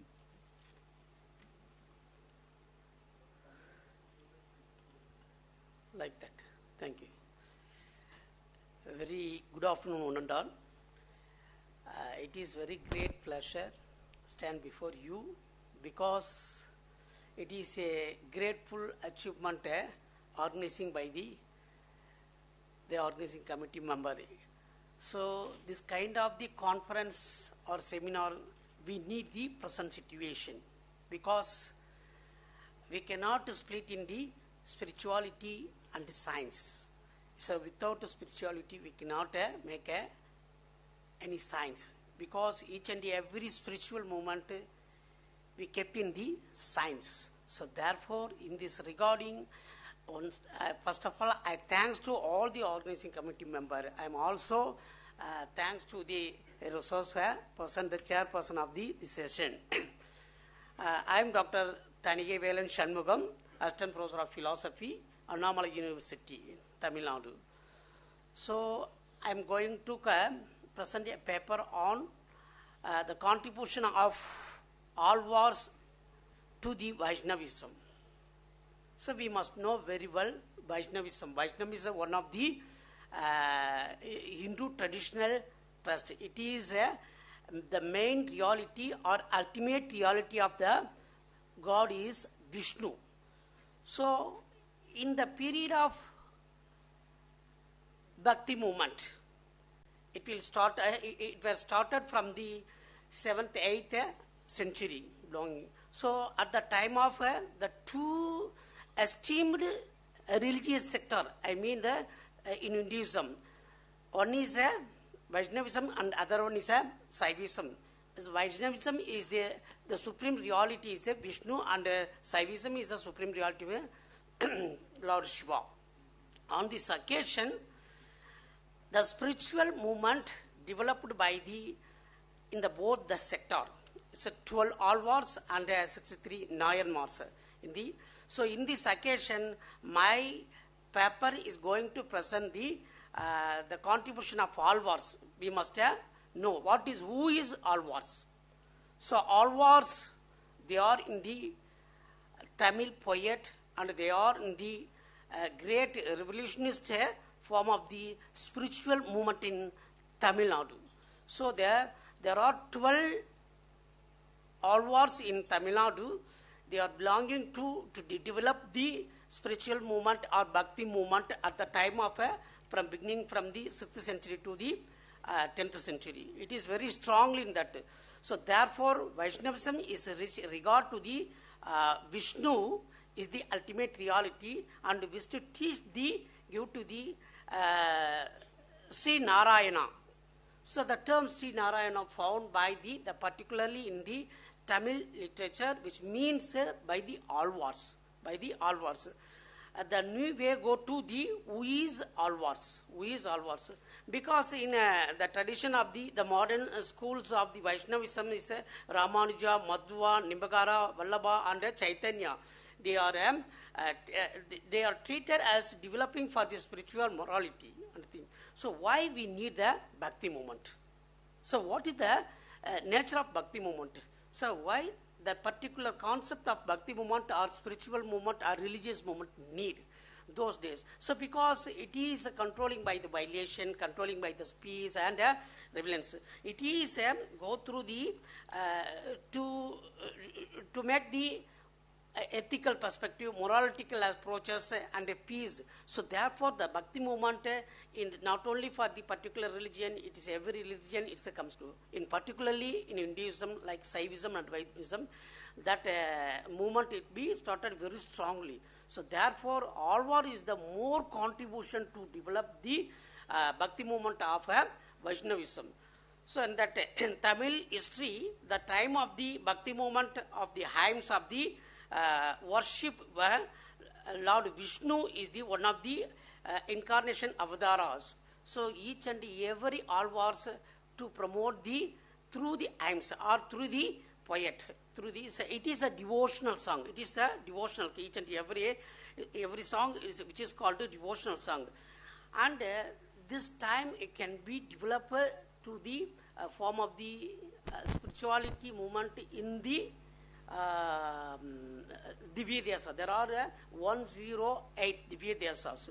You see, each and every Divya Dhyasa, it is treated as the supreme reality of the God of Vishnu. So, in, particularly, there are 105 Divya Dhyasa in the Indian nation, and one is the Nepal, and other is it is Tirupayakadal. It is and the final one is the Vaikundam. So then Tirupayakadal and Vaikundam, it's a beyond our. It is a metaphysical consequence. It's a metaphysical.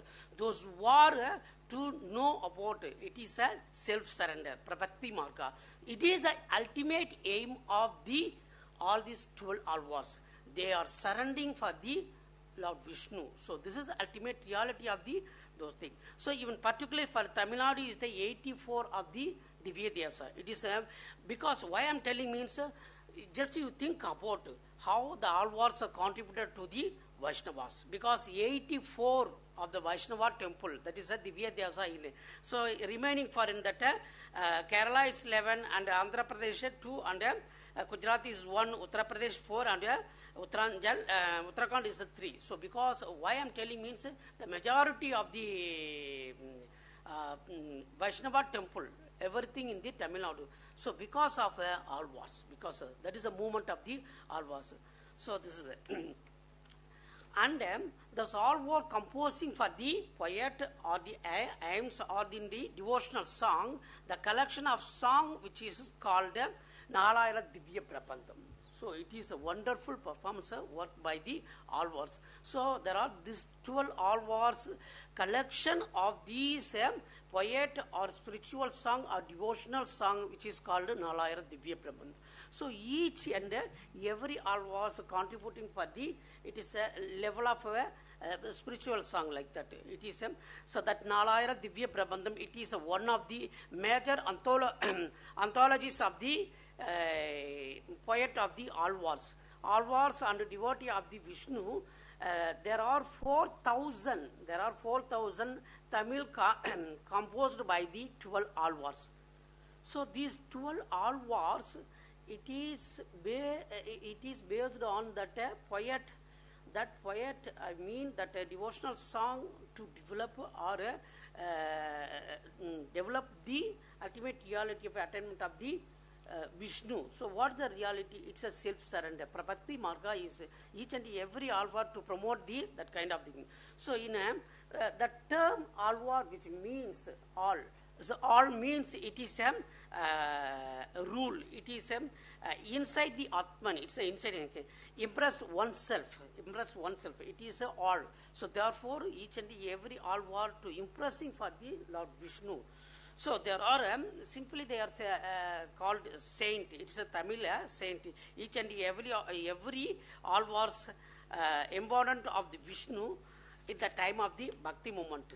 So why the alvars treated as the more important in the Bhakti movement. So in alvars in the emphasizing for the Bhakti movement gave to the Bhagavad Purana. So that Bhagavad Purana is one of the great achievement of the form of Hinduism, in particularly Vaishnavism, because so those time it is some of the needed for the spiritual attitude. So therefore it is a movement is developed by the that also in particular in Tamil Nadu. So each alvar composed hymns of the it is known as the Sparusuram. It's a Sparusuram. Each and every that collection of the poet or and that Nalayana Divya Prabandham which is called Parasuram. The complete Parasuram which is called Nalayana Divya Prabandham. It is a traditional of the Vedas. It's a Tamil Vedas of the alvars. It's a Tamil Vedas of the. So these there are the 12 Poigai alvars Bhoothathalvar, Peyalvar, திருமுறை Alvar, Madhurakavi Alvar, Nammalvar, Kulasekara Alvar, Periyazhwar, Andal, தொண்டிபட்டி Alvar, திருப்பன் Alvar, and Thirumangai Alvar. These are the 12 alvars. This is Andal is the only one woman for the poet, and who married the Lord Vishnu also. It is a Lord Vishnu, because it is affection of the thing. So he wrote that thing. So now we go to the Poigai Alvar, Bodatalvar, and Peyalvar. These are the Mudal. These three simply we called Mudal Alvars, because in that Poigai Alvar, it is a shell of the Panchaseva. In that he renowned, or he composing for the 100 version of the Lord Vishnu, and he is basically from the Kanchipuram. It's basically from the Kanchipuram. Tirumandira Alvar and Buddha Talvar. So he is also in that one of the saint and one of the Alvar in a Tamil tradition. Kaumodagai. Kaumodagai, it is something is a little bit understood for a very little bit understood, because Tamil text is that. Tamil text is and that Periyalvar. So Periyalvar, he is the one of the sword of the Nandakam. Nandakam. It is and the concept of Matwa Perumal Alaya. So who is there lived in the Matwa Perumal Alaya? It is nearby the Chennai, Mailapur. So he is composing for the 1203. It is a very huge version he collected by the, and he is Munparam Tiruvandi and Tandiram Nandaga. So this is the work of his collection. Tirumalisai Alvar. So it is a Tirumalisai Alvar. He is one of the very peculiar form of the Alvars, because he wrote the different two type of the versions collection by he created by the 96 and 120 version collected by the Tirusandira Viruddham and Tirumandira Viruddham. So there are the two collection, and these poet or these collection of the work to prohibited by the self-surrendering method, and it is teaching or self-surrendering means he is always mantras teaching to the nearby the Vishnu. So and Madarakavi Alvar. So he is the work is the very Tirukoviyar. Tirukoviyar is one of the main thing, and he is the under the dynasty of the Pandya king in Tamil Nadu, Pandya king. So Vishnu and Lord Shiva is the temple found in the like Chera, Chola, Pandya. So all the kingdoms they are developing for the at the movement of the Bhakti movement. And Namalvar. Namalvar is one of the greatable and notable person in that thing. It is, and he written more than 1352 versions. 1352 version. His version is classifying into 4 stages. It is a Tiruvai Mudi. It's a 1102. So Tiruvai Mudi, and Tirvidam 100 and Tiruvasiyam 7. Periya Tiruvasiyam 87. Totally 1352 version for he collected. And moreover, Kulasegar Alvar is a 9th century. Is a 9th century. He simply called them Perumal Taimori, the 105 versions of the Parasuram. So he is also his text which is called Vedic language. He is promoted. He written by both Tamil and even Sanskrit also. And Periyalvar. Periyalvar is the father of the Andal. So Periyalvar is the father of Andal. And at Steve he written by the 473 versions. So all these was to making the poet form of the devotional song. It is treated as it will because of to attainment of the end stage. That is and Andal. Andal is the one of the very familiar because is Tirupavai is the more important. So there are 173 Tirupavai he devotional song. She is also now called Nachiyar, Kodai or Goda Devi. He is only for female Alvar. So just you think about, so at the time of 9th century, so how the female are treated as the equivalents of all the Alvars in there. It is we can approaching in the feminist view means he is one of the very peculiar character because he is always chanting the mantra before the Lord Vishnu. After that he is just foregrounding for the garland to the Lord Vishnu. Finally he got the married of Vishnu. So he is then Tondarpadi Alvar. Tondarpadi Alvar, he is one of the saint and he is one of the Alvar in the. He is Parsuram or in the theme of the thing is very peculiar because he is only for person from the Kundamudi Soshya Brahmaniti. So it is also called Vipra people are lived. So therefore it is his Parasuram or his devotional songs also to promote or it is developing for the Vaishnava tradition. And Tirupana Alvar. Tirupana Alvar is explaining for the Parasuram about the saffron of the cloth of the eyes and everything. So he is also presenting the mantras to the Lord Vishnu. And the final one, Tirumangai Alvar.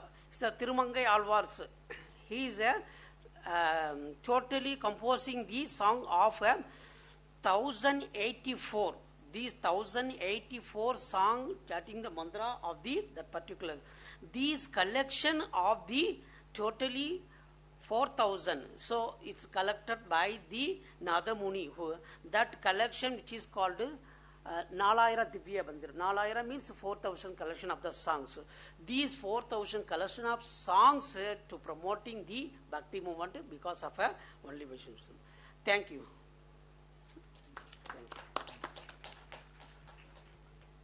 Thank you, sir, and, for your very detailed and learned paper. We will have now online lecture by Professor Ravi M. Gupta ji from Uttar University, USA. He is joining us online, and I don't know the topic, but anyways, let him introduce his own topic. So, Professor Ravi Gupta ji, you are most welcome, sir, and we request you to kindly begin your talk. Thank you very much. Most welcome.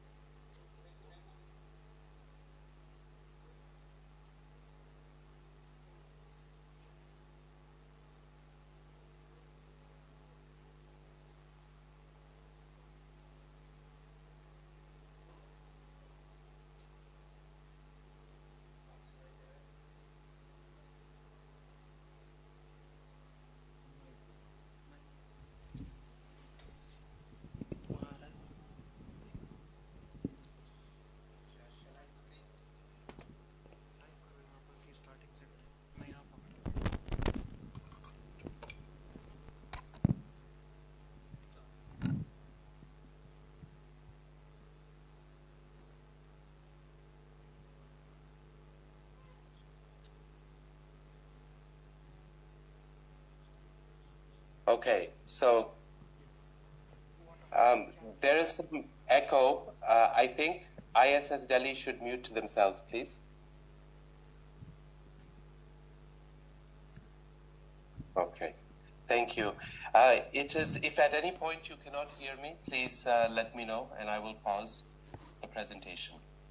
So I had started by saying that I would like to thank the organizers for inviting me to this event. I had a chance to see the schedule of speakers. They are quite an illustrious group, very learned from all over the world, and especially from India. So it's a pleasure to be here. Thank you so much for this opportunity to the organizers and respected guests who are present there today. I'm sorry I wasn't able to attend presentations from other speakers. As I was mentioning earlier, it is 3:30 in the morning where I live in Utah in the United States. So I wasn't able to come to presentations before this one. But I'm happy to give mine. The title of my presentation, I will share my screen. One moment.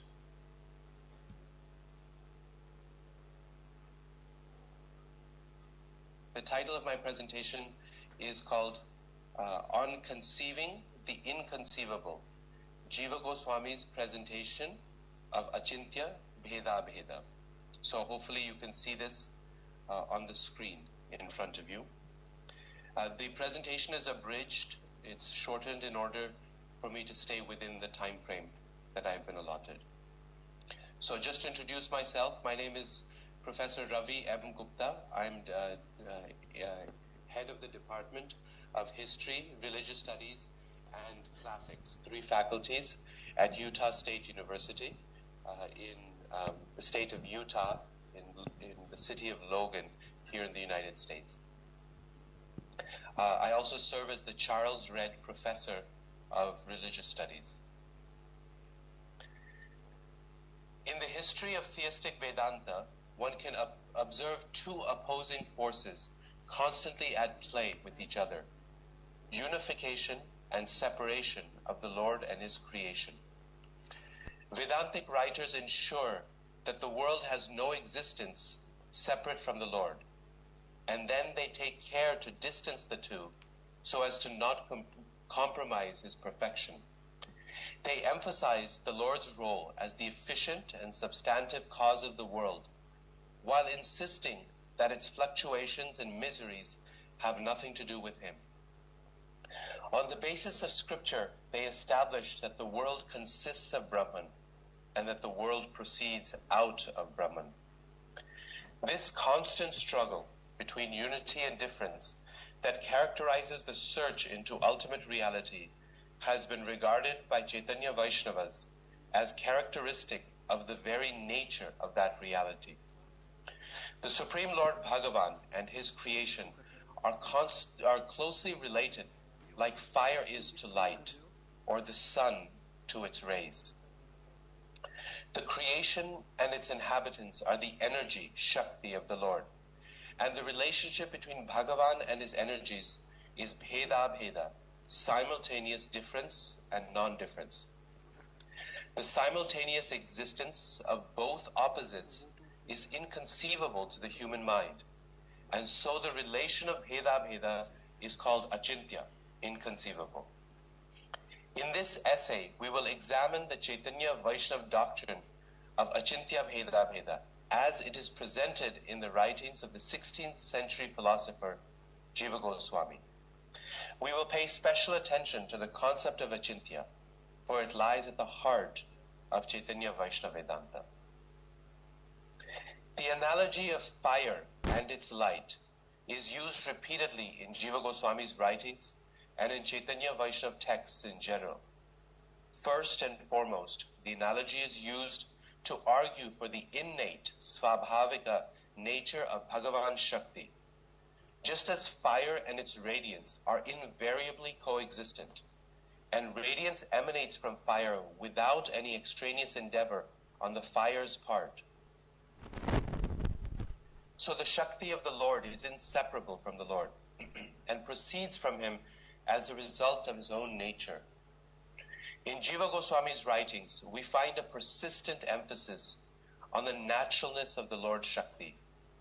For his concern here, even more than in the threefold Godhead doctrine, is to preserve the unity and simplicity of the Supreme.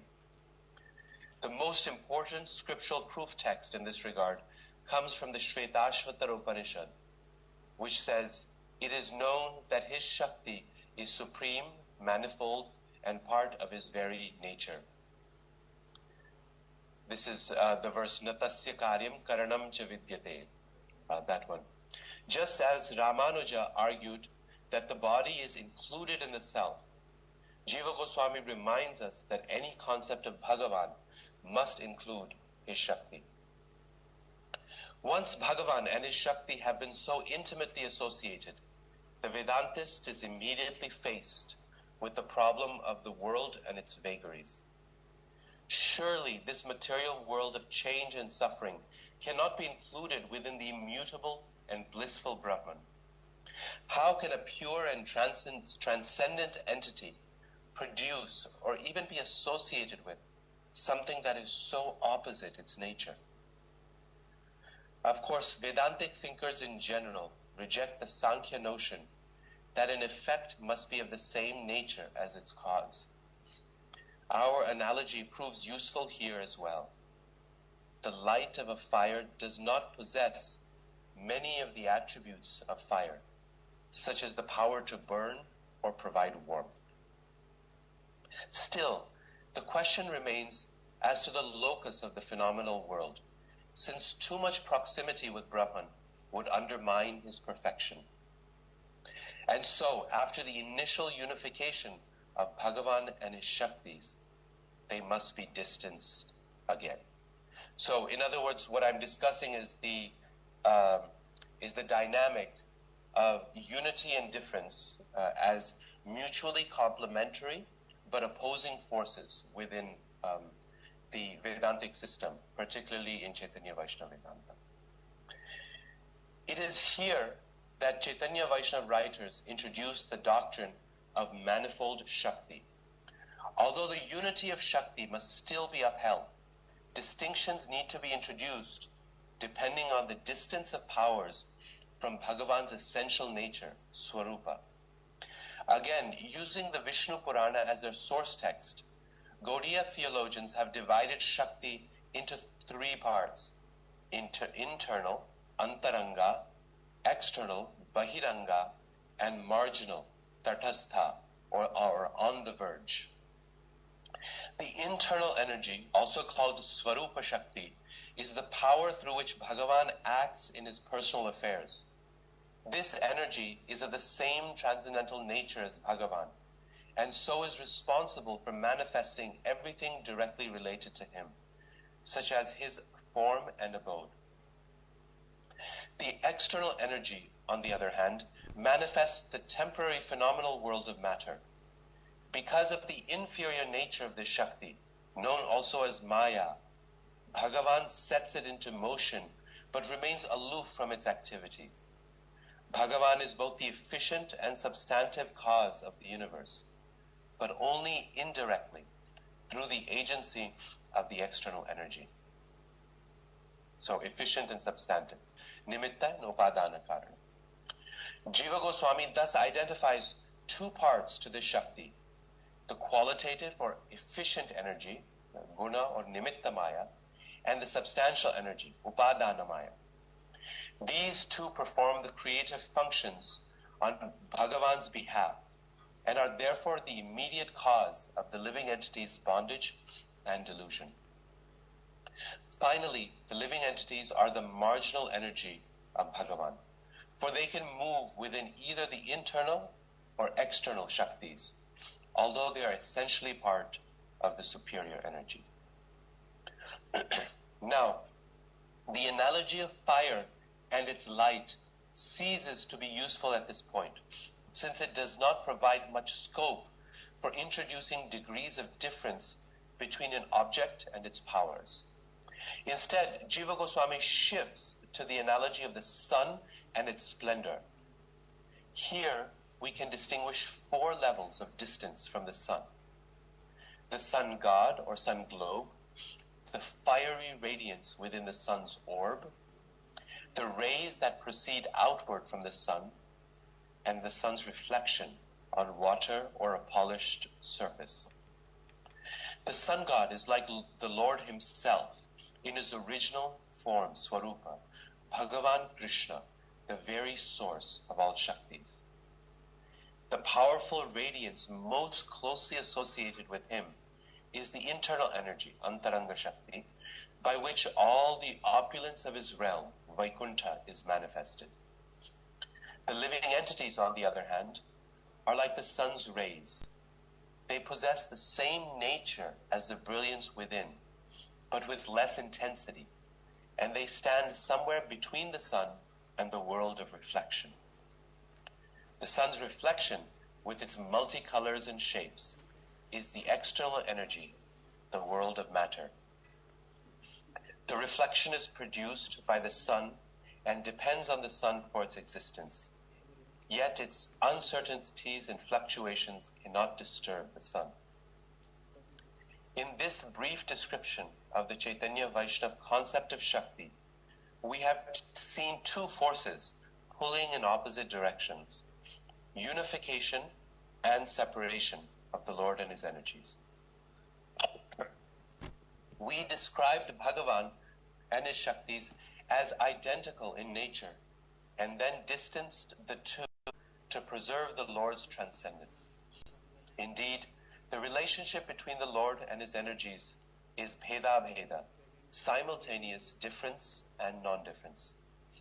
This is because, as we have seen, the Lord's Shakti is natural to him, svabhaviki, and fully dependent on him.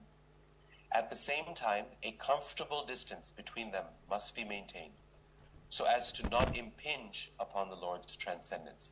So this struggle between unity and difference is something that every Vedantacharya has to resolve in one way or the other.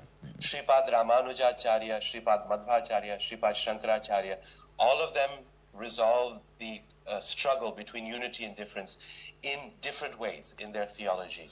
And in Chaitanya Vaishnavism, Jiva Goswami resolves this through his system of Bheda-Bheda. But the question really is how these 2 operate together, unity and difference. And this is where the concept of Achintya is important. Thus, both difference and non-difference are seen by Gaudiya writers as equally reasonable and necessary characteristics of the relationship between Bhagavan and his Shaktis.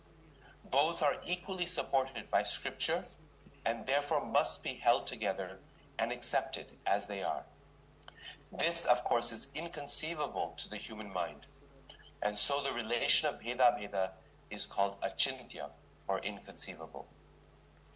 So at this point I discuss some technicalities about the idea of Achintya itself and its relationship to the concept of Anirvachaniya in Shankaracharya's system, how the 2 concepts are different. But in order to stay within my allotted time, I'm going to skip over those sections for now, and we will proceed further in discussing Jiva Goswami's idea. So the next section is called Where Does Achintya Apply? We should remember that the scope of Achintya extends far beyond the realm of the external energy to the relationship between the Lord and his Shakti everywhere. The relationship between Bhagavan and his internal energy, for example, is equally inconceivable, despite the fact that the internal energy has the same nature as the Lord. This is due to the fact that the function of a Shakti is irrelevant to its basic relationship with the Lord, although the distance of that relationship is affected. As we saw in the fire analogy, inconceivability arises simply from the fact that both difference and non-difference are in some way true. The clearest and most important example of this relation at work outside the phenomenal world for Gaudiya Vaishnavas is the relationship between Krishna and Sri Radha, who is the personification of the Lord's internal energy. Radha is non-different from Krishna's very nature, Svarupa, because she is his Svarupa Shakti. Krishna cannot exist without Radha, for Radha is the Lord's very power of existence. And Krishna cannot act without Radha, for as his energy of bliss, she provides the very impetus for his activity. Yet Sri Radha and Sri Krishna eternally separate themselves for the purpose of pastimes, lila. She is the energy and he is the possessor of energy, and thus they are different. At the beginning of Chaitanya Charitamrita, 16th century text, a biography of Sri Chaitanya, Krishnadas Kaviraj eloquently describes the play of unity and difference between Radha and Krishna. Radha is the transformation of Krishna's love, he says, and his energy of bliss. Therefore, although Radha and Krishna are one person, they have taken different bodies in the world from the beginning. Now the two have again united and appeared as Chaitanya. I bow down to that Chaitanya who is Krishna himself, adorned with the sentiment and luster of Sri Radha. Unquote. This verse epitomizes the mood and impetus behind Bheda Veda in Chaitanya Vaishnavism. How an eternal unity can exist as an eternal duality and then reunite again is truly inconceivable. Yet for the Gaudiyas, this is the view of scripture and a matter of personal experience in the person of Sri Chaitanya. It is the very nature of the Supreme. The mystery of simultaneous difference and non-difference is embedded in every aspect of divinity. At this point, I'll talk a little bit about how Achintya is, this relationship of Achintya Bheda Bheda may be present in the relationship of objects in general within this world, not just in relation to Bhagavan and his Shakti. It's a technical discussion that we will move ahead for now. Another way in which Achintya applies to Bhagavan's Shakti is in their function or operation. The Lord's energies are inconceivable because they are inconceivable in their working. They produce wondrous creations, accomplish Herculean tasks, and display endless variety. This seems to be a usage of Achintya that is very different from what we have been exploring so far. Indeed, in Chaitanyite literature, Achintya is used much more often to describe the workings of Bhagavan Shakti than to describe the relation between them. A survey of the Chaitanya Charitamrita reveals that around 90% of references to inconceivable energy, Achintya Shakti or Achintya Prabhava, have to do with the Lord's ability to perform wonderful feats and display mutually contradictory qualities. These qualities and activities defy the rules of logic and the limits of human comprehension. A good illustration of this usage of Achintya is in relation to the person of Sri Chaitanya, who, as we noted above, is considered Sri Krishna himself, but in the mood of his devotee, Sri Radha. Krishnadas Kaviraj makes note of this paradox. I quote, "Thus the Lord himself accepts the sentiment of the cowherd maidens, gopis, and addresses Krishna, O Lord of my life. He, or Sri Chaitanya, is Krishna, but he is also a gopi. This is a great contradiction. The inconceivable character of the Lord is very difficult to comprehend.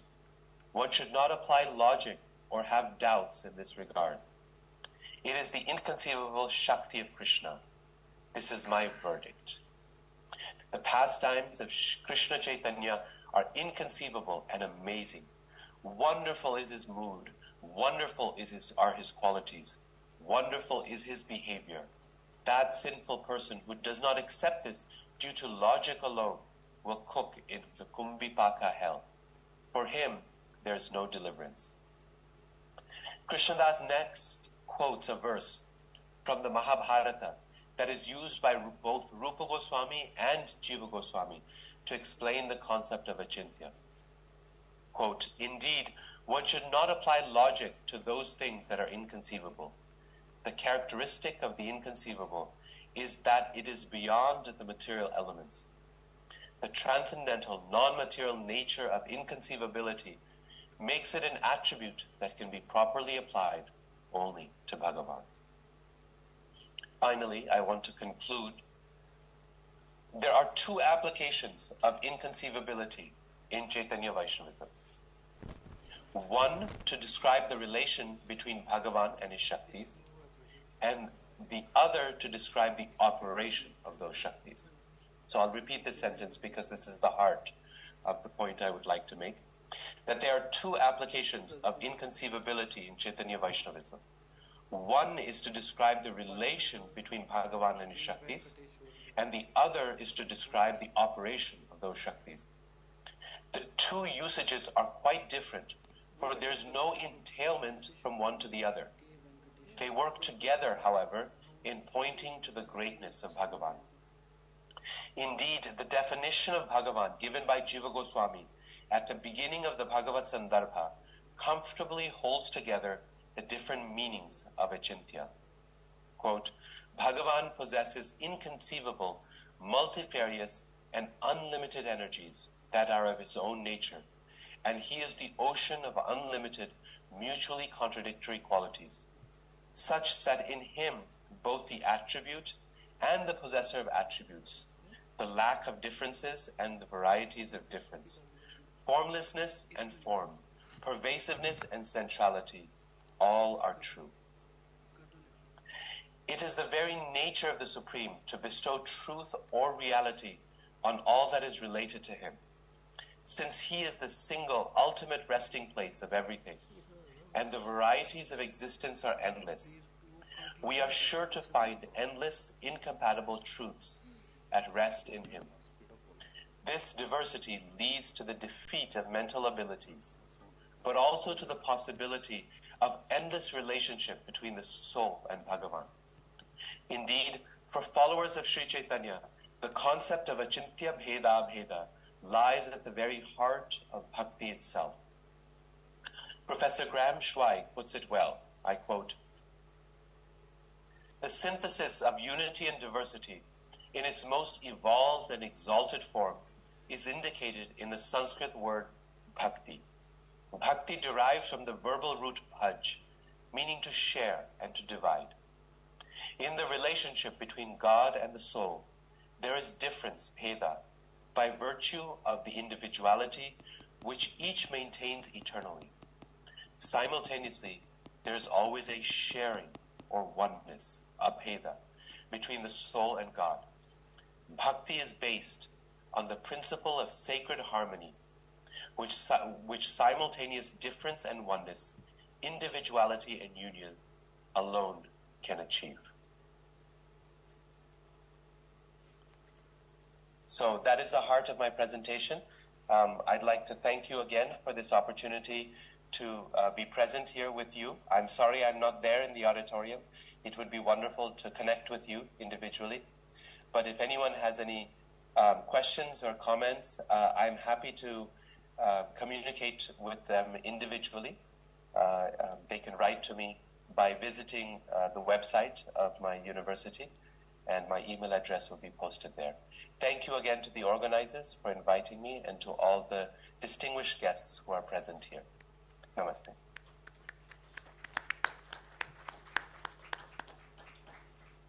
Thank you so much, Professor Ravi M. Gupta ji, for your such a scholarly paper.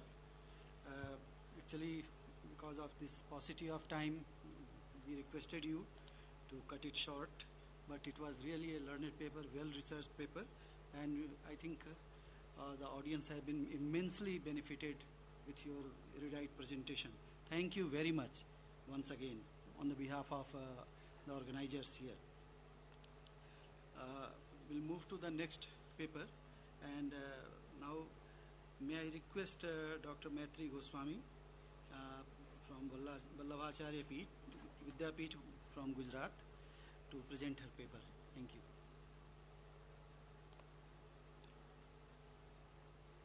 She is speaking on Sakara Brahmavad as per Vallabhacharya. Yeah.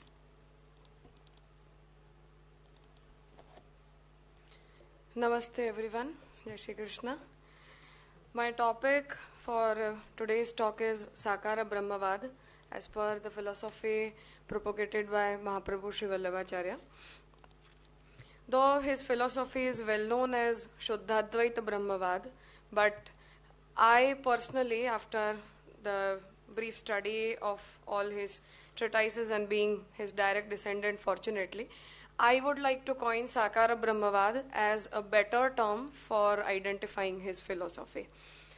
Though philosophical discussions have been controversial, there have been differences between all the acharyas and philosophers, but all the bhakti sampradayas and their acharyas are unanimous on the stand that each and every mindful quest for understanding the tattva is ultimately for the sake of devotional practice.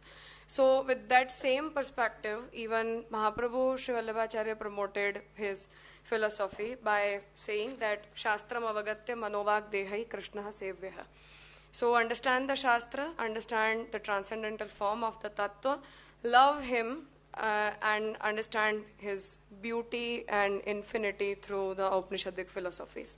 So today I am here for presenting his stand, which complements the devotional practice for the sake of devotee, and that is Sakara Brahmavad.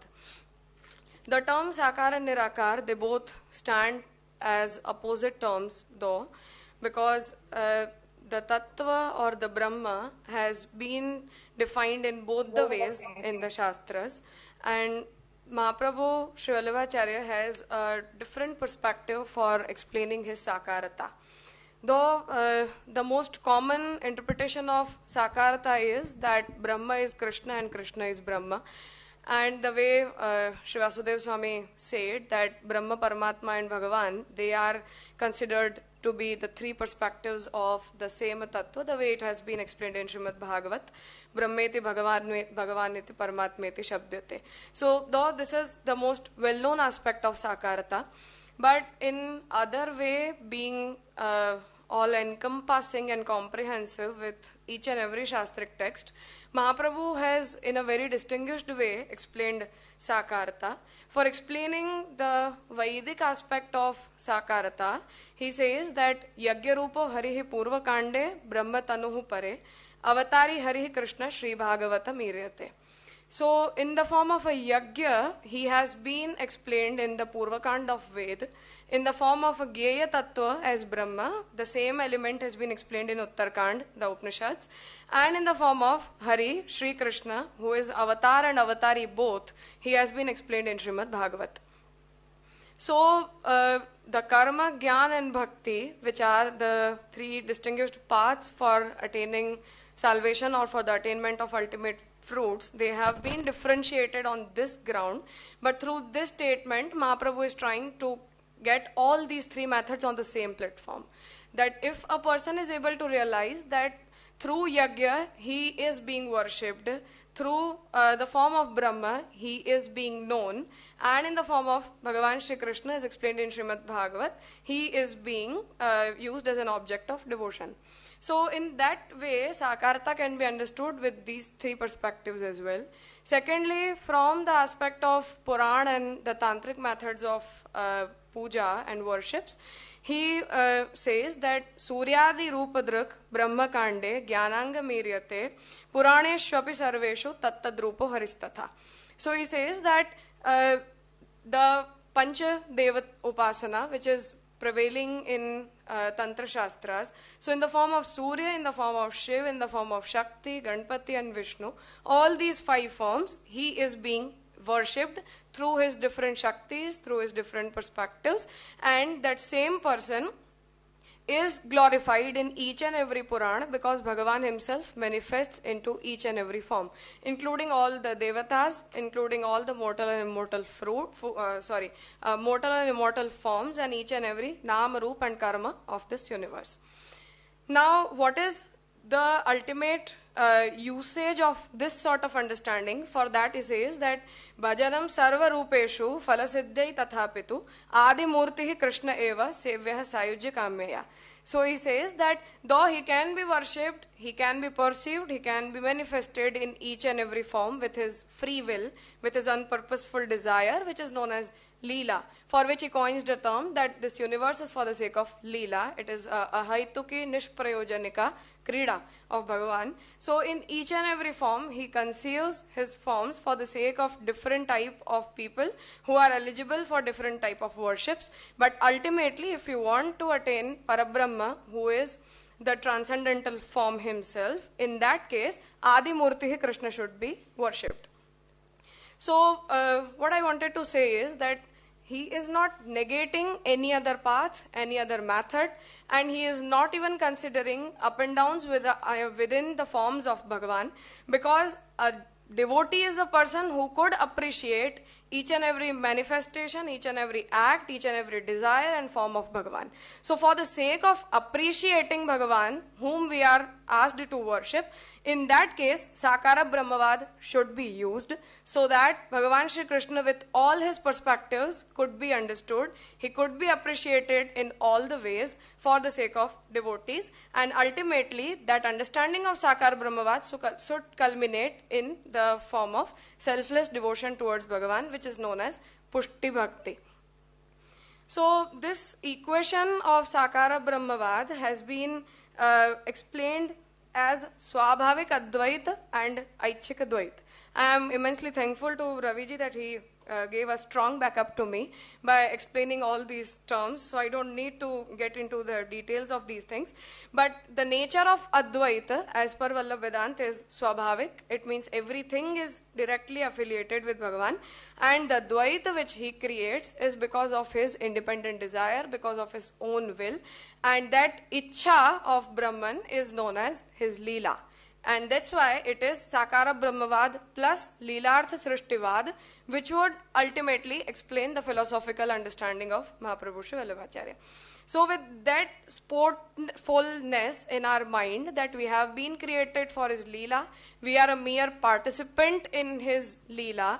He is playing in the form of each and every manifestation within all the beings who have been created for fulfilling their duties as per their eligibilities, and there the people who are able to realize themselves being a devotee of Bhagavan, themselves as the ultimate form of Bhagavan, they would be able to serve the ultimate form of Bhagavan, and others would be worshipping the different forms which have been manifested with his different Shakti Rupas.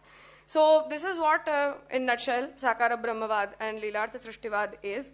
And that's why Mahaprabhu says that the Pushti, the term Pushti stands for Poshanam Tadanugraha from Srimad Bhagavat. And the way Srimad Bhagavat is explaining the Poshana Leela, it stands in many different ways in which the most basic nature of Poshan is that in which Bhagavan is taking care of each and every creation, each and everything which has been created.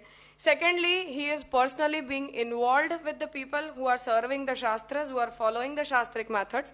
And thirdly, he is most immensely affiliated with the beings who consider him to be the most superior form, being a Pushti devotee. So those who are able to realize their form as a Pushti devotee, those who are able to know themselves as the chosen beings who are meant for the sake of devotion, they don't indulge into other modes of worship or methods, and they try to worship the transcendental form of Bhagavan Shri Krishna as per his statement, Adi Murti Krishna eva sevyah sayujya kamya.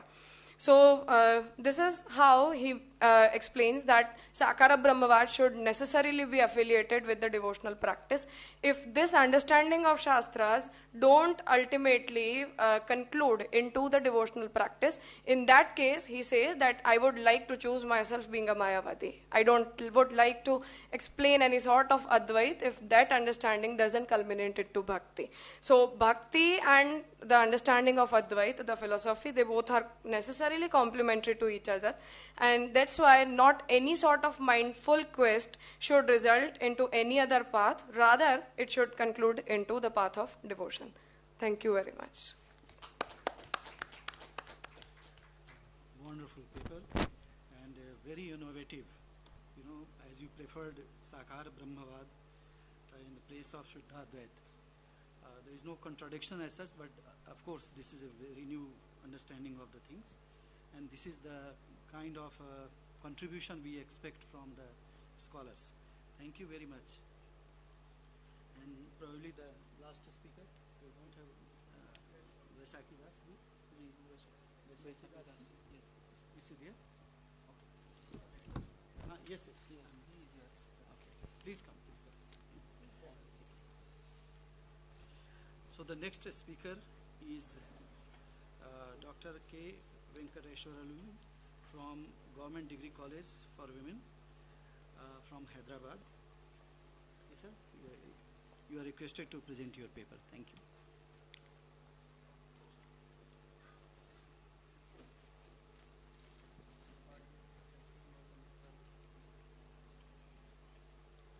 कस्तूरितिलकं ललाटफलके वक्षस्थले कौस्तुभं नासाग्रे वरमौक्तिकं करतले वेणुं करे कङ्कणं सर्वाङ्गे हरिचन्दनं च कलयन् कण्ठे च मुक्तावली गोपस्त्री परिवेष्टितो विजयते गोपालचूडामणिः। हरि ओम नमस्कारः शुभसायन्द्रम्। अद्य अस्माकं छात्रसञ्चालकः अपि एतत् महद् अवकाशं दत्तवतेभ्यः एतत् विश्वविद्यालयस्य आचार्याः उपेन्द्रराव महोदयानां वंदनं समर्प्य अहम् इदानीं मम पत्रमस्ति रामानुज विरचिता गीताभाष्य प्रोक्ता भक्तिधारा। अत्र भगवद्गीता अस्ति। भगवद्गीतां तु सर्वे जानन्ति एव। वेदव्यासः भीष्मपर्वे प्रस्तुतीकृतं। तद् भगवद्गीतस्य अवगहनं कृते रामानुजार्येण भगवता रामानुजेन गीताभाष्यसूत्रेण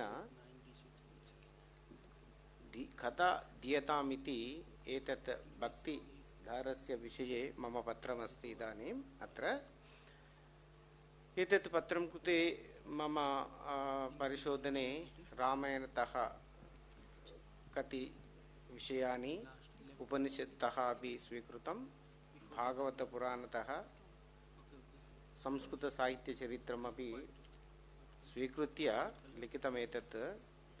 ओम पार्थाय प्रतिबोधितां भगवता नारायणेन स्वयं व्यासेन ग्रथितां पुराणमुनिना मध्ये महाभारतम् अद्वैतामृतवर्षिणीं भगवतीम् अष्टादशाध्यायिनीम् अम्बा त्वम् अनुसन्ददामि भगवद्गीते भगवद्वेषिणीम्।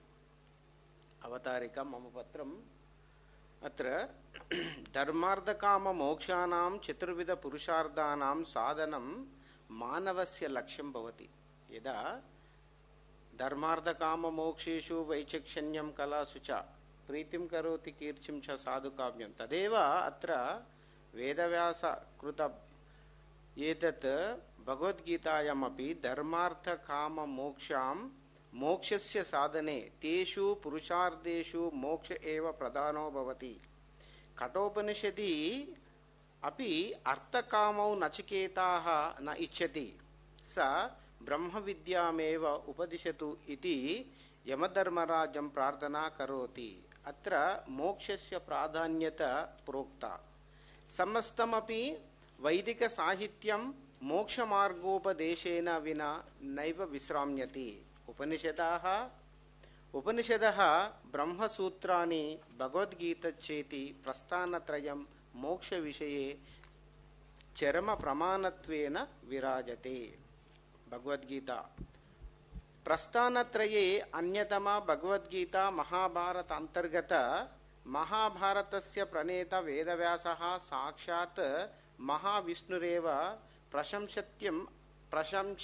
प्राशस्त्यम् उद्देश्य अधो निर्दिष्टं श्लोकं यदमस्ति सर्वे जानन्त्येव व्यासाय विष्णुरूपाय व्यासरूपाय विष्णवे नमो वै ब्रह्मनिधये वासिष्ठाय नमो नमः। भगवद्गीतायाः प्राशस्त्यं सर्वं विदितमेव तस्याः वैशिष्ट्यम् अधो निर्दिष्टं श्लोको व्यनक्ति। सर्वोपनिषदो गावो दोग्धो गोपालनन्दनः पार्थो वत्सः सुधीर्भोक्ता। सर्वोपनिषदो गावो दोग्ध गोपालनन्दनः पार्थो वत्सः सुधीर्भोक्ता दुग्धं गीतामृतं महत्। एतदपि जानन्त्येव।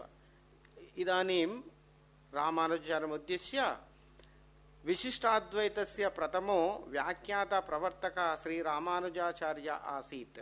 स हि विक्रम अनन्तरं 94 तमे वर्षे जातः इति केचित्, अपरे तं तत्पूर्ववर्तिनमपि मन्यन्ते। द्रविडमण्डले भूस्तपुरी वास्तव्यस्य केशवभट्टस्य भार्यायां मात्सर्याख्यां जातो असौ मातुलात् यादव प्रकाशाख्यात् लब्धविद्याः अद्वैत विमुखा मतिः। स्वयमेव विशिष्टाद्वैतमतं प्रावर्तयत्। तेन च श्रीभाष्य ब्रह्मसूत्र भाष्यं विरचितं। तस्य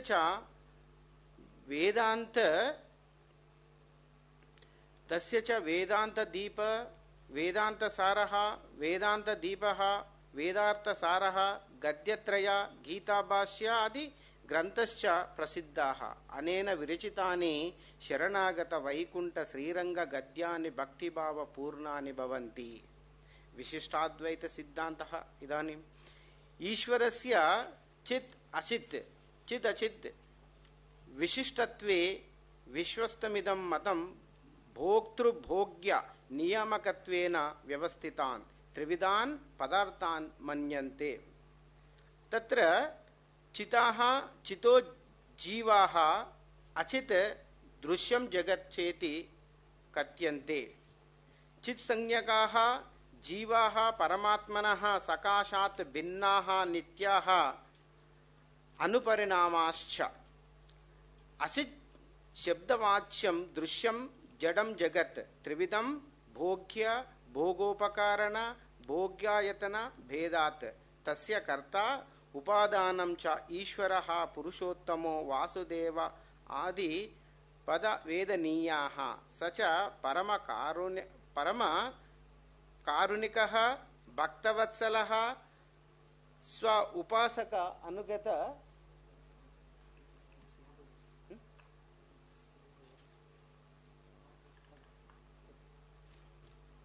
it is known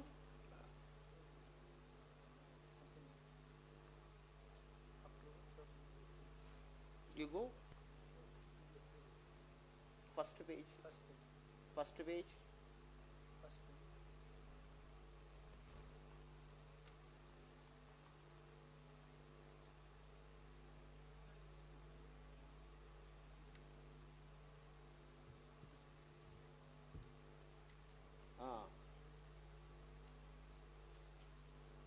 again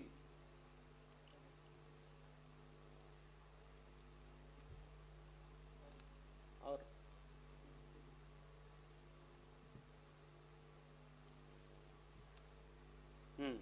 ईश्वरस्य it is there here okay ईश्वरस्य चित् अचित् विशिष्टत्वेन विश्वस्तमिदं मतं भोक्तृभोग्य नियामकत्वेन व्यवस्थितान् त्रिविधान् पदार्थान् मन्यते। तत्र चितो जीवाः अचित् दृश्यं जगत् चेति कथ्यन्ते। चित् संज्ञकाः जीवाः परमात्मनः सकाशात् भिन्नाः नित्याः अनुपरिणामाश्च। अचित् शब्दवाच्यं दृश्यं जडं जगत् त्रिविधं भोग्य भोगोपकारण भोगायतन भेदात्।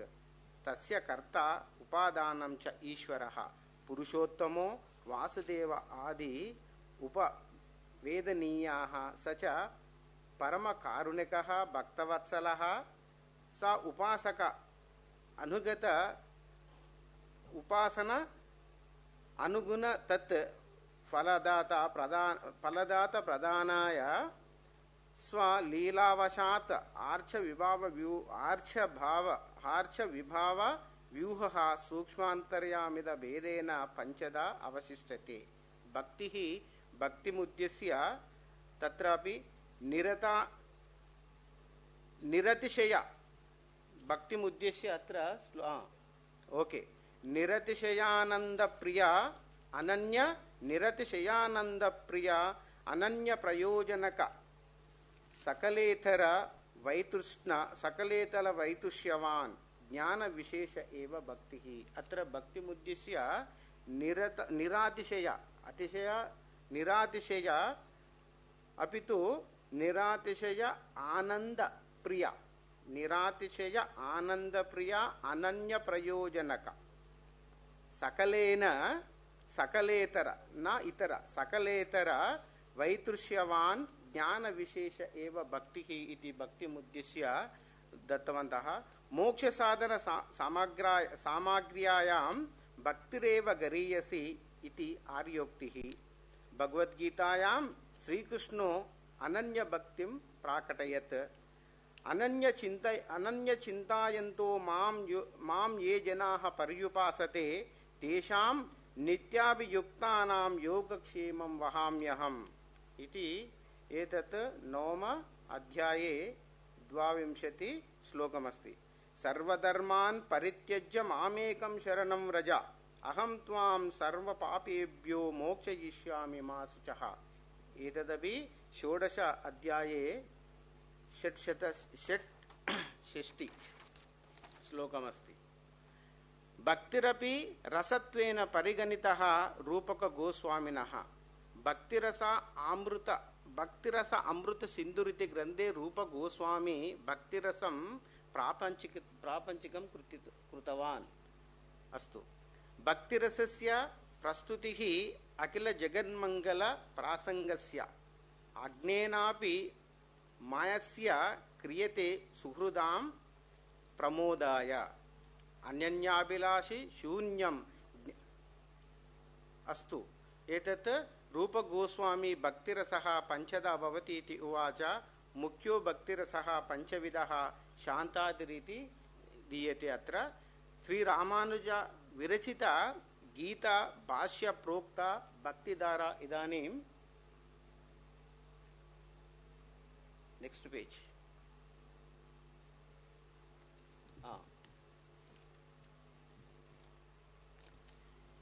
गीताभाष्ये रामानुजाचार्यः भक्तिं सम्यक् विशदयत्। भक्ताः द्विविधाः इति तस्य मतं।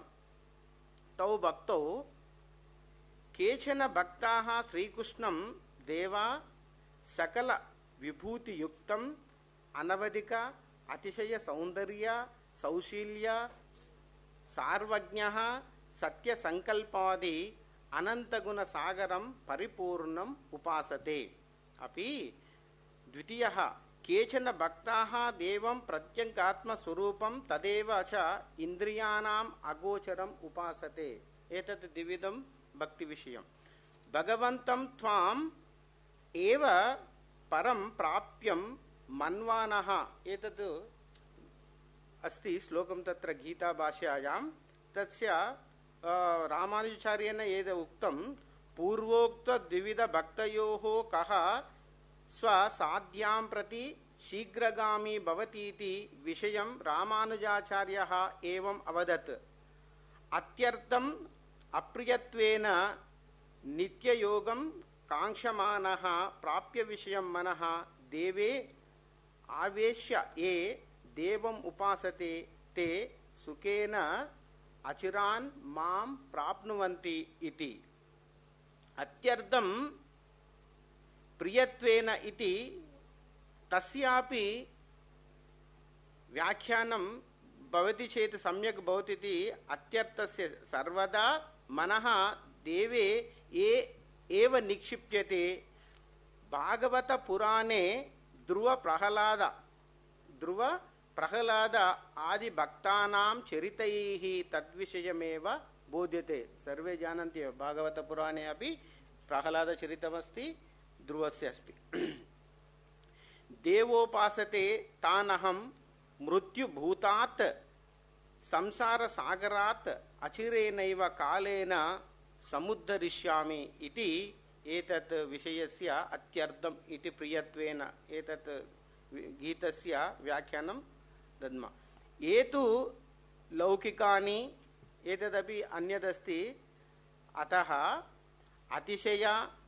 अतिशयाति पुरुषार्थत्वात् सुलभत्वात् अचिरलभ्यत्वाच्च मयि एव मनः समाधानं कुरु। अहमेव परं प्राप्य इति अध्यवसायं कुरु। अहमेव परमं प्राप्य इति अध्यवसाय पूर्वकामनो निवेशय अनन्तरम् एव मयि निवसिष्यसि इति अर्थः। प्रायो मनुष्याः बाह्यविषयैः आकृष्टाः भवन्ति, मनः देवे निवेशयितुं न शक्नुवन्ति। कठोपनिषत् परां खानि व्यातृणोत् स्वयंभूः तस्मात् परां पश्यति न अनन्तरात्मा। कठोपनिषत् द्वितीयो अध्यायः प्रथमवल्ली प्रथमकारिका अस्ति अत्र। अतो गीताभाष्ये रामानुजाचार्यः असमर्थानां मनुष्याणां मार्गान्तरम् उपदिशति। सहसा एव देवे स्थिरं चित्तं समादातुं न शक्नोषिः ततः समयम् ओके अस्तु। अत्र अत एव नेक्स्ट स्लाइड प्लीज। अत्र अत एव श्रीमद्भागवता पुराणे अपि नवविध भक्तिषु नामकीर्तनमस्ति। नवविध भक्तयः अत्र दीयन्ते। सर्वे जानन्त्येव श्रवणं, कीर्तनं, स्मरणं, पादसेवनम्, अर्चनं, वन्दनं, दास्यं, सख्यम्, आत्मनिवेदनं। श्रवण कीर्तनं विष्णोः स्मरणं पादसेवनम् अर्चनं वन्दनं दास्यं प्रख्यात्मनिवेदनम् इति सख्यमात्मनिवेदनम्। केचन देवसम्बन्धि कर्माणि कर्तुमपि न शक्नुवन्ति, तर्हि ते कथं देवं प्राप्नुवन्ति इति सन्देहस्य निवृत्तये रामानुजाचार्य एवं वदति। मत् कर्मपरो भवितुम् असमर्थो भवसि चेत् अक्षरयोगम् आत्मस्वरूपभावानुरूपं परभक्तिजननं पूर्षट् कथितम् आश्रित्य तदुपासतया सर्वकर्मफलत्यागं कुरु। अनेन मयि पराभक्तिः स्वयमेव उत्पद्यते। एतत् दीयते। अत्र सर्वमपि रामानुजाचार्येण सामान्यजनानां कृते कथं भगवद्गीतायाः अवगाहन कथं भवति इति तत् क्लिष्टपदानाम् अर्थः अत्र दीयन्ते इति मम पत्रस्य भावमस्ति। अपि तु अत्र उपसंहारः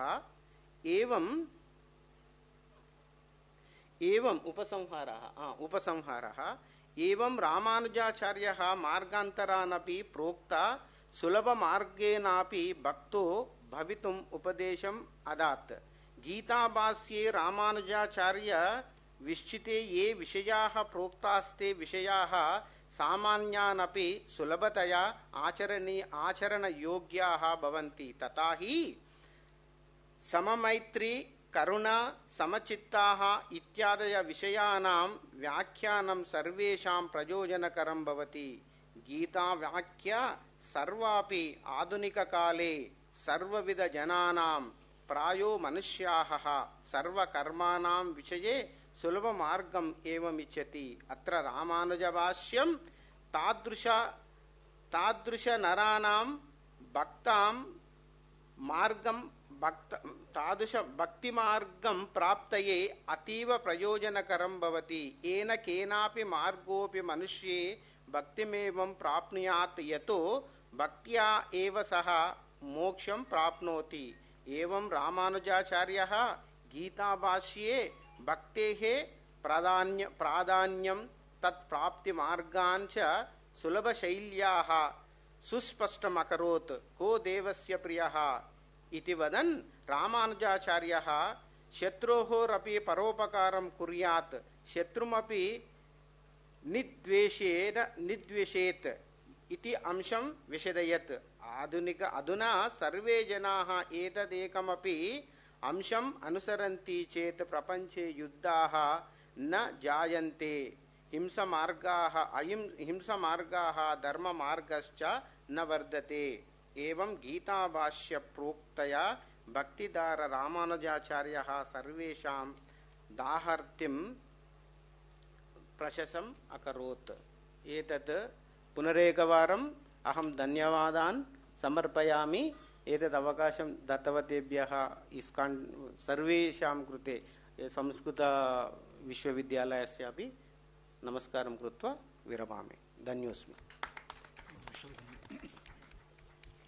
Thank you so much, Dr. K. Venkateshwarlu,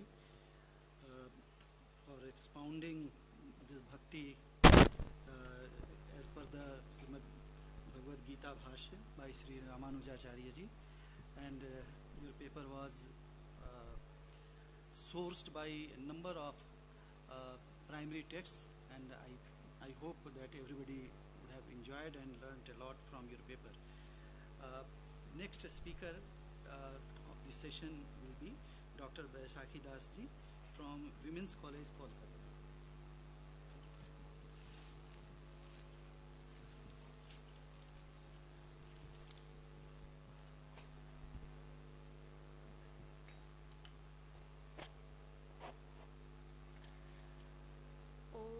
Shri Krishnaya Govindaya Vasudevaya Namo.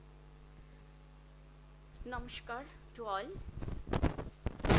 It is my privilege that the Institute of Science and Spirituality and JNU and Central Sanskrit University have given me the opportunity to stand here and express my views on philosophical aspects of my papers. For this, I want to express my sincere gratitude, respect, and bow to all the respected members of these institutions and to my chairperson also. My paper is Premo Bhakti as Shadho and Shadhan, end and means. Of course, of four Purushartha, Dharma, Artha, Kama are the most important to the common man, but the appeal of moksha to the philosopher is best. According to Vedanta philosophy, the discussion of Purushartha is not a fancy, but the idea of moksha of Advaita Vada in this regard points to a particular aspect of Indian philosophy, but the theoretical features of Gaudiya Vaishnavism enable it to regard Purushartha in a unique way. In discussing the issue of Purushartha, the Achinta Vedavedi has initiated a special aspect on Indian philosophy. According to Vedanta, self-realization is the ultimate pursuit of life. The self-realization means the realization of the oneness of Paramatma with living soul. That has been called moksha in Vedanta philosophy. The intensive depth of love of being and Brahma is understood in the Gaudiya Vaishnavism.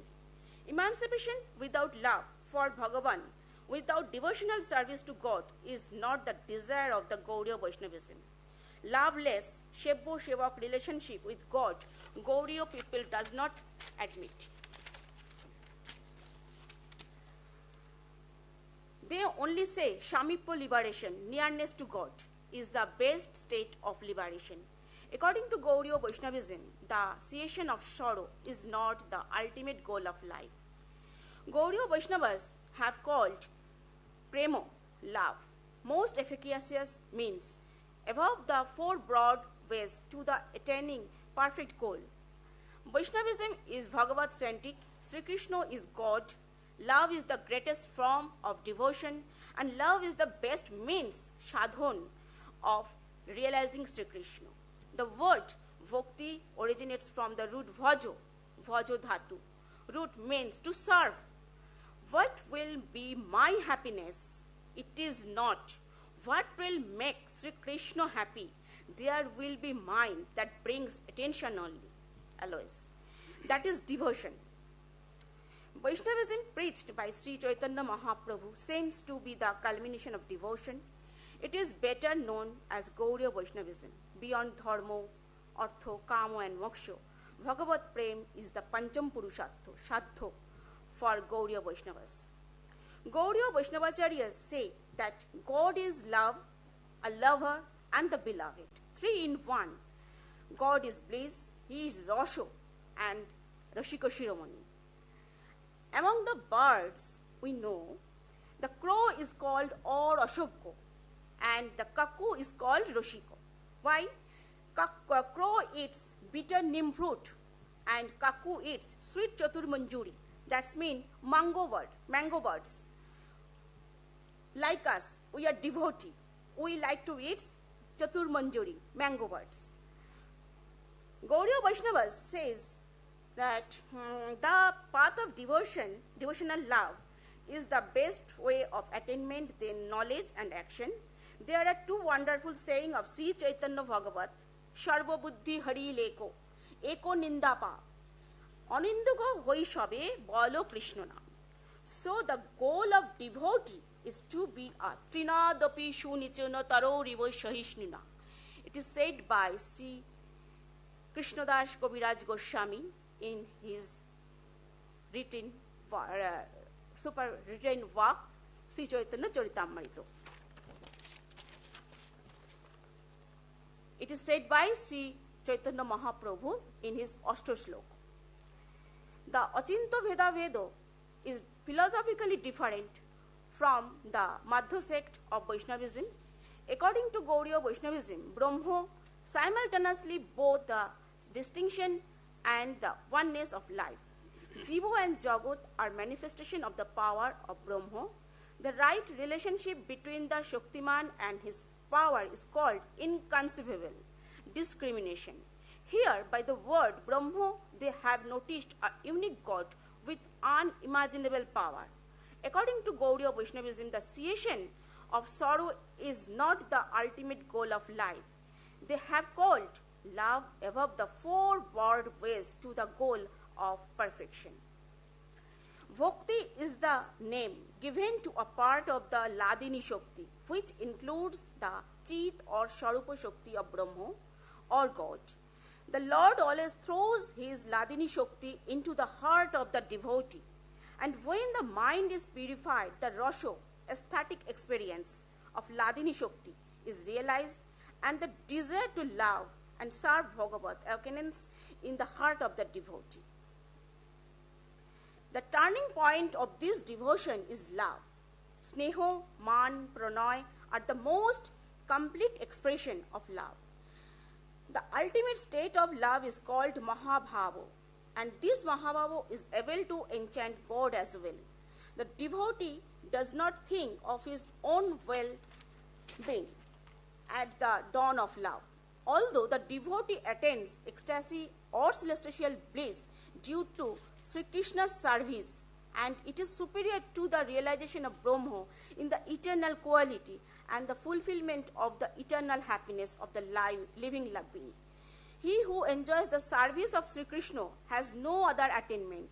Receiving this service does not mean giving up all kinds of deed forever, because the one who is fortunate enough to serve God, his desire for that service and his desire for complete surrender at the feet of God grows every moment and attains extraordinary, outstanding, indescribable ecstasy of grace of God. Anuraga. We are looking for sunrise every day. It never becomes old, boring. Such bliss does not put an end to the personality, but rather keeps the individuality intact as a servant of Sri Krishna, which is always full of new absolute taste of Rasha. That is why Gauriya Vaishnavas has accepted Krishna Prema as the Pancham and the greatest Purushartha pursuit of life. the Vaishnavas hold different views on moksha. According to Ramanujacharya, even though the living being is a part of Brahma, he does not have the same nature like God. The living entity is small and appeared as small of energy and having the eternal separation from Brahma. But the living entity is subject to Brahma or God. That is, the bondage, Dashubhav, of the living entity of God is eternal, which is fully developed in liberation. So there is no day in which a living being can be identified with God as identical but enjoy celestial bliss with God. Madhacharya is a dualistic philosopher. According to him, Jiva and Brahma are different from each other, but their distinction is not superficial. It is normal. As long as the living being does not feel this difference, according to Madhacharya, the living being is not achieving emancipation. By the grace of God, the living being perceives and realizes him and gains knowledge of the virtues of eternal welfare and the expression of unconditional love or absolute devotion to God is greatly increased. Madhacharya calls the creature a non-existent reflection of Brahma. Madhacharya did not say that mukti is Brahmalaya, nor did he say the unity with Brahma or enjoyment of his lila. Devotee is said to be the consortium of Brahma as a servant. And here, the living being is predominant in the form of servant, but in this state, the living being has a awe or fear of God. Nimbarko acknowledged the natural distinction and oneness between Jiva and Brahma. According to him, liberation does not destroy the life of the living being, it brings full development. According to this, the goal of the living being is to meet Brahma, to attain Brahma Shajujjo and Atto Sharupo. At the time of liberation, the living entity realizes both types of nature. The peculiarity of Nimbarkar's opinion, however, is that in Mukti he did not speak of Aishwarya devotion that mixed with fear or reverence like Ramanuja or Madhacharya, but the mixed with Madhurja Rasho, sweetness, devotion of love or friendship. According to Vallabhacharya, Jiva is not the complete expression of Brahma. Still, liberation is the name of Krishna Shajujjo, of the living being. It is not the unity of the living being with Sri Krishna, but the devotion to Sri Krishna, which is called Prema Bhakti, can be attained only by the unconditional selfless service of Sri Krishna. Vallabhacharya speaks of three paths or margo, such as Prabaho, Marjada and Pushti, leading to the grace of God. Pushti considered as the best among of these.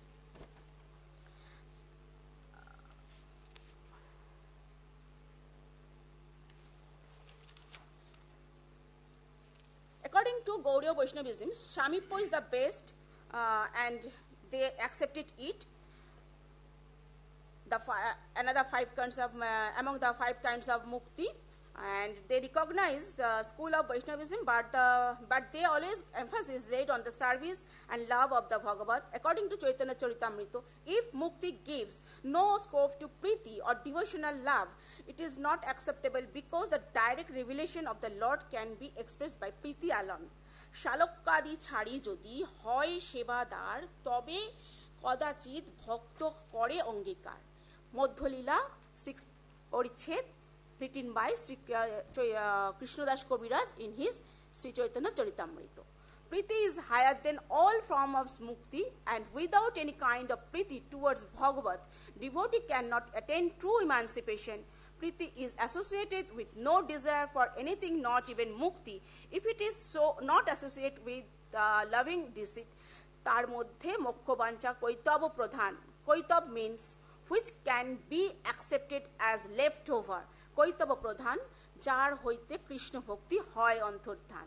Adi Lila, 1st Parichet, Sri Chaitanya Charitamrita, written by Krishnadas Kaviraj. So that, now we are coming to the last point.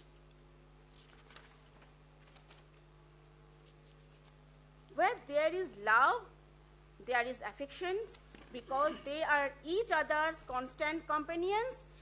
In the case of Sri Krishna, the deeper and intense affectionate love of devotee is transformed into deepest level of love. Then the Oishwarya Gyan, knowledge of majesty of Sri Krishna, no longer resides in the heart of the lover devotee, and instead of worshipping Sri Krishna as God, the devotee worships Sri Krishna with his personal emotional feeling of devotional love. So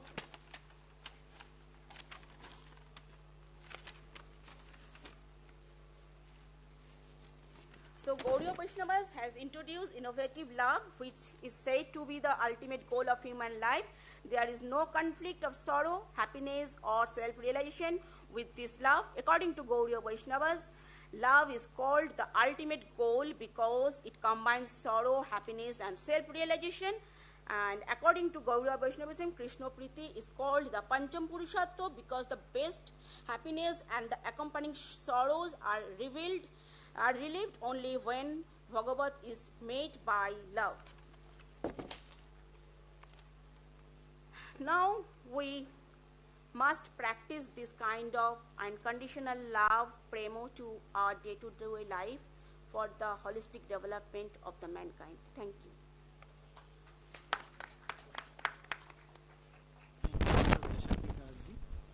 For your paper, you focused your paper mainly on the Chaitanya Charitamrita, and this is how you expounded very well the theme, Prema Bhakti and others. The last speaker of this session is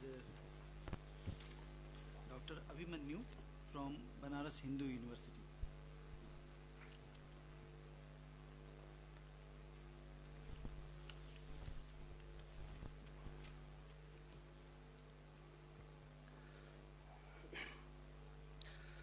ओम नमः सभाभ्यः सभापतिभ्यः।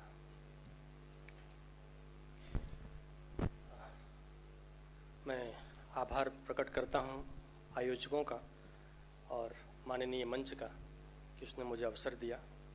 मेरा विषय है रामानुज दर्शन में मोक्ष विषयक अवधारणा। भारतीय दर्शन में दो प्रमुख क्षेत्रों से संबंधित विषयों पर विशेष विचार हुआ है। एक क्षेत्र है आध्यात्म विद्या अथवा मोक्ष शास्त्र और दूसरा है ज्ञान मीमांसा अथवा प्रमाण शास्त्र। चूँकि आप आज सुबह से ही पूरे आध्यात्म विद्या का ये जो रसपूर्ण जो आनंद है उसका ले रहे हैं और इस मुझ अंतिम वक्ता के साथ इससे मोक्ष प्राप्त हो जाएगा, मुक्ति भी मिल जाएगी इस श्रवण से, तो मैं उस विषय का उपस्थापन करते हुए प्रतिपादन करता हूं संक्षेप से। दोनों ही क्षेत्र भारतीय दर्शन में बहुत ही सूक्ष्म और उपयोगी चिंतन किया गया है, जिसका वैश्विक परिप्रेक्ष्य में विशेष महत्व और उत्कृष्ट स्थान है। भारतीय धर्म ग्रंथों की उद्घोषणा रही है कि मानव जीवन का ध्येय मोक्ष है, लेकिन मोक्ष का स्वरूप, उसकी प्राप्ति का क्या उपाय है, यह दार्शनिक ग्रंथों का विषय है। इतना ही नहीं, प्रत्येक दर्शन मोक्ष तत्व की भिन्न भिन्न व्याख्या करता है, किंतु यह ध्यातव्य है कि यद्यपि भारतीय दर्शनों में मोक्ष विषयक अवधारणा पृथक पृथक है, तथापि मोक्ष की साधना अर्थात मोक्ष की ओर बढ़ने वाले मार्ग लगभग एक जैसे हैं। लगभग इसलिए कि भारतीय दर्शन मोक्ष प्राप्ति के लिए ज्ञान मार्ग, कर्म मार्ग, ज्ञान कर्म समुच्चय मार्ग, भक्ति मार्ग आदि अनेक मार्गों का निर्देश करता है। फिर भी सभी इस बात पर एकमत दिखते हैं कि मुमुक्षु को राग, द्वेष और आसक्ति पर विजय पानी चाहिए। इसी उद्देश्य को लेकर के यहाँ पर रामानुज दर्शन अथवा विशिष्टाद्वैत वेदांत में मोक्ष की क्या अवधारणा है उसका प्रतिपादन है। मोक्ष का पारिभाषिक अर्थ है कि संसार अर्थात जन्म मरण के चक्र से छुटकारा, ममत्व के बंधन से मुक्त होना, क्योंकि जगत की वस्तुओं में आसक्ति इसी ममत्व बुद्धि का परिणाम है और वस्तुओं की जरूरत शरीर और मन को होती है। भारतीय दर्शनों में वेदांत का प्रमुख स्थान है। वेदों और श्रुतियों को प्रमाण मानने वाले न्याय, वैशेषिक आदि आस्तिक दर्शन कहलाए, किंतु वेदांत के विभिन्न संप्रदाय इस अर्थ में परम आस्तिक हैं कि वे अपने सिद्धांतों को वेद, उपनिषद और स्मृतियों से प्राप्त करते हैं। यह मानने में कोई भी प्रतिपत्ति नहीं है कि आचार्य शंकर का वेदांत या अद्वैत विचार उपनिषदों के बहुत सन्निकट है, और विशेषकर बृहदारण्यक उपनिषद और छांदोग्य उपनिषद की।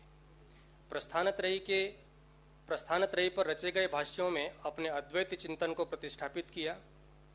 यह सर्वसम्मत है कि आचार्य शंकर ने एक ऐसे प्रौढ़, पूर्ण एवं सुदृढ़ बौद्धिक दर्शन का प्रतिपादन किया जो विश्व में अन्यतम है। शंकर के इस अद्वैत के पश्चातवर्ती काल में हुए रामानुज ने विशिष्टाद्वैत का प्रतिष्ठापन कर आचार्य शंकर के समक्ष प्रबल विकल्प प्रस्तुत किया।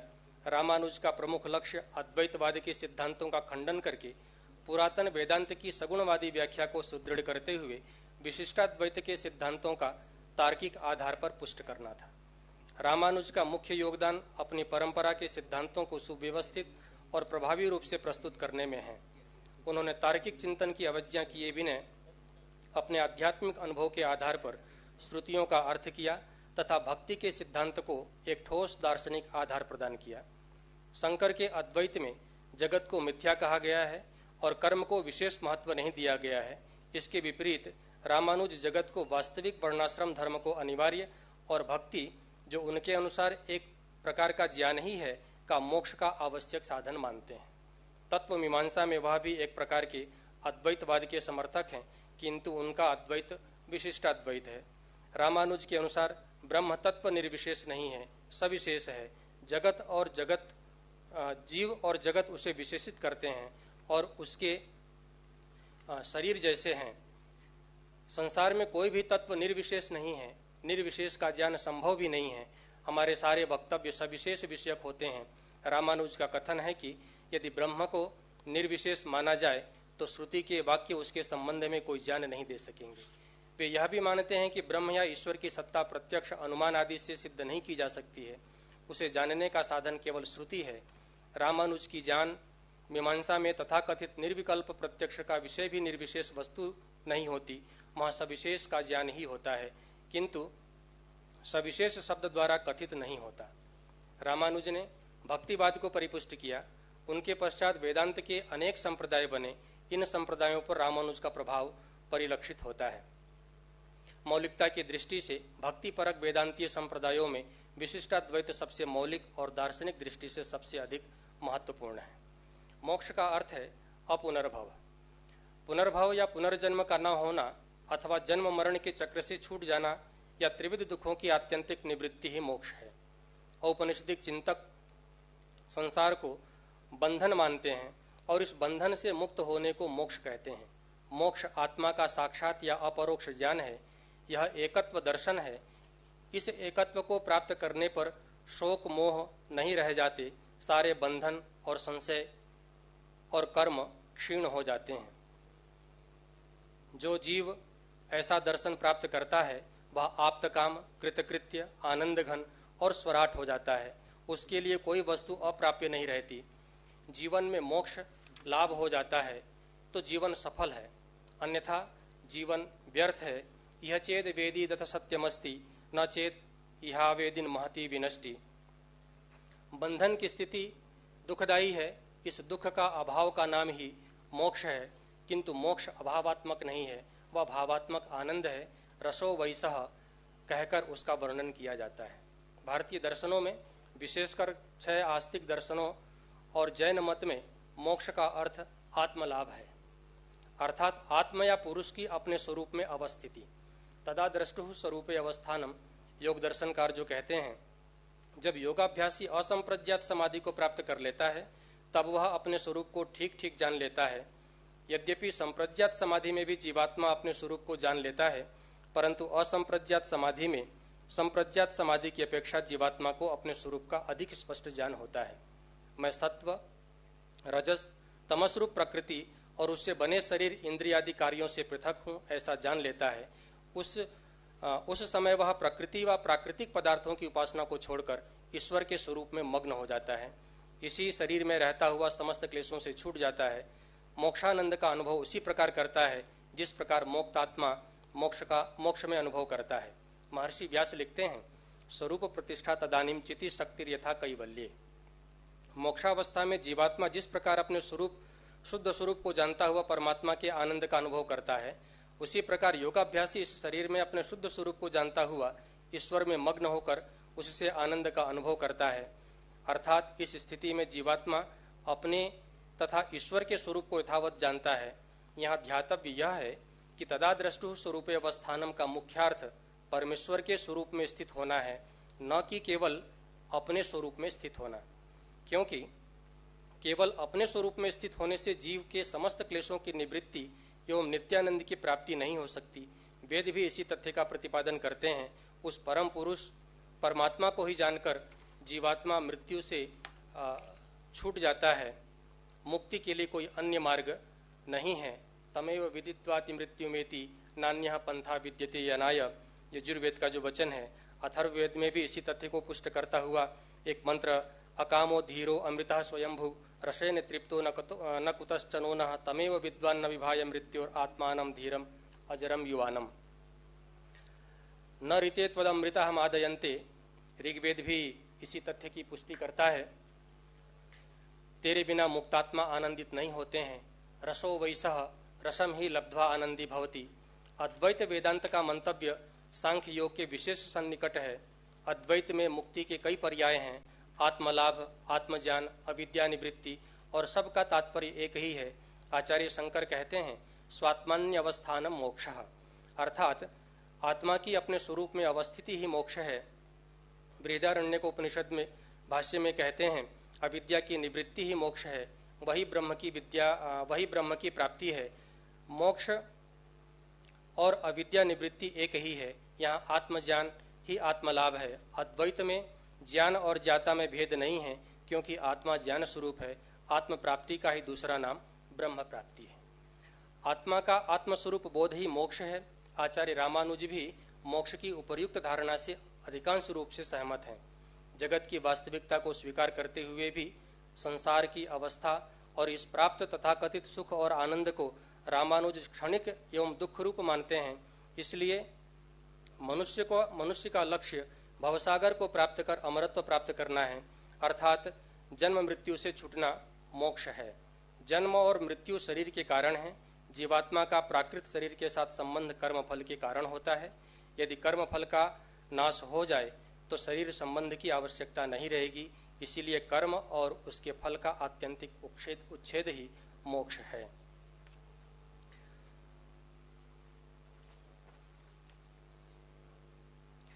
अपनी बात को उन्होंने भिन्न भिन्न ग्रंथों के आश्रय लेकर के इस तथ्य को प्रकट किया है। मुक्त जीव ब्रह्म के स्वरूप को प्राप्त करके उसके साथ अभेदी हो जाता है। जीव से ब्रह्म का भेद उसके अज्ञान का कारण होता है। रामानुज के अनुसार अभेदी का तात्पर्य भेद रहित से है, तादात्म्य से नहीं। श्री भाष्यकार का अभिप्राय शांकर भाष्य के सुप्रसिद्ध व्याख्याकार आचार्य वाचस्पति मिश्र से सर्वथा मेल खाता है, जिन्होंने स्वयं अभेद का तात्पर्य भेद के अभाव से किया है। मुक्त आत्मा ब्रह्म के अपहत पापमत्वाद इत्यादि 8 गुणों से संपन्न होता है। ये गुण आत्मा के स्वाभाविक गुण हैं। जिस प्रकार ज्योत्सना मणि के मल का प्रक्षालन नहीं करती अपितु अपने प्रकाश द्वारा उसको प्रकाशवान करती है, उसी प्रकार कर्म रूप बंधन के नष्ट होने पर ब्रह्म साक्षात्कार का अनुभव से मुक्त जीवात्मा के उक्त गुणों का विकास होता है। इस स्थिति में जीव दिव्याकार, नित्य, निर्दोष, शुभ गुण निधि, उभय विभूतिनाथ पर ब्रह्म पुरुषोत्तम भगवान श्रीमन नारायण का पूर्ण रूप से अनुभव करता हुआ आनंदित रहता है। जीव की यही स्थिति आचार्य पद को मोक्ष के रूप में स्वीकार्य है। मोक्ष प्राप्ति के उपाय के रूप में कर्म, ज्ञान, भक्ति आदि समस्त कार्य जो ईश्वर की कृपा के लिए किए जाते हैं, वे उनके साथ अन्य भी जो साधन भक्ति आदि को बताते हैं आचार्य। यहाँ मैं यही कारण है कि रामानुज जीवन मुक्ति को स्वीकार नहीं करते, वे केवल विदेह मुक्ति को स्वीकारते हैं। उनके अनुसार तस्य तावदेव चिरम यावन न विमोक्षे, अर्थात उसकी मुक्ति तभी तक संभव नहीं है, तभी तक विलंब है जब तक देह से छुटकारा नहीं होता। रामानुज अपने पक्ष की और अधिक पुष्टि के लिए आपस्तंभ को भी उद्धृत करते हुए कहते हैं, यदि ज्ञान मात्र से इस शरीर में ही मोक्ष प्राप्ति संभव होती तो वाक्यार्थ जानियों को दुख नहीं होता। चूंकि दुख राहित्य नहीं देखा जाता, अतः स्पष्ट है कि इस शरीर में मोक्ष नहीं होता। इस प्रकार रामानुज दर्शन में प्रतिपादित मोक्ष कई दृष्टियों से सांकर दर्शन से भिन्न है। वैसे तो संपूर्ण वेदांत और उसके नाना संप्रदाय औपनिषदिक सिद्धांतों की व्याख्यापरक दर्शन ही हैं, तथापि मौलिकता की दृष्टि से रामानुज का दर्शन सांकर के दर्शन से कथमपि न्यून नहीं है। हम 2-3 तथ्यों को यहाँ पर देख सकते हैं। जहाँ रामानुज की मोक्षोपलब्धि देहपात के अनंतर होती है, वहीं सांकर मत में ज्ञान राशि द्वारा अज्ञान के नष्ट हो जाने मात्र से मुक्ति प्राप्य है, शरीरपात की अनिवार्यता नहीं है। द्वितीय तथ्य, रामानुजीय मोक्ष का स्वरूप ब्रह्म के साथ साधर्म्य अथवा साम्य है, तद्रूपता नहीं है, किंतु शंकर जीव ब्रह्मैक्य को ही मुख्य मानते हैं। तृतीय, इसके अतिरिक्त शंकर जहाँ मोक्ष प्राप्ति का प्रमुख साधन ज्ञान को मानते हैं, वही रामानुज इसके लिए ज्ञान कर्म समुच्चय, भक्ति, प्रपत्ति और शरणागति को प्रमुख साधन स्वीकारते हैं। साधारणतया देखा जाए तो दोनों वेदांत संप्रदाय एक दूसरे के पूरक हैं या एक सिद्धांत के दो पहलू हैं। दोनों ही अद्वैत के समर्थक हैं। शंकर निर्विशेष ब्रह्मात्मैक्य के पोषक हैं और रामानुज सविशेष ब्रह्म और तदायत्त जीव जगत के बीच शरीरात्म भाव संबंध द्वारा एकेश्वरवाद के। रामानुज ने भक्ति परक वेदांत को परिपोषित किया और विकसित किया है। इंदु भूषण के शब्दों में, जिन्होंने रामानुज दर्शन पर विशेष रूप से शोध कार्य किया है, शंकर द्वारा किए गए वेदांत का प्रति एक पक्षीय न्याय से असंतुष्ट होकर रामानुज ने वेदांत की व्याख्या इस प्रेरणा से की कि उसके शुद्ध दार्शनिक महत्व को धार्मिक गरिमा के साथ प्रदर्शित किया जा सके, ताकि व्यवहार परमार्थ का भेद मिटे तथा ज्ञान भक्ति का योग भी बने। उन्हें इस उद्देश्य में काफी सफलता मिली, ऐसा निसंकोच कहा जा सकता है। ओम सम। धन्यवाद।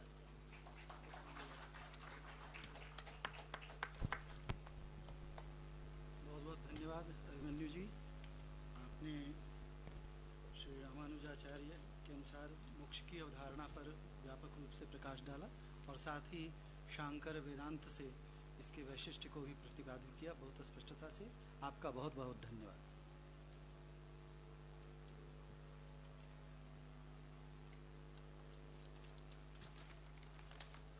So thank you very much. That was a wonderful array of speakers and wonderfully managed by Dr. Mishra. So we had Dr. Tanigevelan speaking about the Alvas, Dr. Meenakshi Sethi speaking about Lord Chaitanya, the way he looked at Bhakti, and Maitri Goswami ji spoke about Vallabhacharya's wonderful contributions and how the Pushya Marga is so eminently acceptable. And Professor Ravi Gupta spoke about the Achintya Veda Veda philosophy. Dr. Baisagita spoke from Achintya Veda Veda itself, but from Chaitanya Charitamrita and Krishnadas Kaviraj Pad's contributions. Dr. Venkateshwarlu again spoke wonderfully from Ramanujacharya Pad's contribution, and there were so many other. It is wonderful that Sripad Ramanujacharya still occupies such a wonderful position in our. Srila Prabhupada, our founder Acharya, starts introduction to Bhagavad Gita itself in the beginning few pages about how Sripad Ramanujacharya defines Sanatana Dharma. Sanatana meaning that which has no beginning and no end. So it starts with that, and that is why the very simple fact is Yo Nityam Achyuta Padambuddha Yugma Rugma Vyamohadastati Itarani Trinayamene. Other than attaining the lotus feet of the Supreme Lord is considered, everything is considered menial and worthless by Ramanuja, and that is something that all the speakers have brought out. I wanted to thank all of you, and how Srila Prabhupada will be very pleased that all the Sampradaya Acharyas are being presented so wonderfully, because the conclusions of all these Sampradaya Acharyas is same, Krishnastu Bhagavan Swayam. And we'll have a short break now of about 20 minutes. I wanted to thank Dr. Mishra for chairing this session, and we'll have some small certificates and mementos in the form of certificates from the organizers to be handed out to each one of them.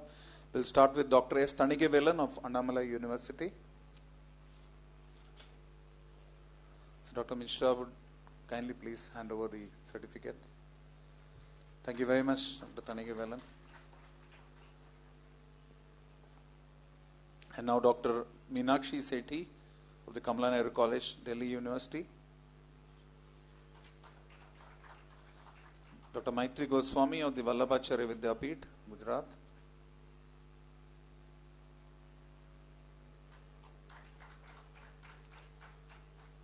Dr. Baisakhi Das from the Women's College, Kolkata.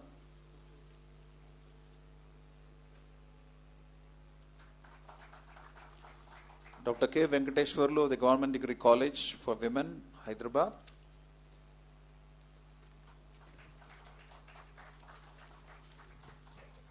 And the concluding speaker for this session, Dr. Abhimanyu from the Banaras Hindu University.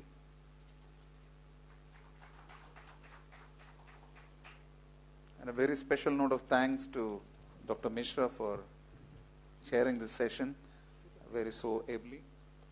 And yes.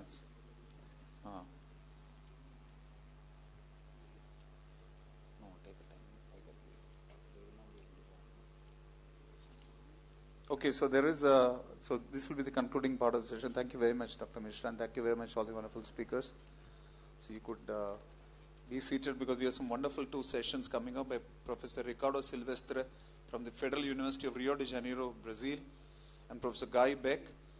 It's 8:30 a.m. for one and 7 a.m. for another. They already joined in Tulane University, New Orleans, Louisiana, USA. So yeah, we'll break for tea after this. So it'll be nice if you could just remain seated or choose the chairs as you desire. But we'll be happy if you are in this session. It'll be some wonderful, enlightening, erudite contributions from them. So I'd like to introduce the speakers first. And yeah, you can be seated. But I'm happy if you're here also, there also. It's the same. Achintya Bheda Veda. You are in the chair, whether you're here or there. So, thank you. So, what will you do? You did, I don't know. Sorry. So, we'll, who's going first? Yeah. Okay, so I'd like to introduce Professor Ricardo Souza Silvestre. He holds a PhD in philosophy from the University of Montreal, Canada. He's been a visiting scholar at the universities of Oxford, Notre Dame, and Quebec. He has authored and edited several books, including the volumes Vaishnava Concepts of God, Philosophical Perspectives, and Beyond Faith and Rationality, Essays on Logic, Religion, and Philosophy. He has authored over 40 papers and book chapters on logic, philosophy of religion, and epistemology. He is currently the president of the Logic and Religion Association, LARA, and a professor at the Federal University of Campina Grande and the Federal University of Rio de Janeiro, both in Brazil.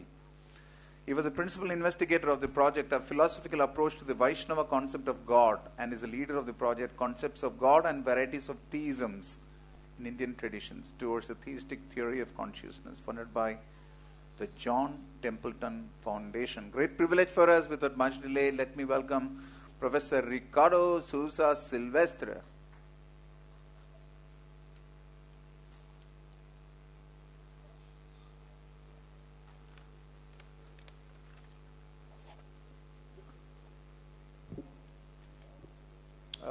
Could just hold for 10 seconds.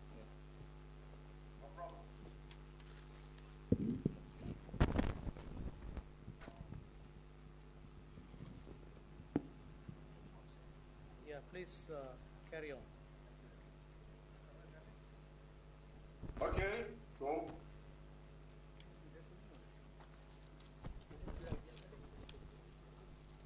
Can I start? Yeah, just a minute, please.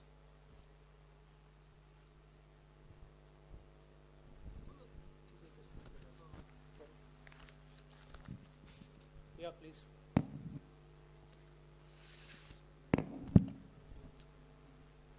Okay. So, good evening.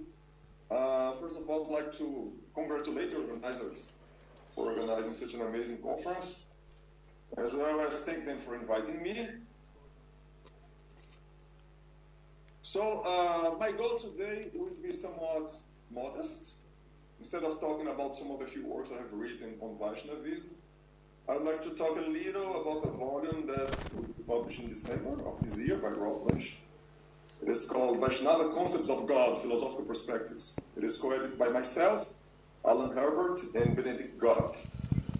Distinguished scholars such as Edwin Bryan, Gavin Flood, Angelica Malina, Ananda Vaidya, and Frederick Smith contribute to the volume. My colleague Alan Herbert and I are co-authors of 2 chapters in the volume, one on panentheism in the Bhagavad Gita, and the other on the concept of God in Jiva Goswami, the 16th century seminal thinker in the Gaudiya Vaishnava tradition. I pasted the link of the book, the description, in the Routledge website, in the chat. So if you want to take a look at it, the book is right now available for pre-order. It's also that the book is one of the outcomes of the project, a philosophical approach to the Vaishnava concept of God, led by me and funded by the John Templeton Foundation through the Global Philosophy of Religion project, hosted by the University of Birmingham. I have also pasted the link to the project website in the chat, in case you want to take a look at it. But more than talking about the book itself, I want here to talk about the motivation behind it and what we consider to be its unique contribution to the scholarship on Vaishnavism. That has to do with the philosophical debate about the concept of God. Indian theologians in general and Vaishnava thinkers in particular have provided many powerful philosophical insights about God and the ultimate reality. On the other hand, Western philosophy of religion has developed many useful philosophical tools for evaluating conceptions of God. So there is no reason why these two fields cannot benefit from each other. On the contrary, the need for what many people call cross-cultural or global philosophy of religion seems to be stronger than ever. So in a way, my aim here is to draw your attention to the need to look at Vaishnavism in general and the Vaishnava concept of God in particular in a way that takes into account the tools and issues that Western philosophers of religion have been concerned with. In a nutshell, I would say that my main goal here is to draw your attention to some of the questions we should pose if we want to philosophically analyze Vaishnavism within such a cross-cultural framework. But although these debates, that's an important point, the debates concerning concepts of God, they have regained considerable momentum in Western philosophy of religion since the 60s, they mainly focus on concepts of God growing out of the Abrahamic religions and philosophical traditions informed by Western theology. The modus operandi of these debates is best described as being firmly based on the analysis of divine attributes. On this approach, a concept of God is evaluated in relation to a variety of exegetically discovered or philosophically justified attributes apparently worth of the divine, such as perfection, omniscience, omnipotence, eternity, and so on and so forth. Hence, the question of what God is like is equivalent to asking, what attributes does God possess? A further, equally important question naturally follows. For a divine attribute X, what does it mean to say that God possesses X? Different answers to either or both of these questions give rise to different concepts of God. Western philosophers who have followed this strategy have typically been guided by the idea that God is a maximally great, excellent, or perfect being. Augustine, 4th century, and Anselm, 11th century, remain the paradigmatic examples of this approach. While Augustine saw God as that being than which nothing more excellent or exalted exists, Anselm saw God as that being than which nothing greater can be taught. Some contemporary philosophers of religion as the greatest possible being.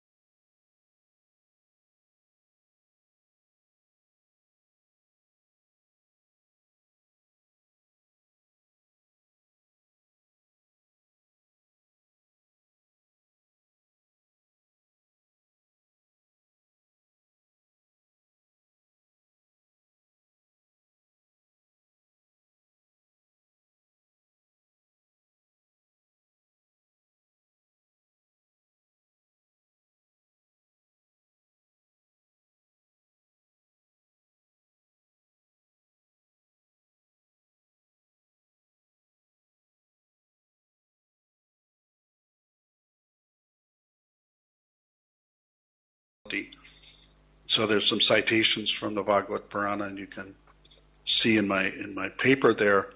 And historically, all the great Vaishnava lineages, for example, Ramanuja, Madhva, Nimbarka, Vishnu Swami, the Vallabha tradition, the Gaudiya Vaishnavas, they all have huge volumes of vernacular hymns, volumes of vernacular poetry. The Alvars, for example, in South India, and then you've got, all the Ashtachap poems of the Vallabha tradition. Nimbarka, there are many vernacular poems of the Nimbarka saints. So one could go on and establish the strong mainstay of vernacular singing in all the Vaishnava sampradayas. That leads us to Drupad and then ultimately to Khyal. Khyal, now there's some perhaps differences within the academic tradition. Some claim that it's directly derived from Qawwali, but that's, I think, unfounded. As someone who's learned both Drupad and Khyal, one can find much more similitude between the manner of Khyal rendition and the idea of Drupad. They're both linked to the Tal. They're both complicated genres. They both deal with extensive complexities of raga formation. So there's a very strong sort of identity between Drupad and Khyal that one could argue, which I won't argue here, but I think that's according to my experience. Now, so we've established the importance of the vernacular and also the idea of chanting. And so I want to look at the four categories of Khyal songs. I'll make sure I don't run over time here because I've got these four categories of Khyal songs. Khyal song is known as a bandish. It's carefully constructed musical composition in which note, beat, and word are, in a sense, bound together. It's not complete to say, well, it's simply a tune. It's not simply a nice, raga or some kind of instrumental song, which are there, but the actual idea of a bandish is the binding together of word, beat, and note to a creation which is greater than the sum of its parts. So the lyrics are thus highly important, equal to the musical aspects, but often they don't get the attention they deserve. Many musicians and listeners have lost sight of the essential origin and deeper meaning of the Khyal songs. To the savvy listener, the lyrics function in several ways: to instruct in Vedanta philosophy, to improve one's understanding of the unity of God, to advise on the worship of God, and to urge the chanting of divine names like Hari, Ram, or Krishna. Many of the lyrics describe attributes of the divine. Many of them bring into the Vedanta philosophy a little bit. In Bhagavad Gita, in chapter 8, it says that one's state of mind at the time of death determines the condition of the next birth. And so this is a kind of motivating force behind the sort of memorization of songs having to do with the deity. There's sufficient motive for Vaishnavas to engage in singing or hearing songs, that is, to sustain the mental presence of Vishnu or Krishna in the case of unexpected death. When names and images take the form of a composed lyric combining with a raga and a tala, that is a rhythm and a melodic formula, a, quote, what I call a verbal icon is created.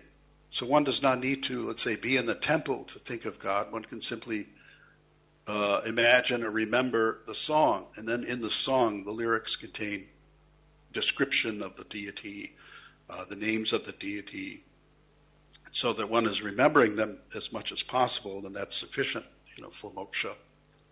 Consequently, and then I've gone through the Khyal lyrics contain many different epithets and names of Krishna, for example, Mohan, Vangshidhar, Radharaman, but also Kanaya, Giridhar, Savariya, Banwari, Murari, etc., Nandalal. These are very common names you find in the Khyal songs, all to kind of bring us back to the central focus.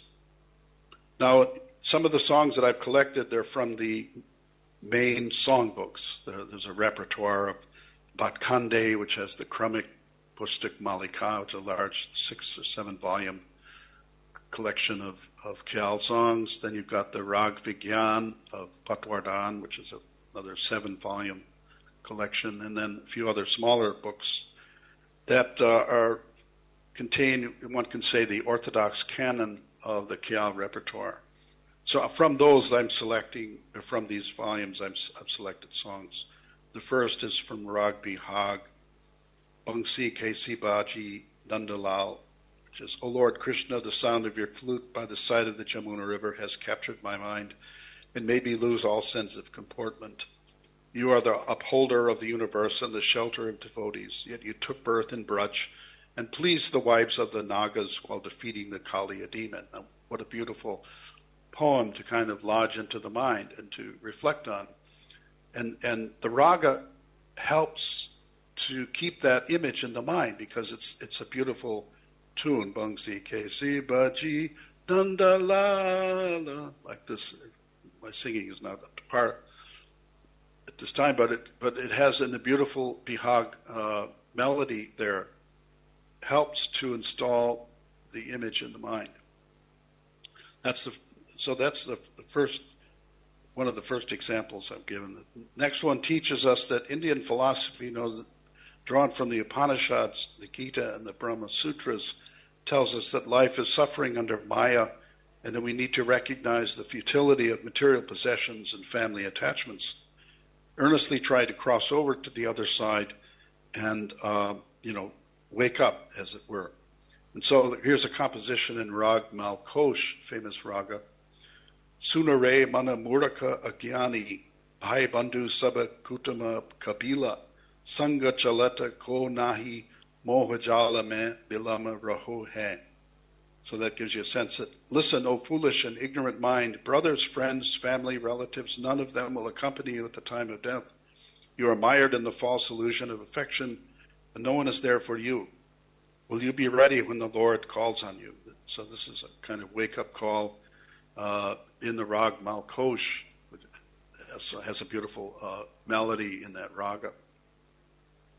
The next kind of category is a lyric that affirms the unity of God, and this comports very well with the Vedanta Vaishnava tradition, that God is one for all, and so God is approached as Prabhu, Lord, Data, benefactor, Satar, divine truth, Kartar, creator. These epithets are very common in many of the Khyal songs. Prabhu Data Re, Bhajare Mana, Jivana Gari Palachina.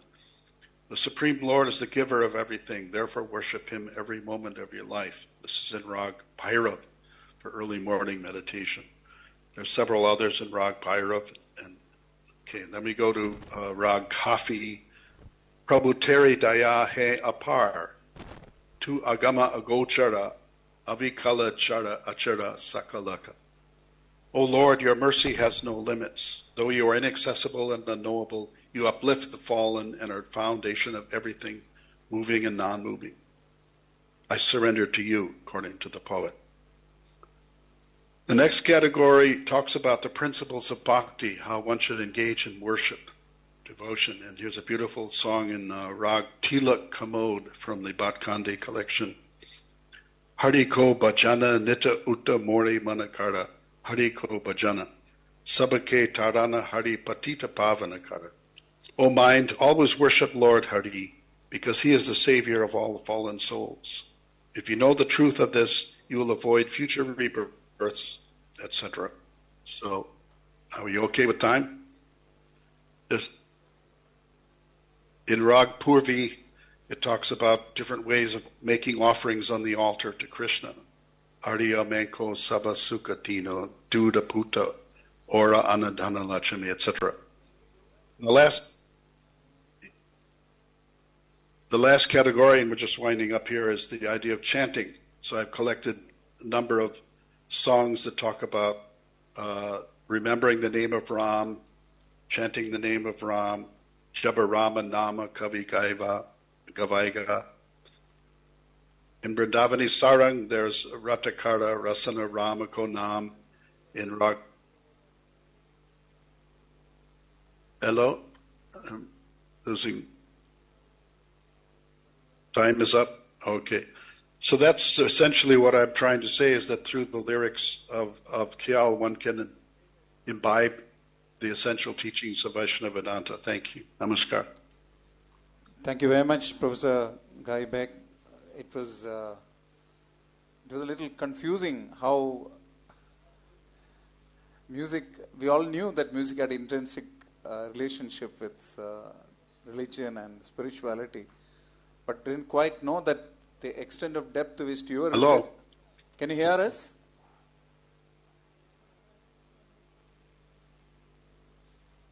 He can't hear us, yeah? Can you hear us, Professor Beck? Professor Beck? Professor Beck? Yes, I can hear you. Yes, I can hear you. Yes, I can hear you. I can hear you. I can hear you. I can hear you. I can hear you. Go on. It was. Thank you very much. It was probably, as your whole presentation was as enrapturing as the Khyal and the various ragas that you were reeling out. It was just amazing. It is almost like a whole series of taranas going on, and that was wonderful for many of us. I didn't quite know that this is the extent to which Vaishnavism is intrinsically linked to music, and your research expertise in the musicology of religions has been truly revealing. We have one question from one of the audience. Yeah, please. Question? Yeah.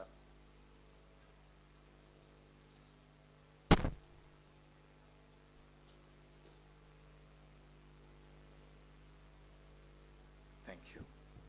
Professor Beck, thank you for this profound understanding of music that you have shared with us. I have also read your book on sonic theology. And thank you. I'm a diehard fan of your academic work on sound. You said that the experience of rasa is similar to the experience of Brahman. Rasa swada is equal to Brahma swada. So I just wanted to know, is it equal or is it somewhat similar? It's a very simple question that I have for you. Because not only in music, but when you are performing, when you are doing kirtan, when you are dancing, do you really experience Brahman through that rasa experience of that performance? That's the question I have for you. So, the experience Brahman through kirtan, I would say absolutely. See, Brahman contains, the rasa, and so it's through that experience of the rasa that you can reach to the higher levels of Brahman. There's Brahman, and then there's, para Brahman, you can say, there's, there's the personal aspect. So depending on the theology, one can place, the deity ultimately as personal. I think Vaishnava Vedanta would be according to the personal dimension of Brahman. So Brahman is Ishvara. Brahman is ultimately, a relationship. It's not simply an energy or simply an impersonal force. And so Vaishnava Vedanta would lean toward the personal aspect. So when you do kirtan, kirtan means praising the divine. Like the word hymn also means a song of praise. So when you're praising the divine, that you're reaching out, you're developing a relationship. Now, in higher aesthetical understanding, I've studied the Radha Vallabha Sampradaya, especially in Vrindavan, and in their theology, it's not that you even want to develop love of God, but through music you gain access to the divine love of Radha Krishna. It's not just for me, I want to feel love of God. That's fine. But in the Radha Vallabha sect tradition, it's the music elevates one so that you have a window into the Leela of Radha Krishna and you experience their love. And that's sufficient. That's all you need to do. You don't have to worry about that I love God or something. But through the music you gain access to that divine love. And I think that's something that's a hidden wisdom, you might say, of Vedanta, of Vaishnava Vedanta, that you find particularly in these traditions of Radha Vallabha Sampradaya and the Vallabha Pushti Marg to some extent, and Gaudiya Vaishnava too. And these are hidden traditions. I mean, these concepts, which you have to dig through the texts and find the subtle references. It's not always sort of in the public discourse necessarily. Thank you. And that makes it all the more intriguing, exciting, interesting. Thank you, Professor Beck. And because I was also working on whether this kirtan, when you actually do kirtan, do you actually elevate yourself to that Brahman realization or not? Which I have shared in academia, and I saw that you have also read that paper. I'm Dr. Janardhan Ghosh.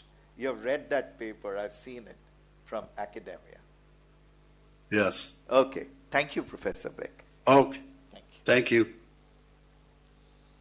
So it's a great privilege for us, Professor Beck, to thank you on behalf of the Institute for Science and Spirituality of ISKCON, Delhi, and the Jawaharlal University and the Central Sanskrit University for the kind time that you have spent with us. It's been a wonderful privilege to hear from you. We hope that we get to hear from you more often. Thank you very much, Professor Beck, and I want to thank all of you for your patient listening throughout the day's proceedings. We'll be connecting tomorrow again at 10 o'clock for the full plenary. Before that, there will be 3 online sessions, and we'll be starting tomorrow again at 10 o'clock. So let's meet tomorrow then. Hare Krishna, Hare Krishna, Krishna Krishna, Hare Krishna, Hare Krishna. Hare Rama, Hare Rama, Rama Rama, Hare Hare. Thank you, Professor Beck, and thank you, everyone. Thank you, everyone. Recording